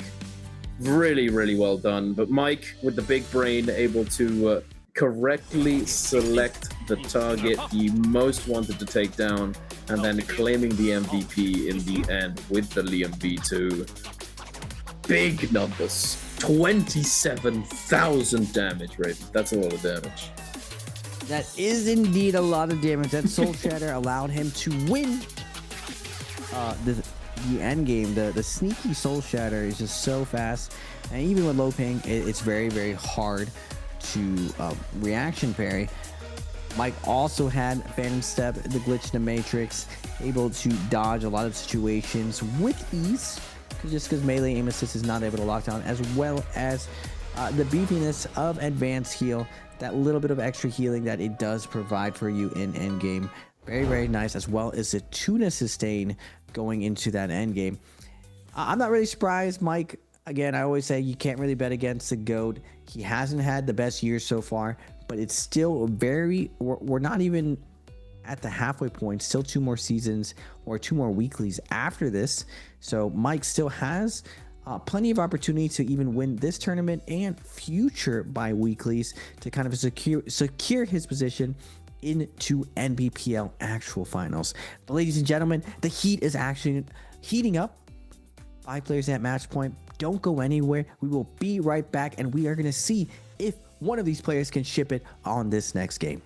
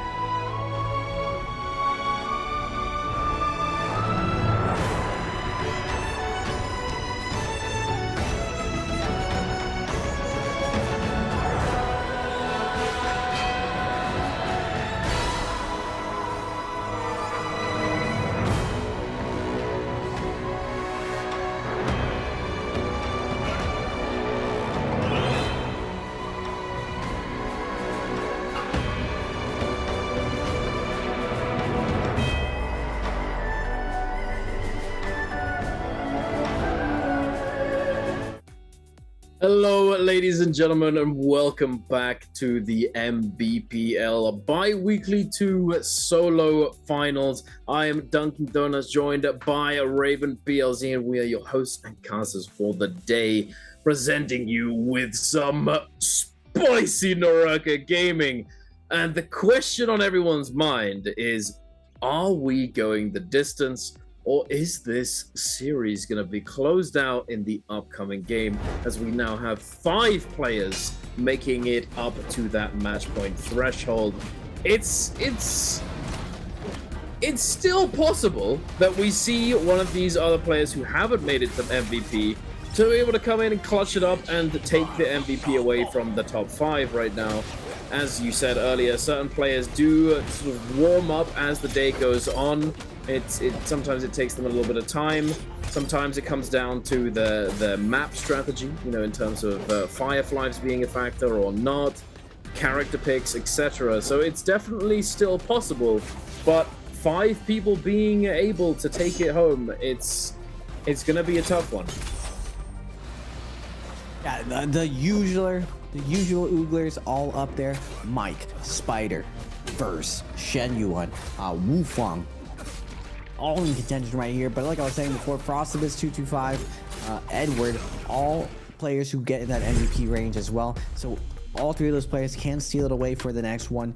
So we still may be going the distance. Now, looking at this current lineup and just how much momentum all these players have had, Shen Yuan and Wu Fang kind of cooled off after their initial explosive start to the day. But Verse, Spider, have been continuing that consistency and that ferocity, with Mike finally picking up the pace and catching up to these 3. So I don't believe we go beyond this next game, as much as I want to see more super high level NARAKA being played with these 12 characters. I just do not think, judging by how confident and how well all these players are going, that we're gonna be going the distance today. You are right about that one for sure. You've got all the heavy hitters in the top 5. They all have the opportunity to take it.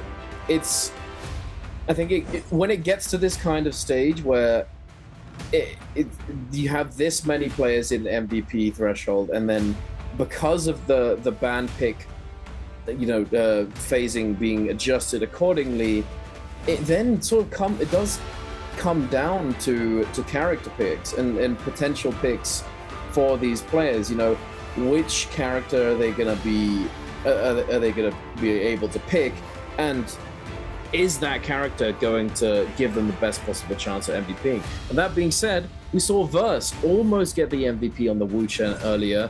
We see Valda, which, you know, considering that it's been in the later stages of ban pick for the majority of the day, it's you know, it's not the most favored character when it comes to the early picks. So it begs the question, it's still possible for sure, because they are up there for a reason. They're extremely good players, they're extremely proficient, and they're on a roll right now. But are they going to be able to clutch it up? And it's hard to say. Anyone's game right now. They all have the opportunity, and the players in the bottom also have an opportunity. Like you said, T25 is close and could manage it, but we'll have to see. Morris Isle Knight is going to be our 6th game of the day, ladies and gentlemen. So there are fireflies in play, and it's going to be quite aggressive off spawn. I think Verse was very fortunate with his strategy paying off there at the very beginning of that previous game. Is he going to be able to replicate something similar? You know, be able to find a good timing attack? I'm not sure if he will, considering that there aren't very many. You know, there isn't really a similar position on the Morris Isle as there is on Holoroth. You know, podium, you know there are 2 people there, you know they're going to be fighting, you know there's possibility for kiting, so it's pretty likely you're going to be able to come in at the right time if you don't take too long looting. So, but is there somewhere like that on Morris Isle where you can find that optimal timing without potentially going down yourself afterwards? We are going to see the first round pick 225. Like I was saying before, He has the first round pick. He gets to choose one of the strongest characters, Liam. Edward is going to be able to go with Shio. Arano with Balda. I forgot about Arano. We got to shout out to Arano as well. He can actually steal the MVP as well away from everyone. Action's going to also get Syra, another person who can steal the MVP around. Everyone on this first page, all pretty much very, very strong players who have high peaks, who can take these rounds away. Frostivus as well. We've seen this go to distance because of these other players just outside. Pace kind of just back, kind of stepping in for Alliance. He's had an okay day so far, but definitely still belongs, I would say, with an NBPL. He doesn't really hold a candle right now to all of the MVP candidates. I don't really see his potential for getting MVP for the round, but he definitely can grief someone else and slow someone else down. Same thing with Star. We saw Star all smiles earlier in the day when he was on the Tarka, but just because you play one of the strongest characters in the game doesn't give you a chance to just really capitalize on everything. He is going to go with Kylan, which he's performed a lot better on. But now, this is the interesting stuff. Verse now in the middle of the pack, being the 8th round pick. What is he gonna go with? What do you think, Duncan? He's not left with all that many choices. I don't believe Verse has used Tarka. I mean, it's pretty unlikely. Yeah, no, I thought so. It's pretty unlikely, especially with ACOS still being playable here. I wasn't sure if he double picked either. I don't think he had. So, yeah, I don't believe he's played ACOS so far today, has he? I'm not sure. I don't believe so. Regardless, Spider gonna be in that 9th spot, gonna be picking up the Yoto Hime. Yoto, I do remember actually that Spider he is a Yoto enjoyer. I remember way back when he tried to bring Yoto into NBPL, tried his hand at making her work within the solos environment a long time ago when she was, not in a good state, she was not meta, let's just say that. He tried it regardless. It didn't go very well, and then he put it on the back burners for a while. But now that she's actually pretty strong, we could see him do very well with this. Mike on the Ferrier, not necessarily the most the clutch character. He already played his ACOS earlier on, and if he hadn't, it would have been already picked regardless. But Wu Fong, ladies and gentlemen, the first Enor in solos to be played since he was added to the game, ladies and gentlemen. And there you have it. Finally, we see the Enor get picked up. What do you think of that one, Riv? I think Spider is smiling because he's like, someone pick Enor, that's going to be a free kill. He's like, oh, you're Wu Fong. Anyone's just like, yeah, we could probably take this one.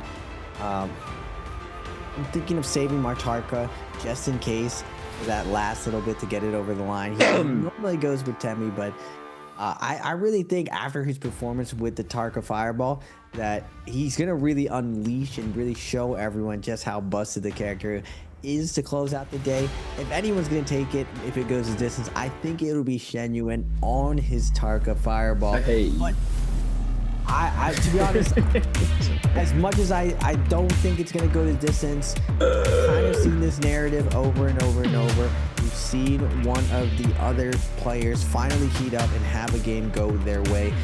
225, Edward, Frostivus, and Arano. So everyone's gonna be locked in right now. Everyone knows they're on the cusp of greatness right now. They can steal this tournament away. We'll have to see, though, how things are gonna be panning out. One of the biggest indications, if you're looking at how strong people are on characters, is definitely the average points for each of the characters. We see Pace at 1.5 on Justina, but Star at 4.8. His Kylan very strong. Spider at 3. And I would say around 3 to 3 point is still a very good character, but anything above 3.5 is an outright destructive character when this character is piloted by the player. Arano at 5.3 with the Valda. Now, Shenyuan isn't going to go with the F2 variation for his Wu Chen. He's going with a normal heal with the V2, but I really think Frosted has mentioned it to me, and we've seen how Edward and Verse has piloted the F2. I believe even Spider tried out the F2 as well and moved on to it. I think this might be an oversight from Shenyuan to not move over to F2 just because of the escapability in the multi-way fight. I feel like Wu Chen plays as a nice hit and run character in solos. Now looking at the spawn points, a couple of ISO fights with a ton of players landing just north of Celestia. A couple of timing attacks to the north with Spider and Edward going at it. They got to be careful with the flanks. But we'll have to see. I believe the right side is going to be a slugfest with either SR Spider frying everyone or OUG's Mike. I hope they get the camera onto Frostivus. He is going to go against what he feels is one of his biggest rivals, is Mike off spawn, but he loves this matchup. He loves taking the fight to the best in the world. I'm excited to see if we get to see them off spawn. Oh yeah, for sure. And we did see him take him down in the realm of Yang earlier. He's been performing well up against Mike. Right here, we are kicking things off with Verse up against Zhuan Yuan, two of those MVP players. And Zhuan Yuan does have the advantage in terms of ult charge. Did manage to pick up that Firefly, but he's getting cooked in the neutral right now. The focus attacks coming through. The ultimate does come online. He is going to be able to go into those blades. Just barely heal up a little bit, but he doesn't have the resources. Now, popping into that building quickly, he's able to find the armor swap, but it's not going to be enough. The focus attack into the pistol shot from Star is going to close it out, taking him down and shutting him down early, preventing him from getting the ball rolling as soon as possible. Now, Verse is going to try to disengage as he recognizes that Star has, again, the advantage in ult charge, having been able to pick up that Soul Bloom, and now Verse not being able to find time to reset. Does get the parry bait. Star eating a little bit of chip damage, but there you have it. The uppercut coming through from the fist blades, the catch, and not having combo break on F, not allowing him to break out of there. His ult not being online. He does go down as well. It's not the best start for two of the MVP gamers right now.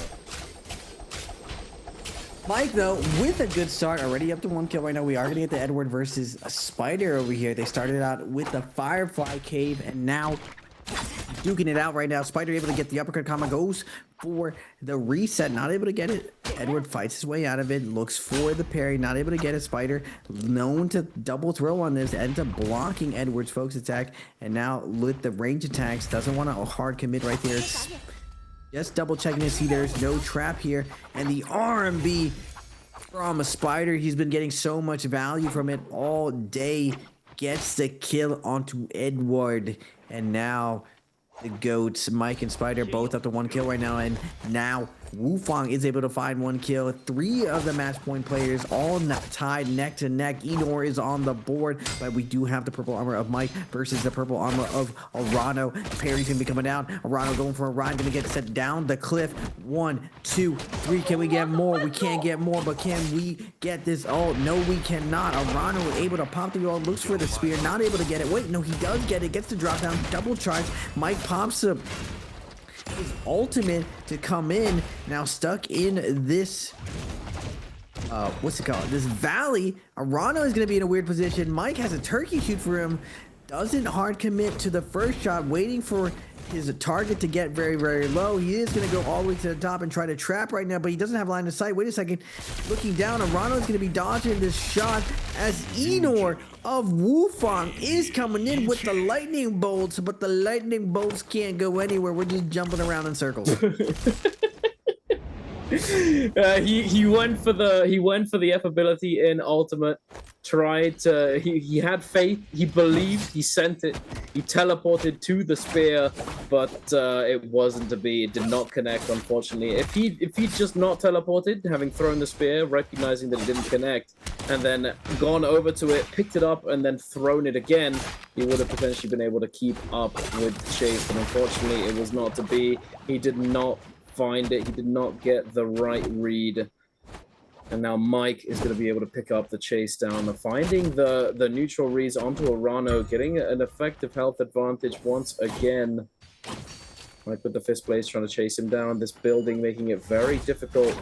Oh, a bit of a movement error, not able to deny the heal. The overhaul coming through as well. Arano equalizing slightly. The scale rush, very nice. Able to open it up again. Getting back into advantage state. Mike tries to go for another scale rush. Not going to find it. The clank comes through. Arano with a check chase on the RMB. Is going to be able to catch him, but no significant follow-up. There is an armor swap there, but I believe it might be empty. Otherwise, Mike probably would have picked it up at this point. Does find the opener once again. The combo breaker gets forced out. He does have combo breaker himself, so he has the agency to fully send it right now. He has the ability. He has the confidence. Can he go for it? Arano trying to kite away, trying to stall for time and get that combo breaker back off cooldown. Mike is keeping up, denying the full reset. Sends the focus, not going to connect. Arano with jump LMB is going to chip him down. Both of these players going down very, very low. Arano now does find his ultimate, is back off cooldown. It's charged back up. Mike goes for the desperate play of opening up the trove. No, he gives him an armor! Oh no! The ult comes back online. Mike forced to try and get out of that. Oh! The pillar drop. Boom! Another one. Wait a second. Ah! Oh my! I don't have words. Oh! Oh! Rano just Bob weave zigzag. Slips way. He comes Mike again. He's shooting him in the toes. Mike turns his face away, looks for the save, not able to get it. And Rano finds the R&B into LB. Combo break's gonna be coming out. Gets the double charge parry. Now Mike trying to make his way away from Arano, and he finds the RMB. Arano goes for the crossberry, but the kick is too fast, not able to get it, and now Mike is going to take the lead of the MVPs. But first, Rumble Yang to be coming out. Ooh, Genuine fighting first up in the tree. Ooh, doesn't want to go into the montage, almost gets light attack, but we are monkeying around. This monkey business can get you punished. First is going to force him off and get locked in to go in on his Akos. Ideally on Akos, you definitely want to get into Rumble Yang for that 1v1. Spider also prepped to go. Only Verse out of the MVP candidates not able to get on the board yet. We'll have to see if he can capitalize on it. Let's get some spicy matchups. It looks like Verse is still going in first. He's going to get paced as a matchup. Lucky him. OUG's Mike is going to get TE's Wufang. Both these guys on the match point. Fist blades on both of them. Who is going to be the better fister, Duncan? Oh my goodness. Okay. Well, Mike certainly has the advantage here, loot-wise, and I mean, character-wise, I guess he does as well, as Wufang is on the Eno. He gets caught here. It's already over. It's already over. Wufang, no combo breaker on this character, not allowing him to break out of that one. Probably should have popped the ultimate immediately after the pillar. Unfortunate, he does go down here. Now into this other realm of Yang, we have Spider on the Yoto Hime up against T225. Does manage to avoid that follow-up. Is going to find that connection, getting a little bit of a heal. T225 still on his tail. Waiting around the pillar with those flying knives. Spider breaks away with the dagger scale rush. Both players going to look for a heal here. Spider just barely manages to get it off, but not before he gets clipped. Going basically back down to where he was before. The R&B focus does come out. Not expecting that one. The combo breaker is forced to be used. T225 on the ropes here. It's not looking good. He catches the wake up with the LMB. Delayed LMB light attack there. Very nicely done by Spider. Calm and collected. No panic here. He closes it out, getting one more kill. Getting that much closer to securing the victory today. Now, on the outside, we have Verse. Also won the Realm of Yang on the A+ in a multi-way fight right now. Zhuan Yuan seems to be the focus of the lobby. Mike and Verse both looking at him. We do have Arano down below, potentially going to make his way over, join the fight. Zhuan Yuan on the back foot is going to be able to make it inside the tower. One of the best kiting spots to actually get away from these kind of situations. One of the only ways you can. Now heading over to Wu Fong up against T225. Enor, the Thunder God, is gaming right now. Raw! Can't get through the window, buddy. Raw! The noises it makes is crazy. Raw! Wu Fong on the Enor, not able to get the max value out of this, but 225 coming in hot. Has Yang depletion, but oh no, he never had no buts where he gets the uppercut combo onto Wu Fong, and Wu Fong gets his half HP bar deleted. Moving over to the Nbpers, Genuine, Mike, Verse, all jumping on each other. Genuine is getting double from Mike. 1, 2, 3. Everyone's gonna be diving in right now. Pulse Work's gonna be coming out from Genuine, but he's gonna get flanked by Edward on the outside. Edward trying to find this kill, but Genuine desperately gets around the corner. Scale Rush up, trying to make his way up, but the Justina ult is gonna come through. Scale Rush again on the rooftop. Genuine just buying. How much time can he do? He does get into the rooftop. Scale Rush out, sneaking by everyone. Everyone loses sight of him for a second, but Verse is gonna get on the board up to 2 kills. Spider up to 2 kills. Mike up to 3 kills. All these guys over here, and Edward's gonna come over, find the flying kick to the side of the head. Spider's gonna pop the ultimate though. I see 5, 6 players all here right now. Mike, Spider, Verse, Edward. Verse on the Ackle is going to be popping the ultimate. Has to be careful though. 27 seconds. Has to find something going. Spider's going to go for a ride, but Verse is going to get taken down from action. Wu Fong eliminated. Genuine limit. Still 3 MVP candidates on the board, but like I was saying before, Action can MVP this round as well. Steal it away from the match point candidates. Pace getting Oogly over there, gets Spider focus fight right now. Now Pace trying to feast on all these Vermilion buff players who are going to let their lives be taken just so they can have a reset right now. Ronald's going to be moving up, trying to find the kill into Action, but Action finds another soul blue and he's going to be very safe, and then it's up to 5 kills. It's going to be tough work for Verse, Spider, or Mike to find the MVP here if Action is going to keep up this momentum.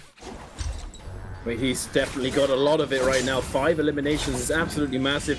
He does go down here 2-star, but having that Vermilion burst might, he's not going to be going it back to the lobby just yet. Thankfully, the timing of it did allow him to continue fighting just that little bit longer. But unfortunately for Star, he's not in the same position. He lost his Realm of Yang, and with Yang depletion, he needs to try and claim a Soul Bloom. Multiple Soul Blooms here were taken from him. Star trying his very best to get out of danger. Oh my goodness, the mushroom. He's out of there. Does Scale Rush away, but problem is he has less than a minute left on the clock, and he needs to try and find a reset and find his way back in so that he actually has a chance of surviving here, unless of course he's just going to go quietly into the night and let himself die to the storm, not giving any kills over to what potentially could be one of the MVP players here. Speaking of, Mike tuning up, getting a hit of Tuna before he goes into the Realm of Yang. 10 seconds left on the clock. Probably, I don't know if he heads in first, but Verse, you know him. We know Verse. You've been for going in first every single time today. There you have it. He does not care. He's fully confident in his ability to duel anybody in the league. Yeah, Verse is taking his destiny into his own hands. Spider also going to be going into Realm of Yang, but it doesn't look like Spider actually likes the matchup versus Verse. He's going to opt to go into the second Realm of Yang. Action's going to be showing up to the Potter with 225. Arano has to be careful right now if he hopes to go into Realm of Yang. He does get forced out right here, but moving back into the circle, it doesn't look like anyone's a taker right now. Everyone's kind of waiting for that second Realm of Yang. They don't want to go into the first one. Rightly so. Verse has been having a massive day. Ronald's gonna get scooped up right now. Oh, but 225, a little bit of misstep. Doesn't he throw him into zone? And we're gonna get one of the classics. Duncan, the 2 heavyweights, the 2 goats. They're gonna lock horns right now. Spider versus Mike. Spider gonna go with the pillar. Scale Rush to the opposite side. Mike with the R&B looks for the LB focus guy. Not able to get it. Spider, bobbing, weaving, goes for the cross. Both of them with the parry. One charge is gonna be coming out from Spider. Fries that cross. Mike though, combo right doesn't get enough value. Spider pops the combo break, but jump parry, fade away from Mike, but the F from Yodo's. Spider is gonna cover him. V3 is gonna be coming down, tries to get a knockup, not able to get it. Spider is gonna pop the ultimate, gets a little bit of stagger onto Mike, but Mike's gonna be fighting back, putting him in stone form. It's not gonna matter though.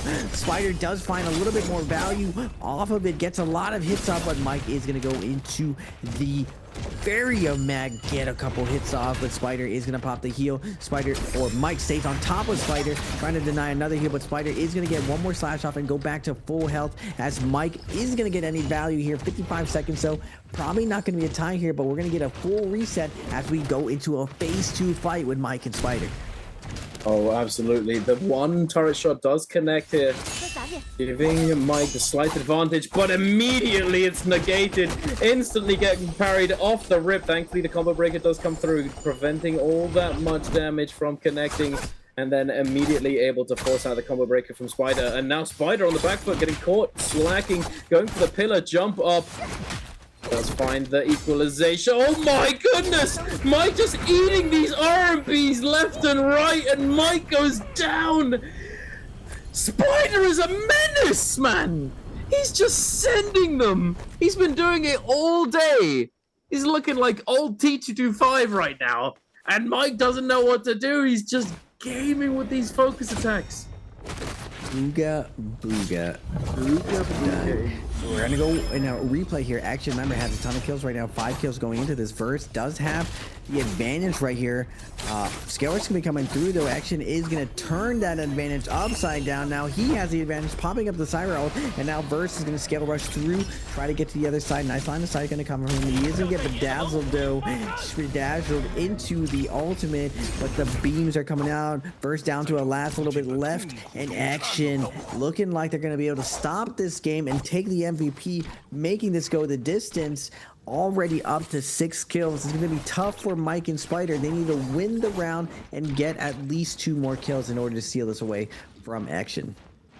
Oh yeah, absolutely. Action now having that Realm of Yang victory under his belt, it's going to be a tough player to contest. Being Syra on top of that, he's going to most certainly have full priority on that Spirit Well, along with Spider. Spider being on the Yoto, having the F2 to be able to give himself the space and deny the entry onto the Realm of Yang. Oh, not Realm, onto the Spirit Well circle. There's a fight breaking out between Edward and Mike right now. Edward does have to pop the ultimate, able to get a chunk of damage onto Mike. Mike still going on the aggressive. Is he going to keep going? He does. No reset from Mike. He's still going for it. The advanced heal is going to tick away onto Edward. Now Mike is on the back foot. It looks as though Arano may be picking up where Edward left off. Mike's going to have his reset interrupted by Arano, jumping in with that RMB on the spear, denying that heal. Mike now in a bit of a dangerous spot. Does have the wall to play around with, the infinite kiting spot that is the tower, but will he be able to make it up there? He does indeed scale rush up, making his way around the pillar. Arano still hot on his heels, gonna deny this heal as well. Cavalry Bloom coming out of nowhere. Mike is able to ice up a little bit of this pressure, but he wants to go back in. He's going back in for more. He does not care. He wants blood. He wants to try and cleanse this Yang depletion as soon as possible. It looks as though he's not going to be able to find the fight he wants just yet. Now being forced to go for the reset. He does find it. Almost gets denied by Spider. The quick jump RMB, forcing out his combo breaker. Not ideal. The palm lightning from above. Spider going to stop him from going anywhere on the buttery rocks. Dodging away. Beautifully done. But it's still looking pretty rough for him. Forced to use the ultimate now.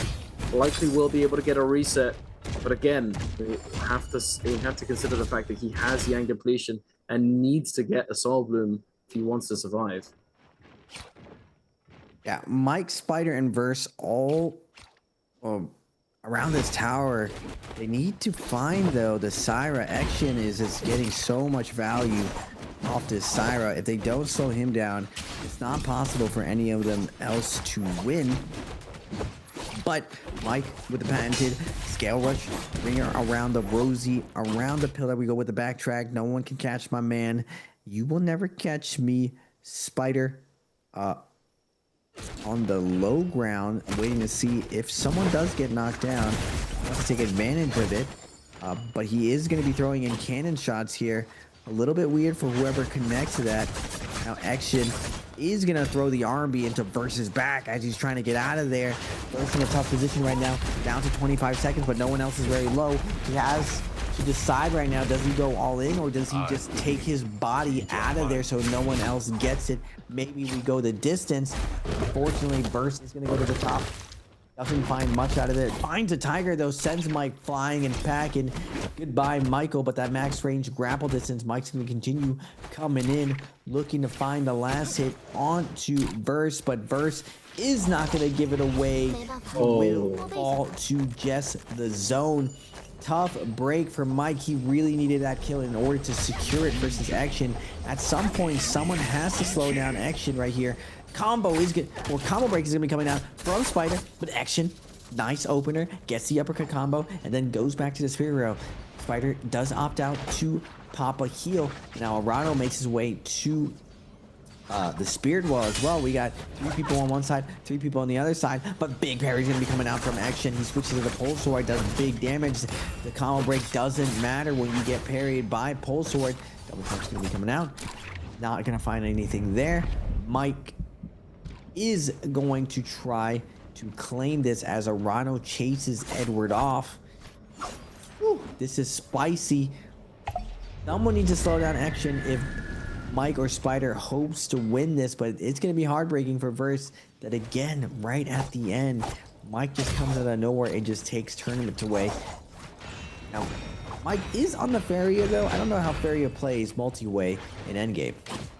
Yeah, it's gonna be tough. You become such a huge target for the lobby, and all eyes are on you when you do pop that ultimate. Thankfully, this tower is still in the zone. I believe it might be getting slurped up by the storm pretty soon. Mike fumbling the scale rush right there. He could have made his way in, but unfortunately, he got blocked by the wall, and Edward's able to get that heal off. Advanced heal almost screws him over there, but oh my goodness. Spider still chasing him down, is going to be able to close it out, claiming that elimination, claiming the soul boom, cleansing Yang depletion as well. He does immediately pop his ultimate though, so now he's going to be in a pretty weak position. As soon as that ultimate does expire, he's trying to fight back, trying to create a new target for the lobby, but it looks as though doesn't look as though he's really managed to do, well, he's not really managed to achieve that, but thankfully he has broken away from these other players, broken line of sight, cut noise inside the tower, and is going to be able to simply sit and wait. Moonbane pushing all of these players to the edge of the zone as well, making it very difficult to maneuver the area that they're in. Mike gonna take a moment, quick heal, boom. Spider does get knocked down though. It's not what he wants, but the Moonbane does disappear. This is... Oh, we spotted the purple armor. We've spotted the purple armor, ladies and gentlemen, and Arano might become the target. Heartstopper kick is gonna help him, but it's not gonna be an easy escape. 3 versus 1 with a purple armor. Very hard to hide amongst other players as well. But the armor, considering the fact that he's also on Valda, popping the ultimate, I think it might be cooked for Arano here. Arano, 1 kill. Is it cooked? A little cooked. But Action went very, very well here. Spider hopes the MVP this round. He needs to get these last 2 kills.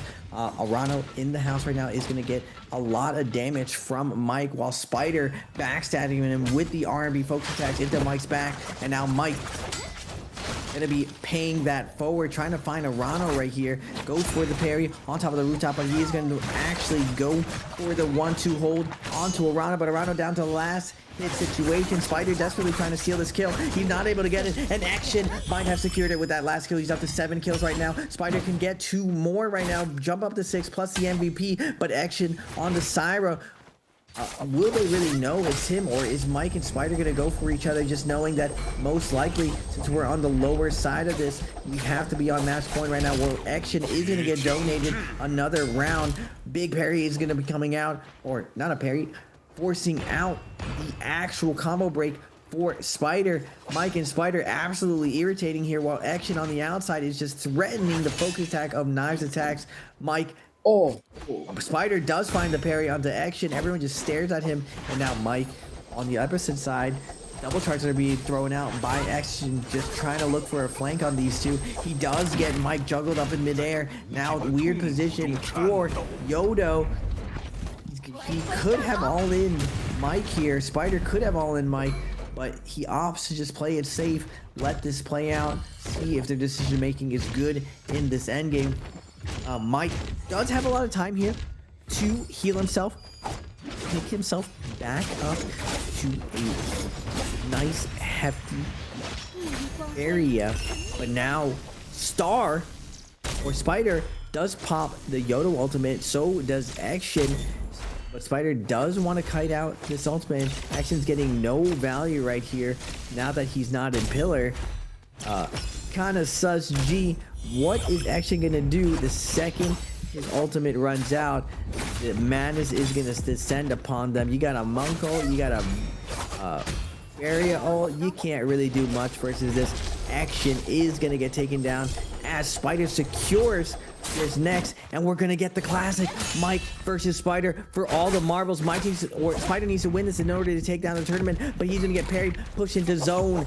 Great play from Mike, and as Spider comes in, he is gonna get the parry, get the sap. Now the tables have turned, but the tables turn one more time. Spider's gonna get knocked into the zone, getting juggled left, right, center. He does have a combo break up. Gonna pop the first one, doesn't pop his ultimate, but luckily he does it. One hold two, throws it out, gets a lift off onto Mike, but Mike, I don't believe, has his ultimate up. The stagger's gonna be coming out. Can Spider do it before the V3 does? He does. Is it gonna be enough points? Did Spider just clutch it up? It's looking like it. He steals it away at the last second. SR's Spider EWC champ, and now the bi-weekly 2 finals champ under the new rules, taking it down, and with the belly rub and the double thumbs up, letting the world know that it is time. 好的，那么本周的单排的周决冠军属于 SR 战队 Spider， 有请 Spider。 Please come to the stage.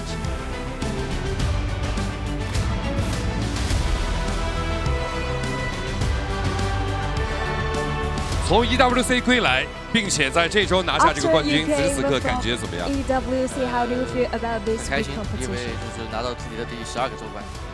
那其实啊，拿下这个周决的冠军啊，也是预示着把整个的下半赛季开了个好头。今天这个比赛谈一下吧，相比较赛事改革之后的常规赛，今天这个周决在 BLADEPOINT 看来是个怎么样的一个竞争的一个关系？我觉得这个赛制就是前面一定要发挥好，就是前面状态一定要好，不然就是。I think you have to have a really good stage. 那今天可以看见，其实这场比赛啊，在你前面有小心神很高的一个击败，而且双交之间的话呢，也在互相制衡、互相博弈，怎么样谈一下最终自己决战的一个思路吧？ And how did you do your own 我有 strategy? 完毕，我记得，然后就是打腰非常的转，然后我加上我 Because of my soul jade, I can heal myself really quickly. So it helped 自 me a 己 lot. 拿下了这个赛制升级之后的单排的周决冠军啊，那3排的兄弟们也将会明天出战了。 So after 那是否 our 可以现在 rules of the matches change, and tomorrow our trios players also gonna face this kind of difference. What do you want to say to them? I hope they can do their best and to have a good grade for themselves.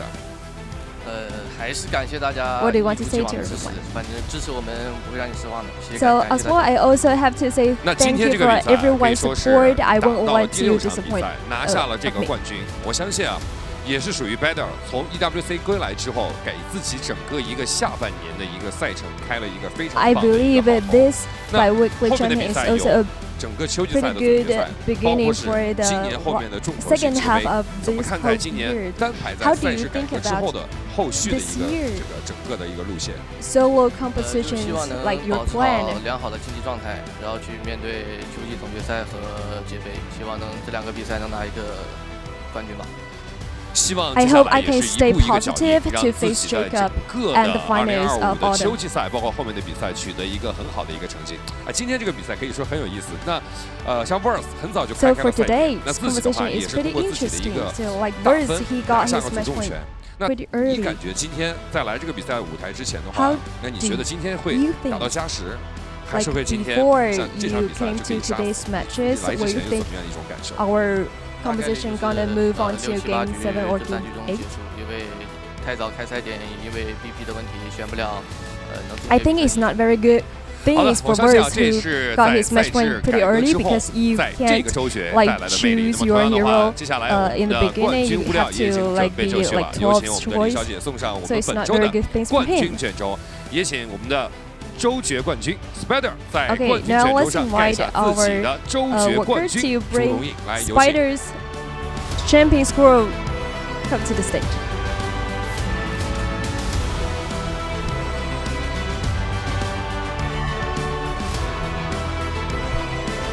来，有请 Banner。延续了第一个双周的一个状态，在赛制改革之后，再次拿下这个周决冠军。 So 我相 after 信 the 啊，正如 first 同他刚才个 Biweekly 人所 final, 言， you 接下来将会慢慢 your 的开启 stable 属于 stated SR and 战队 move 王 on 朝 to 的一个来临 this。来，请属于盖上你的冠军 Biweekly 朱荣颖。 matches and you got a pretty good performance this week. 好的，有请 Banner 来 champion 到我们 goes 的 to- 冠军卷轴前。来，话筒先给我，来一起看一下前方，让我们用镜头记录下这值得纪念的时刻。同样的话，也是让我们线上所有支持他的粉丝朋友们，再次在弹幕上一起恭喜本周单排 Let's 周决冠军 congratulations to SR 战队 SR Spider again to be the second Biweekly champion of solo. 那 Banner 今天在你看来，整个周决的节奏和整个常规赛的节奏，那 So 有 for 一些 you, 变化，并且今天的速 how 度也 do 很 you 快， think 是怎么样的一种 like 区别？在你看来？ the difference of the speed 感觉这 between the 个 Biweekly matches 双地 and 麦 the 的 regular 原因 matches? 就是不打架不行，就是这个双 I 地麦 think 非常的 because of the spirit world, you 装 had 备也 to 好， fight. 说是那个运气也好，就是大家都会打架。 Even every time I said a lot, I'm 2 pretty 人 lucky. 加上不同英雄，所以打架会越来越快。 But 评 in 价一 this 下，其实你 competition, 感觉 everyone 作为 have to 也 fight. 是在赛场上 So you 夺 have 冠 to practice 拿 more 冠军拿 heroes. 到手软的选手，这个赛制改变的话，作为联赛上的这个 So 强者 on 你 this 怎么看 stage, 待 you are one of the 这个赛制的 players 一 who 个 got 改 a 变，给 lot 整 of 个比赛的 champions. 精彩程度带来的变化？ And how do you think about our new 然 rules? 后对于选手来说，就是训练的时间要增加了。 I think 那 for 么接 all 下 the 来的话，还 players, 是要 we 在后面 have 的比赛 to 继续认真训练。 add 那 more 正如同 training 今天 time. 班德所说， But 再 for 次拿 audience, 下这 I 个周 think 决的冠 they 军，一步一个 are 脚印 really 向 happy 后面的 for 比 the 赛 new rules. 再次发起冲击。那么，让我们再次恭喜2025 Okay, so 永劫无间 finally, 职业联赛 Let's 第2双 congratulations 周 to 单排 SR 周 Spider 决冠 again 军 to be the Spider。 second Biweekly champion of solo.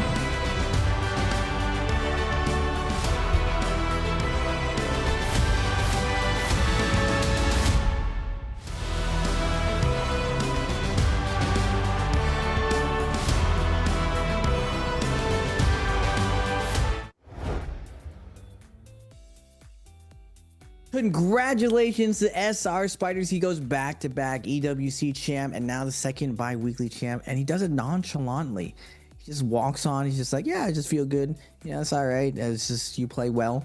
And what's interesting, Duncan, is he pointed it out to all of us.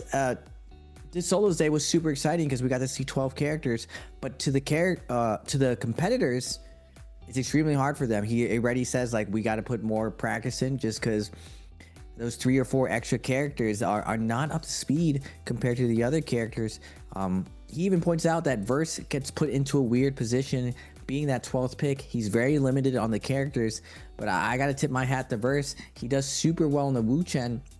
He almost steals away the tournament. So I think the tournament was very, very close, and I'm loving the new rules. Yeah, I couldn't have said it better myself. He really was close as well. 2.2 is not very much. He almost took it away with the Wu Chen, and it's exactly how we were talking about what we were talking about earlier. You know, being in that last spot makes it that much more difficult because of the new rule set. You know, beforehand it was already, you know, it was already a disadvantage in some ways, but now it's even more so because the number of characters you can choose from once it gets around to your choice, you know, it's just not very much. And if you're not practiced on all of those characters, you're gonna be in for a bad time. It's not great. You know, I have to say it was very evident. You know, Edward being the last pick for the first few, or in those very last picks for the first few games, it was reflected in his score for those first few games. You know, he started performing better and almost immediately as soon as he was able to get those character choices that he wanted. You know, it's like it's that much more difficult nowadays. So yeah, you're absolutely right. And here you are with the scoreboard off the back of that game. Spider able to take it away from Action. Action, he fought hard. He fought real hard for that game to deny the MVP from Mike and Spider and everybody else. Unfortunately, it was just not enough. He almost did it, but hey, it is what it is. And it's also, I have to say, it's quite poetic that it came down to Mike and Spider once again for all the marbles at the very end. You know, it happened at EWC, you know, and it happened here. It's you know, even though all of these new players, all of the new guard have been shaking things up, they're still absolute legends. You know, Spider and Mike, they're still the GOATs. You know, it's undeniable. And yeah, I mean, there's nothing more that really needs to be said about it. They've been performing consistently well. Mike less so this year, but you know, I'm sure that Mike will be able to find his stride once again as he did last year, because it was quite similar. Last year he wasn't performing super well leading in to Jacob, but then at Jacob he comes away with the win regardless. But here we are taking a look at the highlights off the back of that game, brought to us by China Unicom. This fight right here, that was a bit of a blunder from Wufang. Unfortunate. Oh, you see the visual reaction right there. Oh, not ideal. This was the focus attack release from Spider over and over and over. The rivals going at it, but Spider does not flinch. We just send in those R&Bs like hotcakes. Now he does get a nice juggle onto Action. And Action does get taken down, slowed down at the end, and we do get the classic matchup. Mike versus Spider. But Spider, this time coming out on top, is this year's SR Spider. Mike, frustrated in that, knows that he could have slowed that down, knows he could have gave that to Action instead, and we would have gone to the next round. But nah, not on Spider's watch. SR Spider is going to take this down. Now, looking at the overall leaderboards, Frostifus and Pace not having the best day. Same thing with Star. Starting out really slow, but ending up slow. But still, some points. Nothing to scoff out. Very hard lobby. Super stacked. At the top, though, it's like I was saying, Action, Arano, 225, Frost, all these guys can just come back in MVP. You see Action finally make it to the match point. Wufang gets the match point with Genuine, but they don't do much with it. Instead, Mike ends up jumping in, contesting the top. Burst, same thing, but ultimately, SR Spider, we saw the dominance at EWC on the world stage.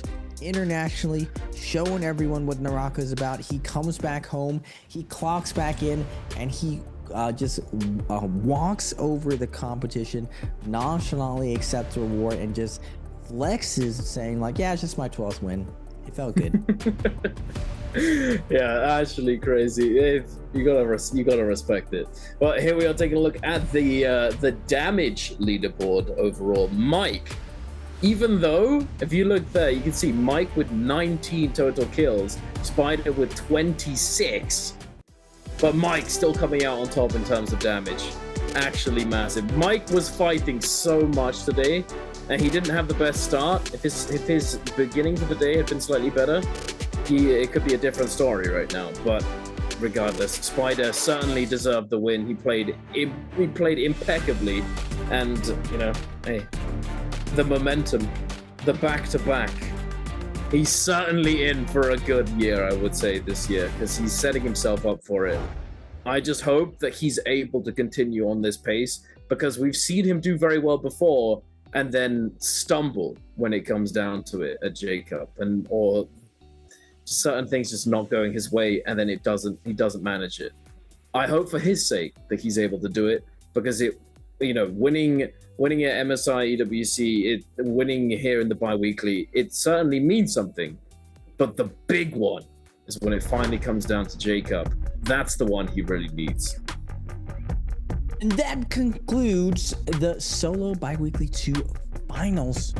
Excellent performance coming out from all of the competitors today. Big round of applause to everyone. And tomorrow, we are going to be having trios with the new rule set as well. It's going to be 8 rounds, but lately it hasn't been going that long at all in trios. All these teams have been fragging out. They've been playing out of their mind. SR, not solos, Spider, but SR's trios absolutely decimated at EWC, and they've kept up that same momentum even when they've come home back to China. So make sure to tune in tomorrow to catch some Nbpl solo trio finals, because that's going to lead into the global stage, the last little bit of information that the global players are going to have as we, as global players, go for the qualifiers to go to this year's J-Cup.